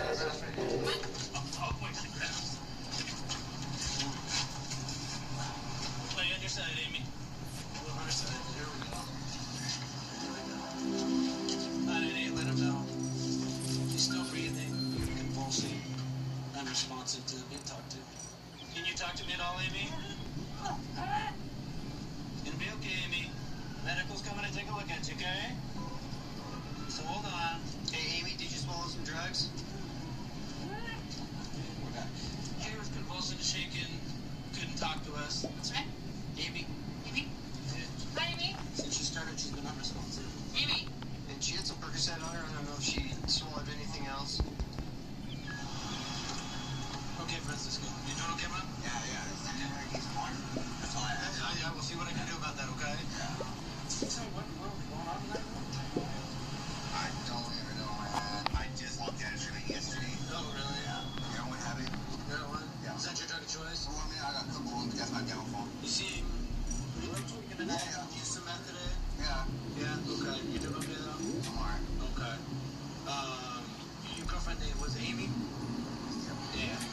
shy? Yeah, she's gonna be okay. I'm not sure, a little medical thing. They're gonna take her to the hospital, check her out. But she's okay, okay? All right. What might be drugs with actually? Right now, it's 4. 4? Yeah. What do you think it'll be? Well, she was driving, so she's gonna get the 400 for the UUV or driving stolen vehicle. Right now, you just have the warrant. Yeah, it's stolen. Huh? Alright. You know that? Oh, no. We're gonna think about buying it. She's already got to buy this one. So, yeah, right now it's just a warrant. Through our investigation, if things develop, I will let you know, okay? Okay. I just want to apologize for putting you guys in jeopardy and we got here. Hey, I appreciate that. I really do. Good luck to you, okay? Alright, thank you. We'll see what I can do about that water. She's going to go to the local area hospital to get checked out. She may have swallowed some narcotics. She had a whole bunch of drugs, meth, some powdered heroin, and some black tar heroin. She also had packaging material in the scales, so she's going to be charged with not only possession but distribution of meth and also heroin. And this was on the floorboard. A restricted weapon. These guys are up to no good. I've been with Boise Police now for 4.5 years. I was actually living in Houston, Texas for a while and met a constable down there. He had some really cool stories about law enforcement and piqued my interest. At that time, I didn't know what I wanted. I was going to college and then decided that was the route I was going to go, and it worked out. So we're going to a call now. We've had an armed subject call twice. Somebody said that a male was out frantically waving his arms with a pistol on his side. Right now, actually, people are waving us down, so that's the dude with the black shirt's the one with the gun, probably. Guy's coming on his hands on top of his head. There's no block. We hit my guy through fiber optics. Yes, sir. Listen to me. Are you armed? No, sir, I'm okay. I'm looking for your non-armed because I know you have a gun. Yes, I want sir. you to face away from me. Yes, sir. Put your hand on the back of your head. On the back of your head. Don't move. I got you covered. There's any knives or anything on you, sir. Not behind the right I'm gonna remove it. I'm not taking it from you. You were chasing one? What's in your pocket, bud? Pistol's right there. Where? Pistol's in the yard right there. Yes, my pistol, my brother-in-law's pistol, my wife's pistol. Relax. Come over here. Something's going on with you. I just chased him down. You chased him? Happens to be one of my son's roommates. Chase him down where? What? He's been behind my son's room. Sorry. What's this talking about? You think that somebody put some cameras in your head, or was that you? No. Okay. They play fiber. I know what fiber optics are. I am a QA man, or chemical QA. I've done a lot of electrical stuff, and I know what fiber optics look like. I should have paid closer attention to it. Okay. And I felt this drilling, this vibration in my floor. And I felt that for the last couple weeks. I'm gonna ask you straight. Have you used any meth today? Because you really are exhibiting a lot of signs of your It was 20 years since I'd been part of a gym. I could hardly run up a flight of stairs. I've done almost 200 pounds. I didn't want to weigh that much anymore. Since I've been a corporate, it's been an amazing transformation in just how lean I've become and how strong I've become. For me, it's been one of the best things I've ever done. I feel stronger, healthier, and happier than I ever have in my life. I can tell that my muscles are getting stronger. It's so much fun, stretching, warming up, lifting, and then the workout of the day. And it's always something exciting, from boxing to lifting to rowing to running to bucket carrying. You never know what you're going to get. Every day there's something that pushes you further, faster, stronger. I really appreciate having someone push me harder than I would push myself. Trainers go out of their way to make sure that you're doing things properly. And they customize everything to your level. How do I vote?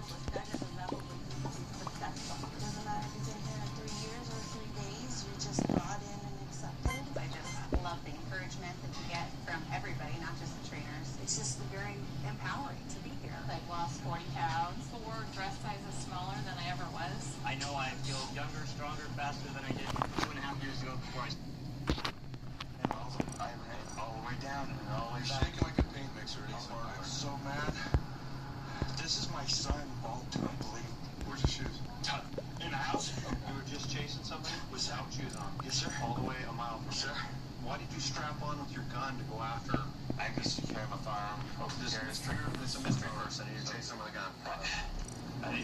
I just wanted to get some plate numbers and stuff, and they're all like high. Okay, so you're gonna go get plate numbers with a firearm on your side. I carry it all the time. When was the last time you used alcohol, or marijuana, or meth, or bath salts? Salts. Get some salts. Yes, sir. Okay. And but sucked is my son's name. I've only gone 2 weeks. I would never do it again. In your right mind, the best you can come up with right now, do you really think this is happening, or think this is an effect from the salts? I have done enough of the salts to have that type of effect. Tell you what, this stuff is affecting you. And I will be honest with you. I'll stop. I give you my word. I'm telling you right now, the stuff that you think is going on is all fabricated up here. That's what salts do. This is the reality. I'm not going to disagree with you, sir. Whatever's happening, I can show you where they were throwing my man back by the pool. We just had a call from another citizen that said you were frantically running down the road, throwing your hands in the air, and you had your firearm on you, and they were concerned for what was going on. Didn't know what was going on. Letting who know? Huh? Letting who know? The neighborhood. About what? The drilling of bath salts. Or not the bath salts, sorry. The fiber optics. Okay, that they're putting fiber optic lines into this house? Correct. You can see one right now. Yes, sir. Well, I have to look a little closer. But yes, sir, I can probably find them right here in this driveway. Mailboxes. I can find them on my trucks. Point one out to me, because I'm not seeing what you're seeing. See how they're crooked in? I know that some of them look like different. So point with your finger a minute. So that's it? It could be, or a stem. That could be fiber optic or seed. Fiber optic seed? No, fiber optic line.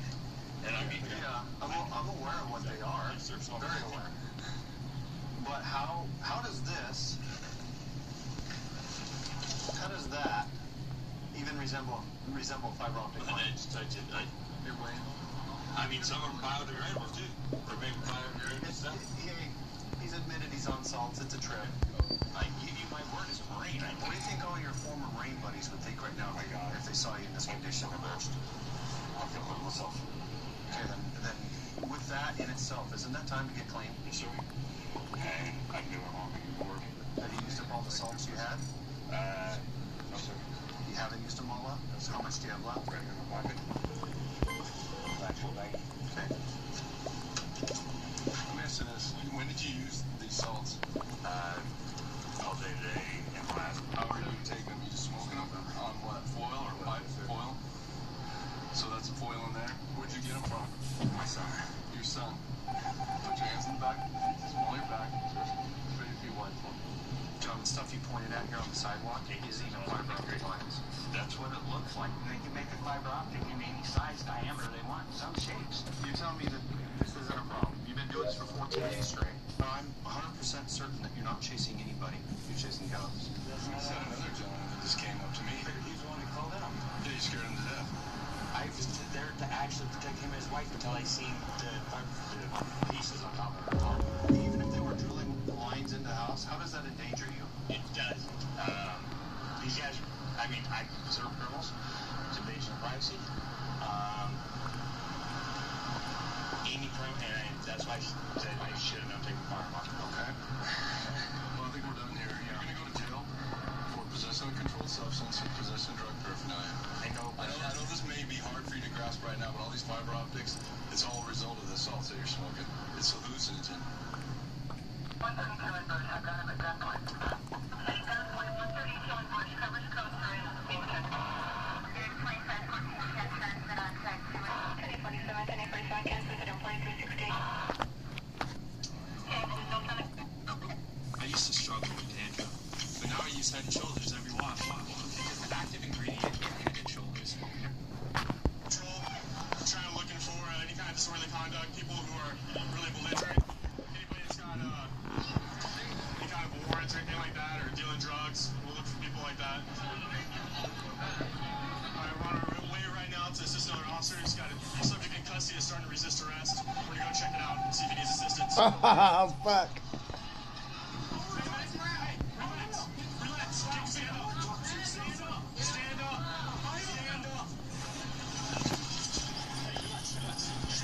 Just one guy get on his back. I'll put your knee on his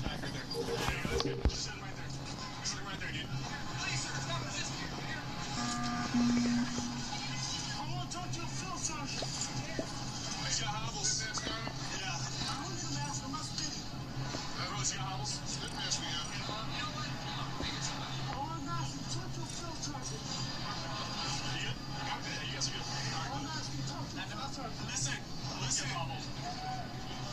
Listen, are you gonna walk or are you gonna go back on the ground? You will walk. You will talk to one after you go sit down in the back of the car. You understand? Hey, listen. Listen to me. Stop. Stop. What's your name? What's your name? My name's Rich. Joe, you want to hit me on my rib. Listen, when we let you up, you have to be cooperative. You're gonna go on the ground again. You're gonna stay there for a lot longer. Do you understand? Yes or no? Okay, let's get him up. We're gonna hobble first or no? We don't have him. Let's go. Listen, be good. Be cool, man. Be cool right here. Thanks, sir. Thank you. Relax. Sir, I'm gonna take care of you, okay? You gotta relax, all right? Have a seat right here. Right in there. Have a seat. Just take it easy. Relax. Watch your head. All right, all the way in. Seatbelt. Take the mask off, sir. Are you good? Yes. You gonna be good? Yes. Can you close this? Close that window right here. I have no right for the mask on. Cool, man. All right. We stopped him in front of one of the bars up here. Come to find out that he actually had a warrant out of the city, so we were bringing him back down here. As we were bringing him back down, he got belligerent. Closer we got in the car, he got more belligerent, and then finally refused to walk. And made the No. Close the door. He's gonna kick the window. We don't have hobbles, so take it right now. If he starts kicking it, request hobble. Sit right there, okay? This city. City? Yeah. He's got hobbles. Just take it up. We got obstruction. He's resisting. He's not listening to us. We have to. He's resisting. You guys had to take him down over there. He's resisting arrest. So let's take him to 60. Cool. They have hobbles, brother. Stop now. Mitch, don't kick the door, dude. Don't kick the door. Do something else over here right now. We'll get one going. And the two officers that are Sit up, bro. Sit up. I want to talk to something else. Okay, hang tight right there for a second. Just hold it on that side. You try to put that on me? Move, you're gonna get sprayed. Next one, Don't try to fight me. pull my hair, attack me. Is it what? Hey, it's all Listen, he's gonna try to fight you, bro. Don't. He's gonna. That's why.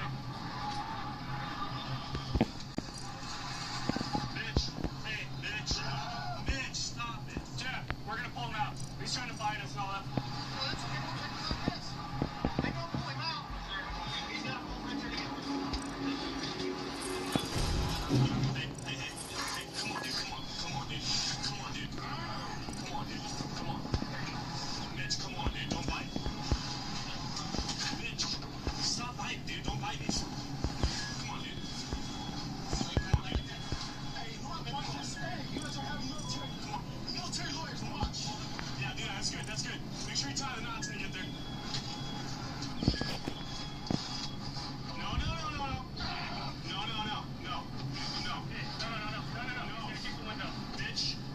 Mitch, don't do it. Stop doing it. Calm down. Open it. Leave it open. Grab him.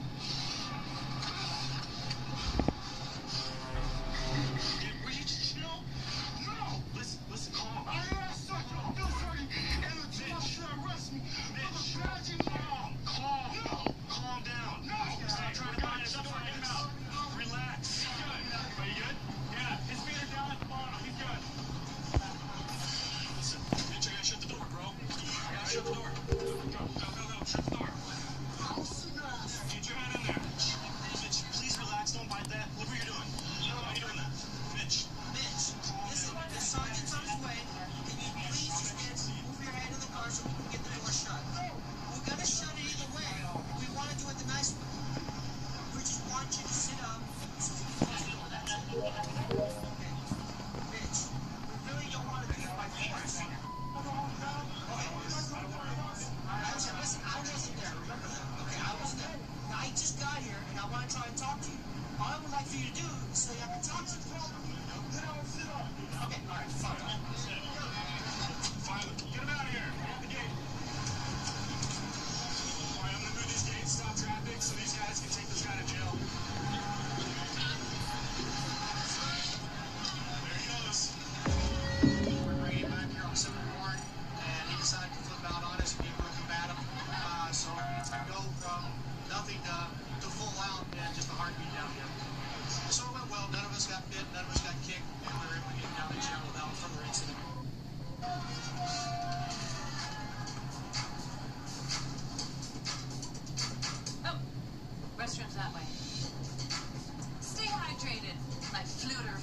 artists.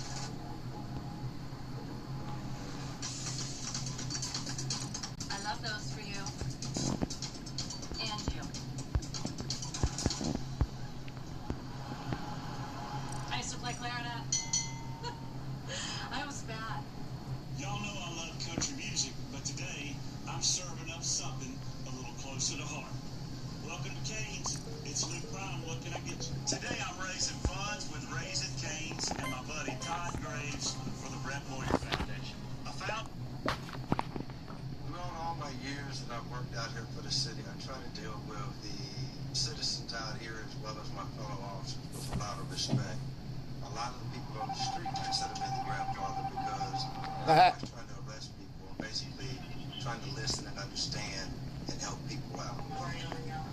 We're around to dispute call between a male and a female at one of the local service stations up here that stay open pretty much 24 hours a night.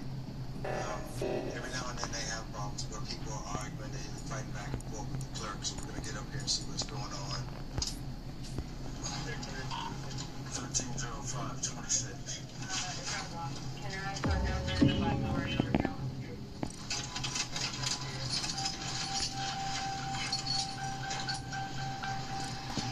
Did you call about somebody trespassing, or was it the guy in the store? I don't know, but he just hit me in my mouth and he throwing bricks at my car. Where is it? In the stove. Who? Him. Him? I told him you hit me in my mouth, you jumped out of a moving car, and you throwing bricks at my car. She just tried to run me over, bro. Why? Because you throwing bricks at my Who car. are y'all to each other? We best friends. She just broke my phone in the middle of the street. I told her to drop me off at Four Seasons, sir. You sitting there throwing bricks at my car. You almost hit somebody else. She just tried to run me over right here and right here. Yeah, because you hit me in my mouth, and it's like the first time you done hit me. Okay, do you I got got two big press charges on your stupid ass. There you go. He ain't got nothing to do with it. You hit me in my face with your feet. Until we figure out what's going on. I know it is. Now, this ain't saying you under arrest. Leave this alone. Okay. I ain't touched nobody. She tried to run me over. Who are y'all to each We other? best friends. How long have y'all been best friends? 4 years. 4 years. 4 years. She just tried to run me over by grabbing Why her. would your best friend try to run you I over? told her to drop me off at Four, then she called an attitude because she don't want to go to my house. We've been arguing back and forth on the expressway. He just I finna hopped out her car. He finna hop out the car. He hit me in my face. I threw his phone out when he hit me in my face with his hand. His back of his hand. I ain't got a lot, Brandon. Y'all are best friends. Yes, sir. Okay. Why is it that you're going through this over a phone? Are y'all more than best friends? No, sir. That's my only my kids' numbers, and I have a little girl. So why would she want to keep your phone from She you? just broke me over in the street. Hit somebody else while I was at my Why is he I'm throwing calling bricks my at your parents car? on my phone. She snatched my phone out my hand and threw it out the window. But why is he throwing bricks at your car? Why did I throw a brick, Jam? Tell her, please, be honest. Why? Be honest. That's why I threw a brick. I can't win because it's a female. Put her in your car for a minute so we can sort all this out. Be the thing. You're not under arrest. You understand that? Boss, I play fair. I don't Okay? I don't know. I wasn't here. I'm not taking no sides. Okay? But we're going to sort this out one way or another. You saying she's saying you tried to damage her car? You saying she broke your phone? Where's your phone at? My phone over there in the middle of the street right here. Across the street, whatever red light at. The one hand had she was on the way to drop me off at Four Seasons because I work at the pool. And I'm telling you, all like that. I work at the pool. Man, you were sweating like none of mine. You said you're a lifeguard? Shouldn't you be in better shape? Why are you sweating so bad? He was running. When's the last time how long you been running? I sweat bad anyway. Okay, I would sweat too if somebody was trying to run me over. Alright, have a seat. Is there anything in that bag we need to know about? It's just a tattoo gun and my lifeguard pouch. You mean? Yeah. In the car, y'all got into an argument. Yes, sir. Okay, she grabbed your phone in the car. Pull it out, you want to write it back before we get done. I'll tell her to lick me out so I can get my phone. Right. She wait till we get right there by the railroad tracks, you know, the little hump there right there. She let me out right there. I was trying to run back up the street to get my phone. She turned around, went back up the street, got my phone. She knew I was running to my phone, so she kept the phone. As I got up the street, I threw a rock in the car.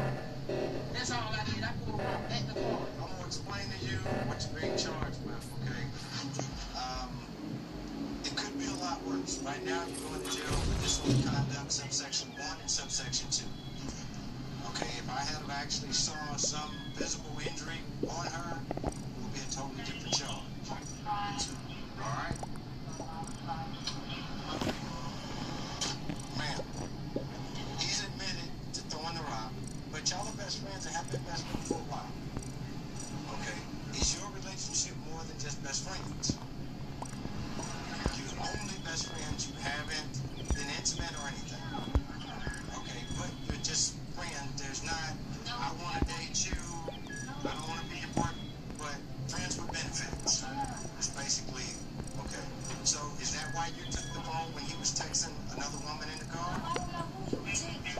The only reason why I did that is because he backhanded me in my face. So why didn't you just leave and go home? Because y'all are friends. You get to simply stay away from it, get a protection order to stay away I'm a from unicorn. Call him and say, hey, that's it. You're not putting your hands on me no more. I don't want you to come around me no more. Are your emotions getting a little bit of you as far as your relationship with him? You can deal with the friends with benefits thing. I don't need to talk to him, period. I'm not even supposed to be talking to him. You're not supposed to be talking to him, but you still are. Who told you not to talk to him? My mom. How old are you? 20. You're 20. And your mother told you don't talk to him because of something he's done in the past? He like to fight me. Shouldn't be putting his hands on you. That's not a man, that's a coward. Why would you want to be with a coward? You completely disregarded what your mother said, did what you wanted to do anyway because you're 20 and you consider yourself grown. So just so you know, you're going to jail for disorderly conduct charges, fighting out in the street. He's saying you tried to run him over. If you had have actually succeeded in striking We're him kicking with this the guy. that's aggravated assault with a vehicle, which is a felony of a high and aggravated nature. You don't want that. Okay? All right, sit tight.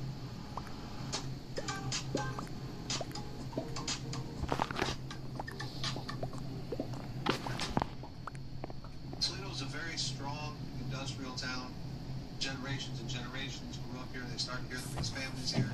It's like a small city with a big city attitude. So it's not big enough to where you don't know everybody, but it's small enough to where you can be close.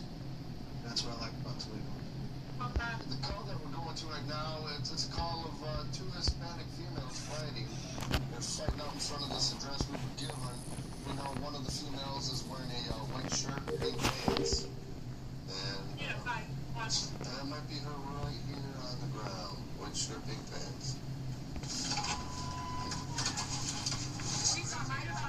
Comes out of nowhere, and I'm just savage. This goes on. There's the isolation tires. He's been spray painting our house. My mom already got to the report on that. And she called the cops too. So I have my kids with me, and I'm walking past with my daughter to get later. And she go down to the tap. That's all there was to it. There's nothing else. She wants you to hit you. Right here. I want her to go to Do jail. you need medical? No, I'm fine. But I want her to go to jail. And then video recording everything, so he probably Lift your hair up for me.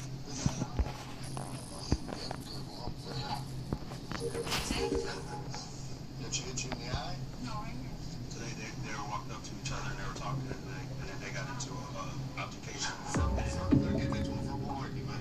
Was holding her down. Okay, you say they get into a verbal argument, then they fell. Well, Yeah, they started tussling with each other. Okay, because I was just saying, because it's not icy out, so why would they fall? When they grabbed each other, she fell and she fell into the bushes. So they're mutually fighting each other. Yeah. Okay. Yeah, they were both going at it. Okay. Did you see what happened? She is a lot bigger than her. Okay. She had her completely pinned on the ground. Had her all her hair and had her by her hair and trying to tell her about her face. Did you see anything of the argument and then what led to it? I mean, so you just saw her being held and that's it. I only live right there. I was on my porch. Right here at 886? 875. So you saw her actually go to the ground? I saw the other woman take her to the house. She took her to the ground. Yes. Okay. Because she was on top of her. Okay. I worked a double shift. Got off at 3 o'clock in the morning. At 4 o'clock, I seen her right by my car, and I yelled, "Hey!" I seen her take off and run across the street. What she did was she slashed my tires. So you come out here to confront her or what? I want you to lead me up to you guys meeting tonight and what transpired from there. I was outside smoking cigarettes, and she walked by and she started like, so, oh, what's wrong? Yeah, I'm right here, bitch. So she let me right here. She was like, oh, let me go get my shoes. I said, you ain't gotta get your shoes now. She hit me, I hit her back, and that was it. That's how it started. And I'm so angry because Were you holding her down? I was holding her down till you guys came. I yelled at the neighbors to call the cops. I yelled at them to call the cops. I yelled at everybody. Right there, did she do that to you? The cut underneath your eye? I didn't even know I had a cut. Yeah, you have a good cut underneath your eye. What created the lump on her eye? Was that from you hitting her? Who, me? Yeah. She's got a lump on her forehead. Well, yeah, I hit her. I mean, I ain't gonna lie, she hit me. Okay. What am I supposed to do? You know, and I'm on my property. I'm not on her property. She's on mine. Okay. Look, I was talking. My daughter, I wasn't even looking that way. She was like, ah, and I was like, are you serious? I didn't know if she was being serious or not. And she was like, yeah. And she just attacked me. It's me against 500-pounder, 10-foot tall woman, and everything else. How did she get the mark on her eye? Her? Yeah. I had to defend myself. When she hit me and got me on the ground, what am I supposed to do? If I grabbed her, I don't even remember, to be honest, because she already hit. I'm thinking he's going to kick me. I don't know what to think. There's all these, and I weigh 110 pounds. Look at me compared to them. You think I'm going to come down here and start trouble?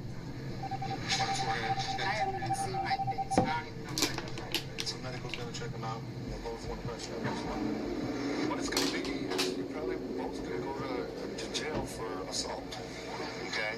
Even though she's on my property and I tried to call the cops. Okay, is this your husband? Who is this? Your boyfriend? Okay, here's the thing. It's one thing, okay, if you're going inside your property, inside your house, she opens up the door and you guys fight. Now it's a self-defense thing. But when you go out to meet her, you're not retreating. Okay, it's a mutual combat is what it is. Okay, and I'm thinking because both parties have injuries, both parties want to press charges, the best thing that I can do is, I'm not sure if I want to call it an assault or DC fighting. Okay. Disorderly conduct fighting. When she comes up and you say she's coming out of your property. So I should have called right now. Yeah. Like I told your husband, there's nothing wrong with going inside the doorway, shutting the door and calling us. Because she goes to jail for criminal trespassing. Instead, you come out and meet her. My life! We knew our last Verbo was going to be incredible. We didn't know the hot tub was broken. Heard that our daughter's going through a phase. Hot tub's busted. I'm on it. But Verbo had our backs, and with Verbo Care, they moved us. Better place, better hot tub. Water's real hot, huh, honey? Daughter's about the same. Teenagers are full of surprises. Got any room for dad? You are now engaging. You're not in a self-defense mode. You're both in aggressive postures, is what I'm saying. Okay. Now the big thing is I'm the unbiased party in all of this, and I'm watching you guys fight in front of children. I didn't want to do it.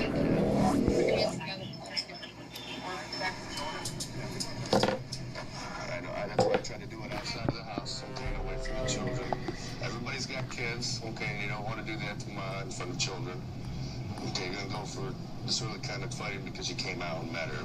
Like I said, it was a mutual combat thing. Heather, okay, this is what we're gonna do. We'll just issue a warrant for DC fighting, okay, on you. You can turn yourself in on Monday, that way you don't have to worry about the jail thing, and I know that's what you're worried about, correct? You would get out, yeah, take your lawyer, that way you can get out, okay? And I'm working with you, instead of going with an assault, we'll go with the DC fighting, okay? Because the thing is you guys are doing this in front of each other's children, and that bothers me, okay? But I'm trying to work with you on this, okay? So we'll do that. You're not going to go to jail tonight. We're not going to send anybody out to come pick you up.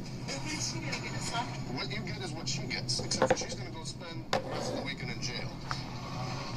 The best way to handle it is both get charged. Let a judge take it from there. Sad ending. Okay, gunpoint, 132 on Bush, covers code 3.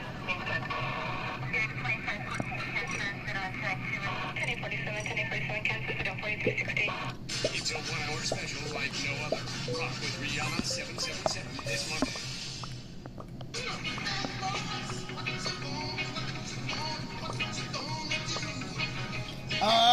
fucking kicked out the wrong one.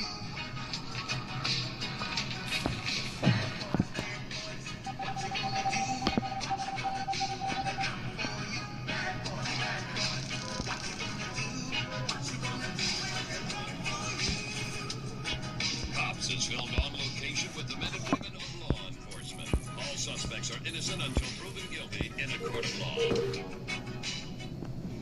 I love being a two-man. I've been a two-man most of my career here. It's great because you get a lot of the fun trips, the more high-risk trips. You know, if somebody's going to be combative or assaultive, you can push it a little bit further because you know that somebody's got your back and you're not going to be out there by yourself. We got a report of two white males that have vandalized a fence down the road here and possibly intoxicated. So we're going to kind of slide through the area and see if we can spot them. Oh, there you go. Right there. 136. What's going on, guys? Not much. Just got into a little argument with our girls and just heading back to the east side. Okay, where are you coming from? Coming from the bowling alley over there off the floor. Oh, you guys have ID on you or anything? No. So you go ahead and put your hands in the hair real quick. I'm just going to check. Do you have anything on you? Need to know about? Drop those. Put your hands on top of your head for me. You got anything to know about? Hey, don't push my hair. Don't pull your hair. There's my ID right there. Put your hands on top of your head for me. Hey, anything I need to know about? No, nothing, dog. What's this? Just later.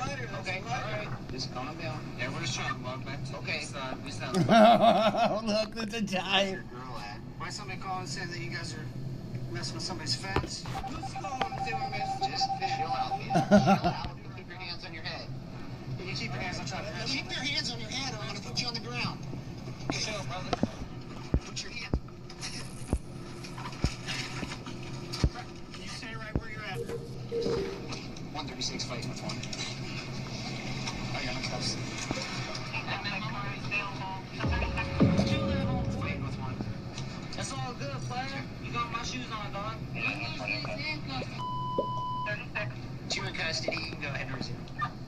It's all cool. Just chill. You need to stay on your stomach. I'm losing it one-on-one. Let's go. Hey, man, take my arm, break my shoulder. Don't shout. I'm losing bitches. 18 years old. 36. It's all straight, homie. Someone called in on us and tried to snitch and saying we're fixing up someone's fence. Release the grass from your head, homie. It's straight. We're good. It's too hot rapper. East side from the E. You know what the east side, baby. Yeah, I want to know what the area.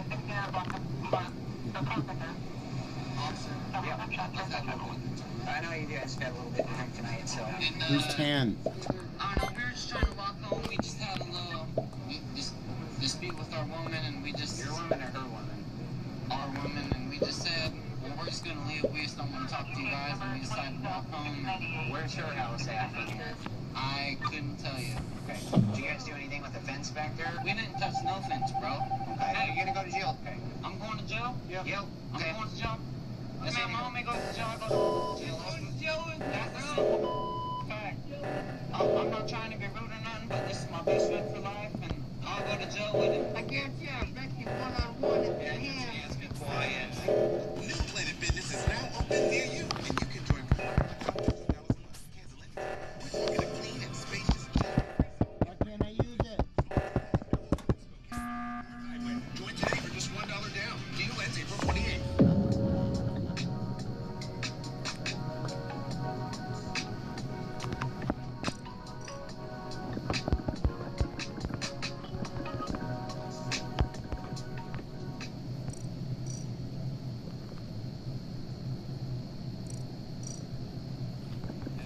If it sets you up, you're gonna calm down? Yeah.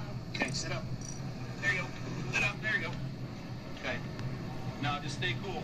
Stop, dog. Those are my shoes, homeboy. Okay? Brush your legs. Brush your legs. There you go. Good job. Hey, Sean, give me your. Hey, listen, Sean. Listen to me. What? You said you wanted a breath test. Yeah, go ahead. Give me a breath test. Okay, I'm not gonna give you a breath test. I'm gonna give you a breath test. Breath test. I need you to blow into this. Breath test. I'll blow on it. Give me it. Okay. Hey, come on. Go ahead. Okay, that's good enough. All right, Sean, I want you to realize what's going on here, okay? What's going on? You're going to jail for public intoxication. Okay, I'm You're going going to to jail jail. for I'm drunk. I drink a bottle. I drank 4. I drank 2. I drink a lot. So what do you think of that one? I really don't care. I just want to let you know what's going on. Fight me one-on-one. I need you. Fight me one-on-one right now, bitch. What you guys are all on? That's right there.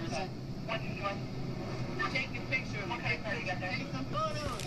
I hope you guys all die in a car wreck. Yeah. Chasing someone. We're not calling you any names. He's got one on this wrist, but that's okay. Let's get it going. All right, we ready? Count of 3. 1, 2, 3. Alright, your case is going to be 22,000. Yep, no, sorry.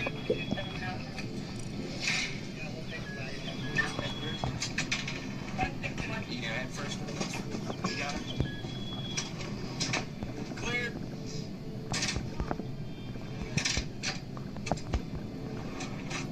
It's blowing right breath test. It's like you're blowing up a balloon right there. Ready? Go. Okay, you can go and start. What does it say? You're at 0.12 on climbing. Is that bad for 18? It's definitely not good for an 18-year-old. For an 18-year-old, it should be 0, right? I don't understand. Hey man, it's just been a bad night, man. I'm sorry that you guys had to encounter us, but It happens. Your friends get public intoxication and interference with official acts. Okay, you understand why you got that? You understand why you didn't get that? yes, sir. Okay, because he tried to fight us and you didn't. You were being cooperative, and I appreciate that. I'm sorry, man. If I'd have been able to talk to him, man, it would have been a whole different Well, that's the thing. I don't know if there's any talking to him. You're gonna have a long trip over the county, so you're gonna be able to talk to him through that glass. Yes, sir. What you need to do is you need to tell him to be cool when he gets to the jail, because they don't mess around there. Most And definitely. they're gonna strap him to a chair, and he's gonna be there for a long time. If I can have a side-to-side talk. Well, like I said, you're gonna be able to talk to him right through that glass. Yes, sir. Okay, you understand? I understand you the fullest. Okay. Can I ask one simple question? Yeah, go ahead. Yep, you'll be there overnight. You'll see a judge in the morning. Okay? Alright, thank you. Yeah, no problem. Hey, we got an overnighter, dog! We got an overnighter, dog! No, stop. Sean, they're gonna put you in shackles, dog. They think you're crazy. Just be chill like me, dog. We're just gonna talk to him about any kind of possible vandalism. Maybe arrest him for public intox, maybe not. Yeah. But, then all he had to do was cooperate, put his hands on his head, let you pat him down, and no, he couldn't do it. Hi guys, good morning. Basically what we're going to do is vary by bus throughout the day. We're going to use the same hotel we used before. The hotel's been nice enough to donate the room to us. As soon as we get done, Agent Lang and Jen will actually secure those 2 rooms. Just like before, it's one way in, one way out. So set up just right for us. We got the hotel rooms towards the back of the hotel, side-by-side rooms. They're not adjoining. So just like in the past, we'll have an undercover agent, either being Gerald or myself, along with a CI. Our takedown vehicle pulling from the at a dealership. Pulling again, obviously we all know it's just one way in. Go in, box in the vehicle, and then the markings will basically move in to kind of give that added police presence. The DL is going to vary throughout the day, mostly crack cocaine. Hey, here's what's going on. It's going to be unknown black male. Expect the guy to go into the room, and once that happens, and there's a go, we'll take the room. However, we want to make sure we coordinate it where the takedown vehicle comes in at the same time. Hello? Yo, so. Hey, see, yeah, I got a room. Okay, you at? I'm in 121, man. I can do 200, man. I don't know how long before you can get here. I'll see you in a couple. Okay, 13 units. Phone call was good. We're expecting a younger black male, mid-20s, possibly. Here goes Vic. Here we got a red Mustang, tinted windows coming in. Not sure, working. Black male, white beater. Looks like a black male, white beater driver. He's getting out. Hey, did I not take a picture one time? This guy's in a white tank top, slender build, short hair. Alright, stand by. That should be him. That should be the target. Stand by. Hey, alright, stand by.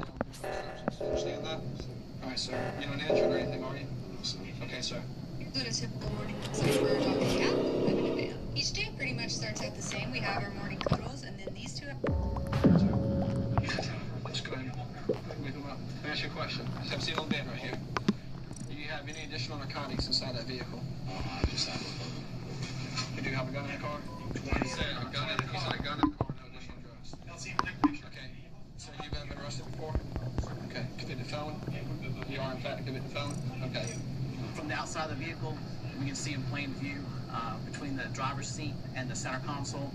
Appears to be the handle of a small caliber revolver. That's visible from outside the vehicle. Is that your vehicle outside? Okay. You currently on probation or parole? Or what? Narcotics? Okay. What we have here is about around 152 ounces worth of crack. Actually sold to the undercover agent and kind of bragged that his crack was the best in town. No baking soda. So, and per his own admittance, he's currently on either probation or parole for sales of a controlled substance. He'll be going to the Chum County Jail for processing. So everything went great on that. Good job on everybody. I appreciate the teamwork.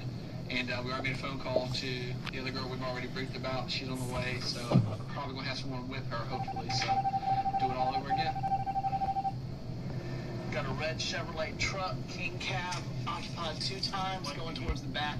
White female passenger wearing a white shirt. All right, that's going to be here for standby. A red maroon burgundy pickup truck, occupied twice. Female's getting out, approaching the door. White shirt, blue ball cap, blue jeans.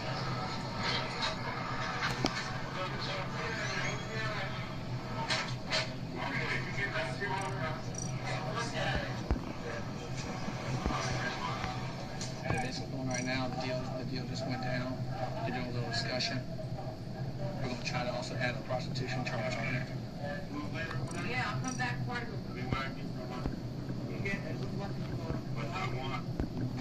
We all good though? Yeah. All right. Stay good.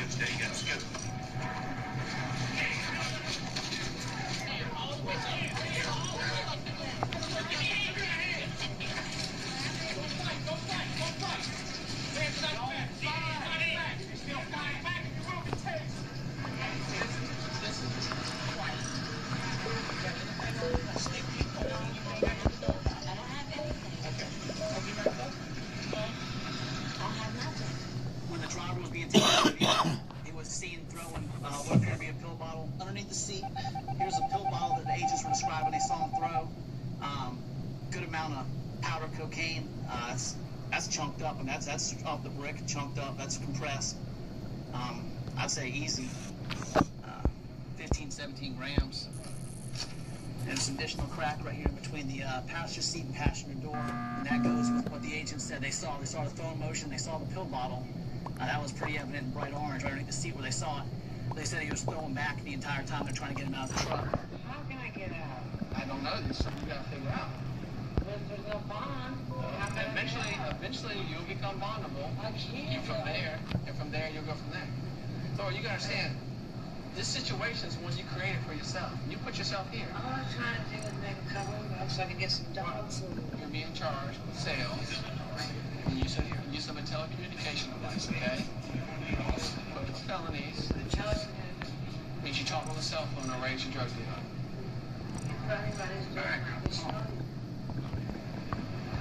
You might as well need a cigarette. You need to be able to smoke no more. You just smoke on the way to the car, no problem. Here. I'm gonna try to get some water for you.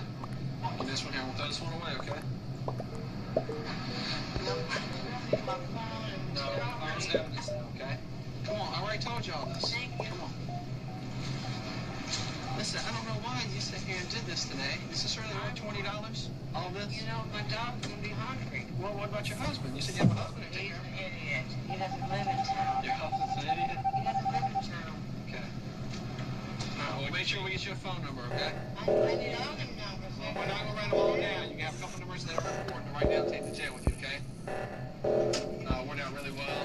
We got one gun that ended up coming back stolen that came back to a convicted felon. And altogether, we got about 1.5 ounces of crack cocaine. Hopefully made an impact on the community.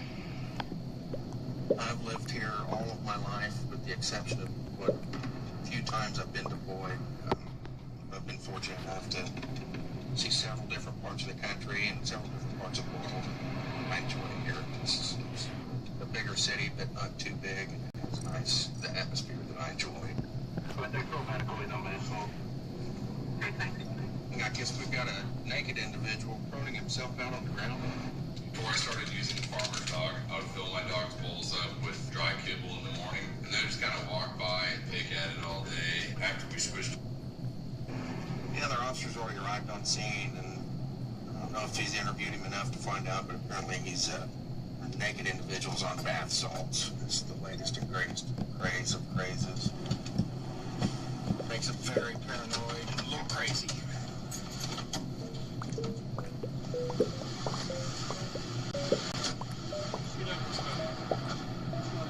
You snorted it? How long ago? Last time I did it was right around noon. Around noon? Mm-hmm. So he's on bath salts, trying to prove his family that he's sober. You know you're naked right now? Yes, I do. Is that because your body's too hot or what?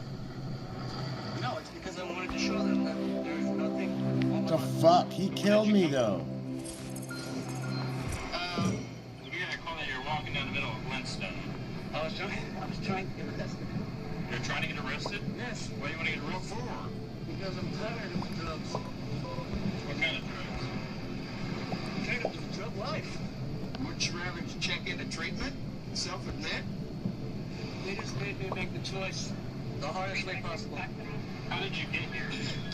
It's a long story. Where are your clothes? Where'd you leave your clothes at? Over in the Drury Lawn. On the Drury Lawn? We're at on the Drury Lawn. College? Yeah, right over there. Right by Glenstone. Why'd you leave them up there at Evangel? Because I was trying to get attention. Where are they? It's right by the road. How'd you get there? I walked. From where? I've been walking all night. I've walked everywhere. You said last time you snorted the bath salts was around noon? Are you sure about that? Because it's about 4:30 in the morning. Yes. Yeah. Well, it may have been a couple of hours later than that, but it's around there. You haven't done any since? No. Have you been like this since then? Not naked. No, I mean, herky-jerky. You're all tweaking. No, I'm not tweaking. You're not? I'm tired. Tired? Yeah. You worn out from walking? Yeah. Long day, huh? I've been tired for... I've been up for about 2 or 3 days. For 2 or 3 days? Yeah, I think it was about 2 days. 326 If I go up there and look for your clothes, what am I looking for? What were you wearing? I was wearing slacks and a button-down shirt, which is probably really dirty. What color was the shirt before it got dirty? I left work early today. Did you have a bad day at work? Is that why you left early? No, I was feeling really bad, and they noticed it. So they tell you to go home? No, I told them that I was sick and I wanted to go home. And it turns out they had a magnificent plan. Because they followed me, and I noticed it with paranoia. I started walking, and it's about here. Was the paranoia from the bath salts? Yeah. Okay. I turned around, and I saw one of the guys driving a car was looking at me. And I normally don't go down that road. Okay.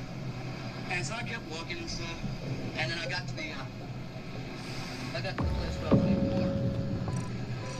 And, You stopped someplace else to get some more bath salts? yeah. Okay. Where was that? It was down at a friend's house. Is that here in town? Yeah. Is it close? It feels like it's forever. I bet if you've been walking all day. Chris, you know your ABCs? Yes, I do. Can you recite it without singing it for us? Yes. A, B, C, D, E, F, G, H, I, J, K, L, M, N, O, P, Q, R, S, T, U, V, W, X, Y, Z. Good. Hey, Chris, you know that bath salts are going to be illegal here in a couple weeks?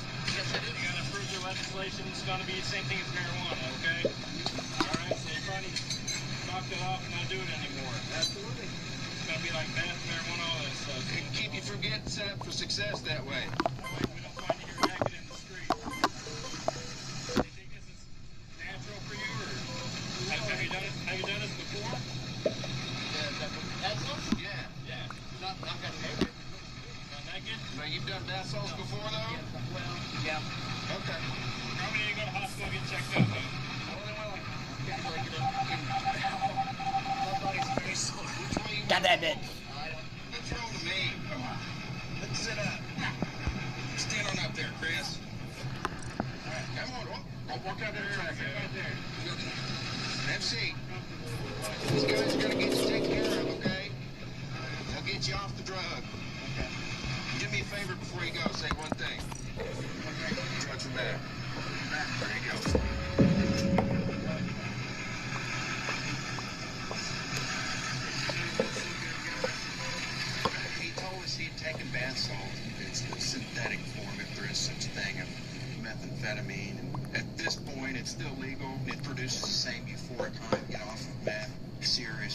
problems can result from it. Even Only those who drive regularly know how Said useful bath this salts are anti-slip legal. pad stand is. All suspects are innocent until proven guilty in a court of law. I've been with the Pierce County Sheriff's Department for about 5 years now. When I was in college, I got my degree in forensic psychology.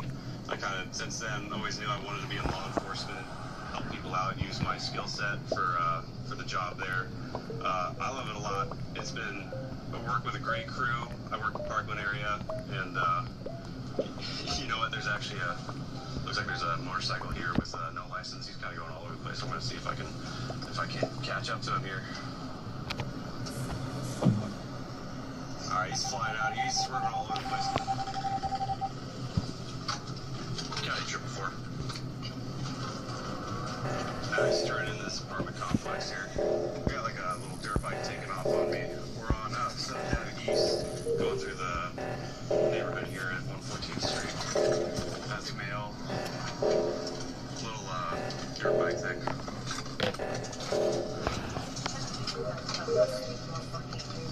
He's taking off, going southbound through the residential neighborhood.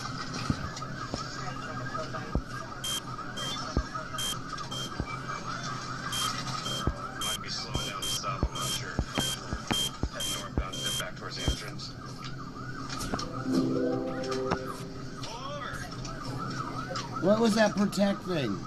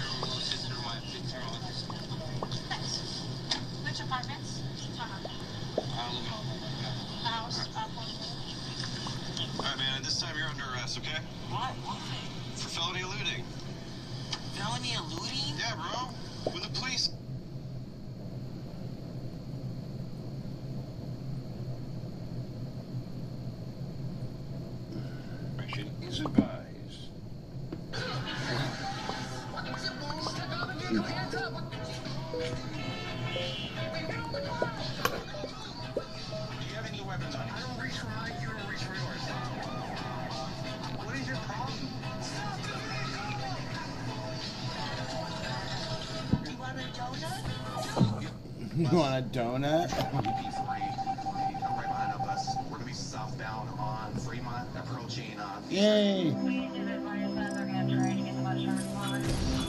in contact with the bus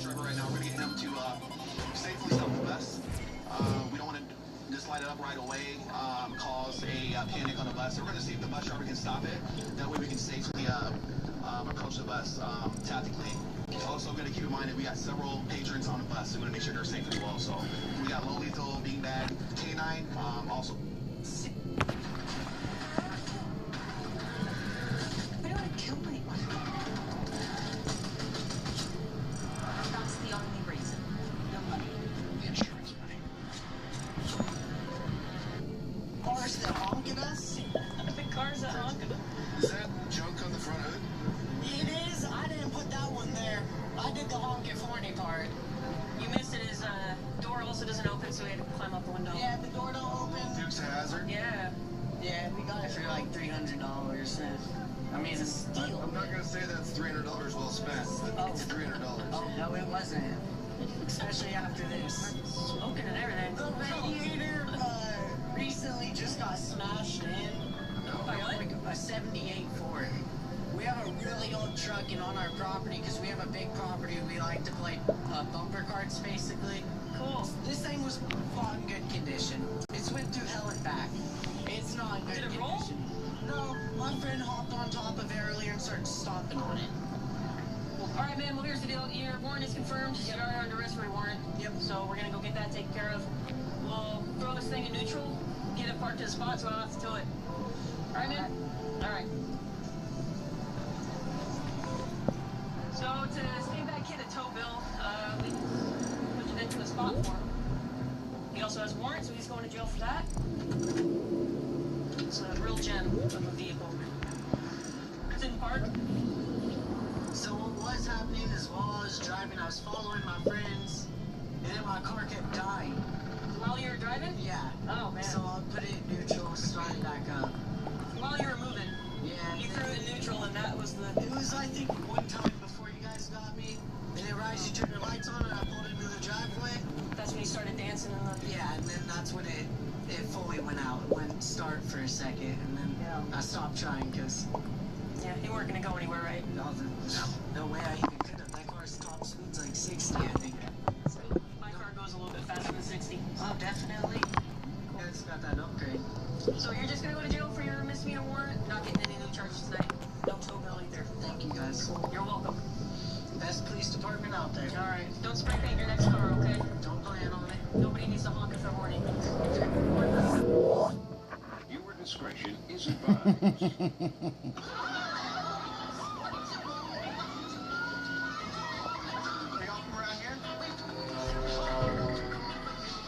That thing is meant for a pool, not ocean.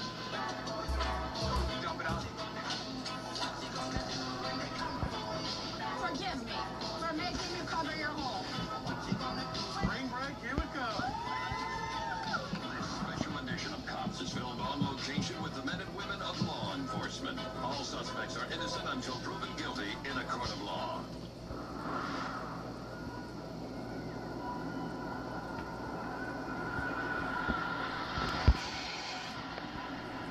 It's a beautiful day out, the weather's starting to clear up, and it's starting to pick up out here. Well, a lot of the people like to come to Navarre Beach for our beautiful blue water, our white quartz sand. It's just a good family area to come to the beach and enjoy yourself on spring break. We drove by this group of girls earlier. They looked like they had some alcohol, maybe some shooters in their possession. A couple of them looked underage, so we're going to make contact with them and just verify their ages. Hello? Where from?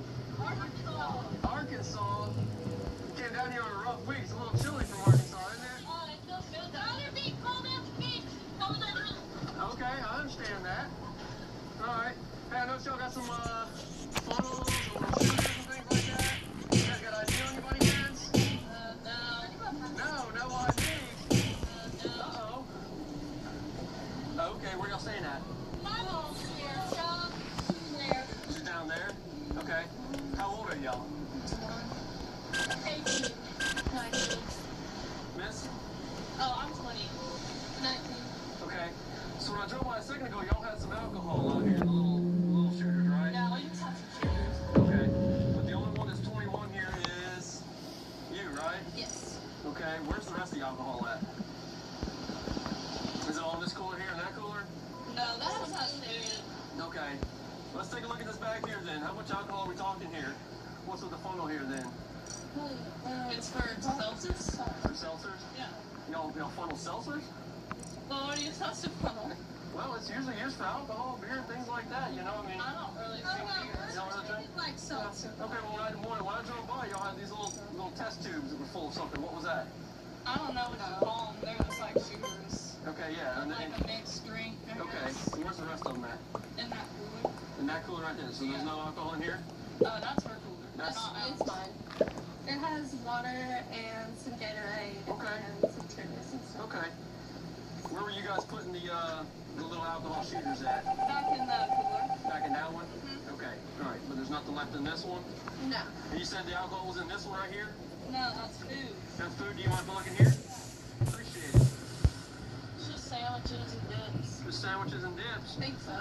Okay. Well, sandwiches and dips and some Tito's. I didn't know that. That's another issue we got is glass bottles on the beach. We can't have glass bottles on the beach, okay?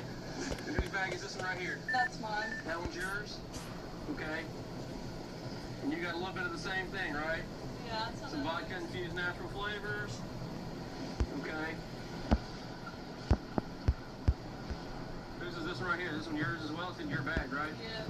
Okay, what is this? It's just a vape pen, like a vape pen. Okay.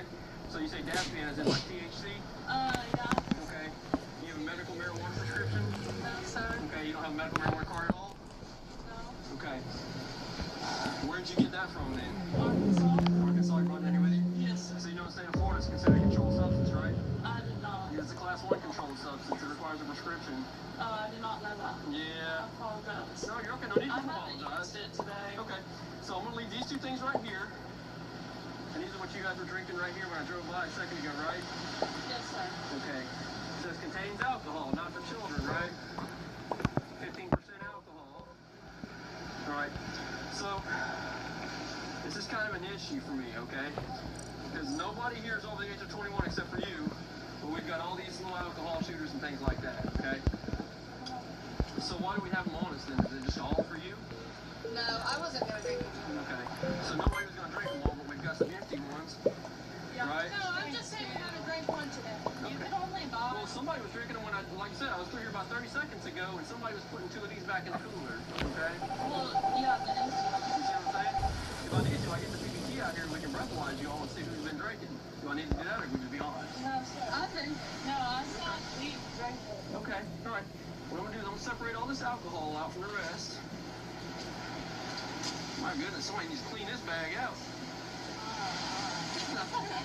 No, I'm not trying to be offensive. It's just, it's I've dirty. hardly ever used it. Okay. All right. On top of what we got in the coolers, what's inside the little koozies here? Just Truly. Okay, you want to go see it? Yeah. All right. So this one says a Truly? Yeah, it's just open it. Okay. This one contains alcohol as well, right? All right, so I'm going to set that one over here. You got this back here. All right. What about this one? Same thing? Truly? Okay. Same thing, 5% alcohol. All right. What's this one right here by you, miss? Oh, it's just a vape. Okay, just a nicotine vape? Yeah. Mind if I see it? Yeah. Okay, so how old are you now? I'm 19. Okay. So in the state of Florida, 21 for all tobacco products. 21 for alcohol, 21 for tobacco, okay? All right. And then I'm not 21. I freaked out earlier, but I'm 18. You can Oh, so you lied to me Yeah. then. That's not good. Yeah, that's not going to work. Just be honest with me. That's all I'm interested in. Okay, now yours too? Yeah. So you're not 21, you're 18. No, I'm 18. Okay. So what I'm going to do with these, we're going to get together collectively as a group, we're going to dump them out. Sound like a plan? So what we'll do is we'll divide them up amongst ourselves, okay? And we'll take turns dumping it out, okay? All right.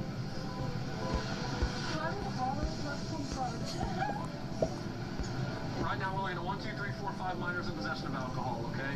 And again, I'm not going to charge you for it. I'm not going to fine you for it. We're just going to ask you to pour it out and have a conversation with mom, dad, whoever shows up, and I think that's going to fit the bill for it, okay? Yeah.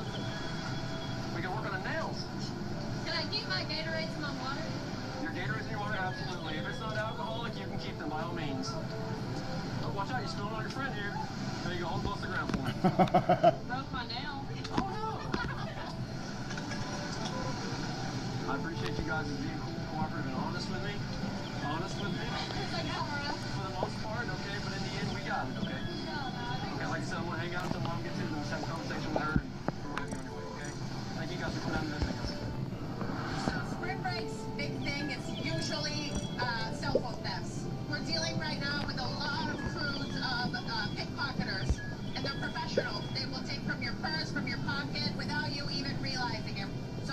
point, we're trying to educate the public, of course, to keep their phones in their front pockets, and we're also setting up a lot of operations throughout the city to just combat the issue. All right, I got some spring breakers over here. Let's educate them a little bit about the cell phone thefts. Just kidding. What's up, guys? Hi. You guys on spring break or what? Okay. Where are you guys from? Ohio, Midwest. What is the purpose of your visit? Vacation a little bit. Take some Partying? days. Go out. Yeah, Okay. have some drinks. Have a good time. Visiting some bars? Yeah. Try. Okay. Meeting some people? We'll see. Girls, boys, Yeah, whatever you're yeah. into. So, check me out. Okay. Cell phones, right? Big thing right now. That's what we're out here, making sure everyone's having a good time, being safe, and not losing their cell phones. Whether it's at the bar, they get into your pockets, take it out, you don't even realize it. Next thing you know, phone's gone. No big deal. Problem is, sometimes you'll get lured by these beautiful girls. You met them 10 minutes ago and they want to go home with you. You're good, but you're not that good, okay? So, what they're gonna do is, whatever drink they give you is gonna have a little bit of something in it. You're not even gonna know it. You're gonna wake up in the morning and your phone's gonna be gone. It's okay, I can replace my phone. You can, but you're No, no. they said, hey, can I borrow your phone real quick to change the music? You gave them the phone to change the music. They give these girls, they're really cool. Change their password, now they're into your bank accounts, your crypto account, whatever it is, and they're taking all of your money, okay? So, we're going to be safe. Watch the phones. Watch the phones.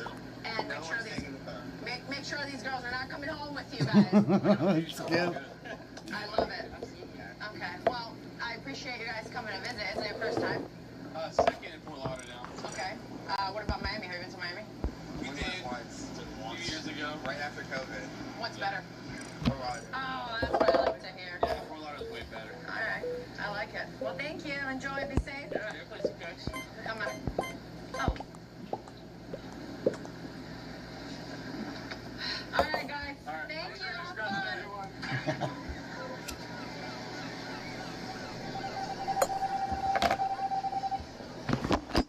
This will be my last one. Hanging out, traveling on the beach in Fort Lauderdale, spring break, just interacting with all the local and spring breakers.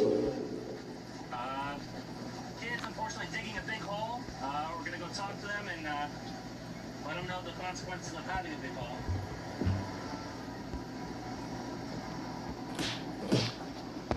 Where are you guys from? Minnesota. Why? This is not smart. First of all, it's dangerous for us, right? God forbid there's an emergency or we're trying to get through, we're going in. But it's not just that it's dangerous for us, it's dangerous for you guys. What happens is you're messing with the infrastructure of the sand. So that will literally collapse, open up, and swallow you in there. I heard about that in the news, like somebody getting swallowed in recently. So we heard about it and we're still doing it. Yeah. Tree cover up. Yes, please. I worked so hard on this. I've been out here for like 2 hours. I know. I've been putting in work. Come on. I beg. The more you dig, the bigger it'll be. So it'll literally swallow you. Yeah. Take your picture, do what you gotta do. It's like the water, then the water's going to start collapsing at you. You'll drown within seconds. I was super excited. It was like a first milestone. Are you excited to drown? Are you excited to? Are you on spring break? Do you want to leave in a body bag? Do you? No. Okay. I don't want that for you either. It's literally for you guys. Yeah, Thank you. Appreciate it, guys. Get a picture and cover it up. It's not worth the risk, you know? Thank you. Yeah. Take your picture, do what you gotta do. Oh. It's pretty big, yeah. Yeah. I got a bunch for y'all. Thank you. Thanks, sir. Welcome to Fort Lauderdale. Yes, welcome to Fort Lauderdale. All right, now let's start covering it up. Haha, we won. Come on. Give me some. Give me some. Give me some. Give me some. Yeah.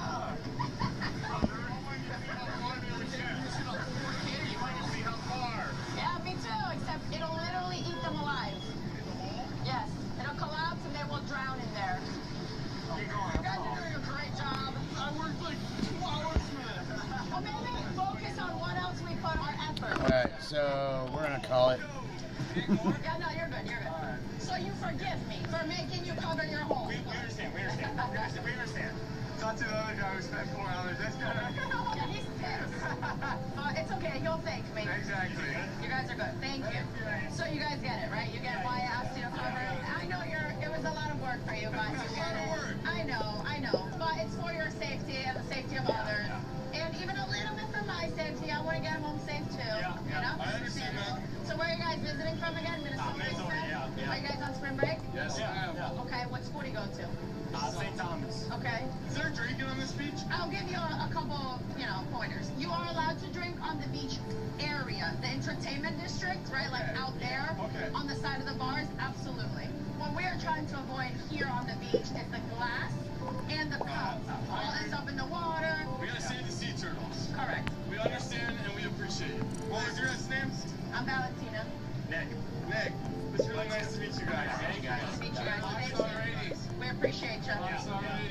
Thank you. Thank you guys so much. Thank you so much. Have a good one. I don't know what they're thinking, but right now, every Domino's pizza is half off online. Every single pizza. Like what? I'm not gonna overthink it. I'm just gonna get half off sometime. Alright. Oh. And so that's it. We'll be back tomorrow.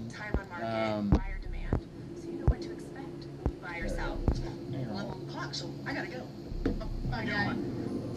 So I'm gonna call it. It is 10 or 2:30 in the morning. So yeah, this stuff's pretty cool. Now I could probably go and buy some hats. I already got those.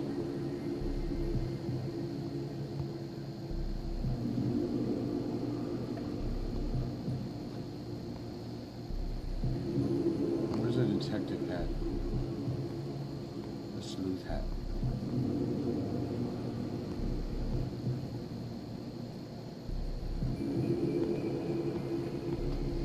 Did I already go buy it?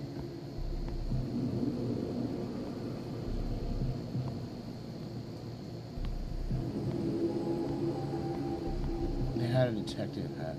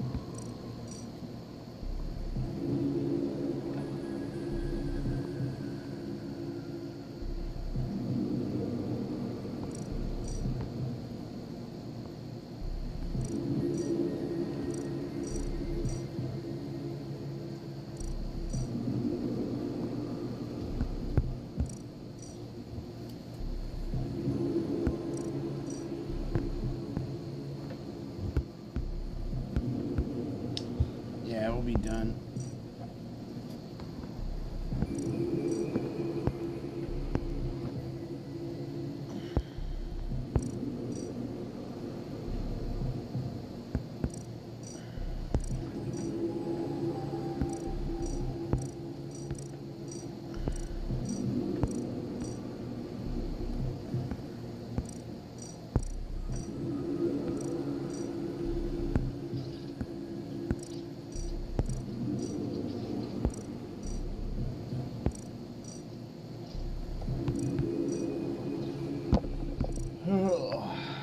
Yeah, we'll be finished. Yeah, watch an ad. Get 2 stars. So we'll see you guys tomorrow. We got 8 hours straight on right now. So stop to eat something, make some food. See you guys tomorrow. Have a good night. Peace.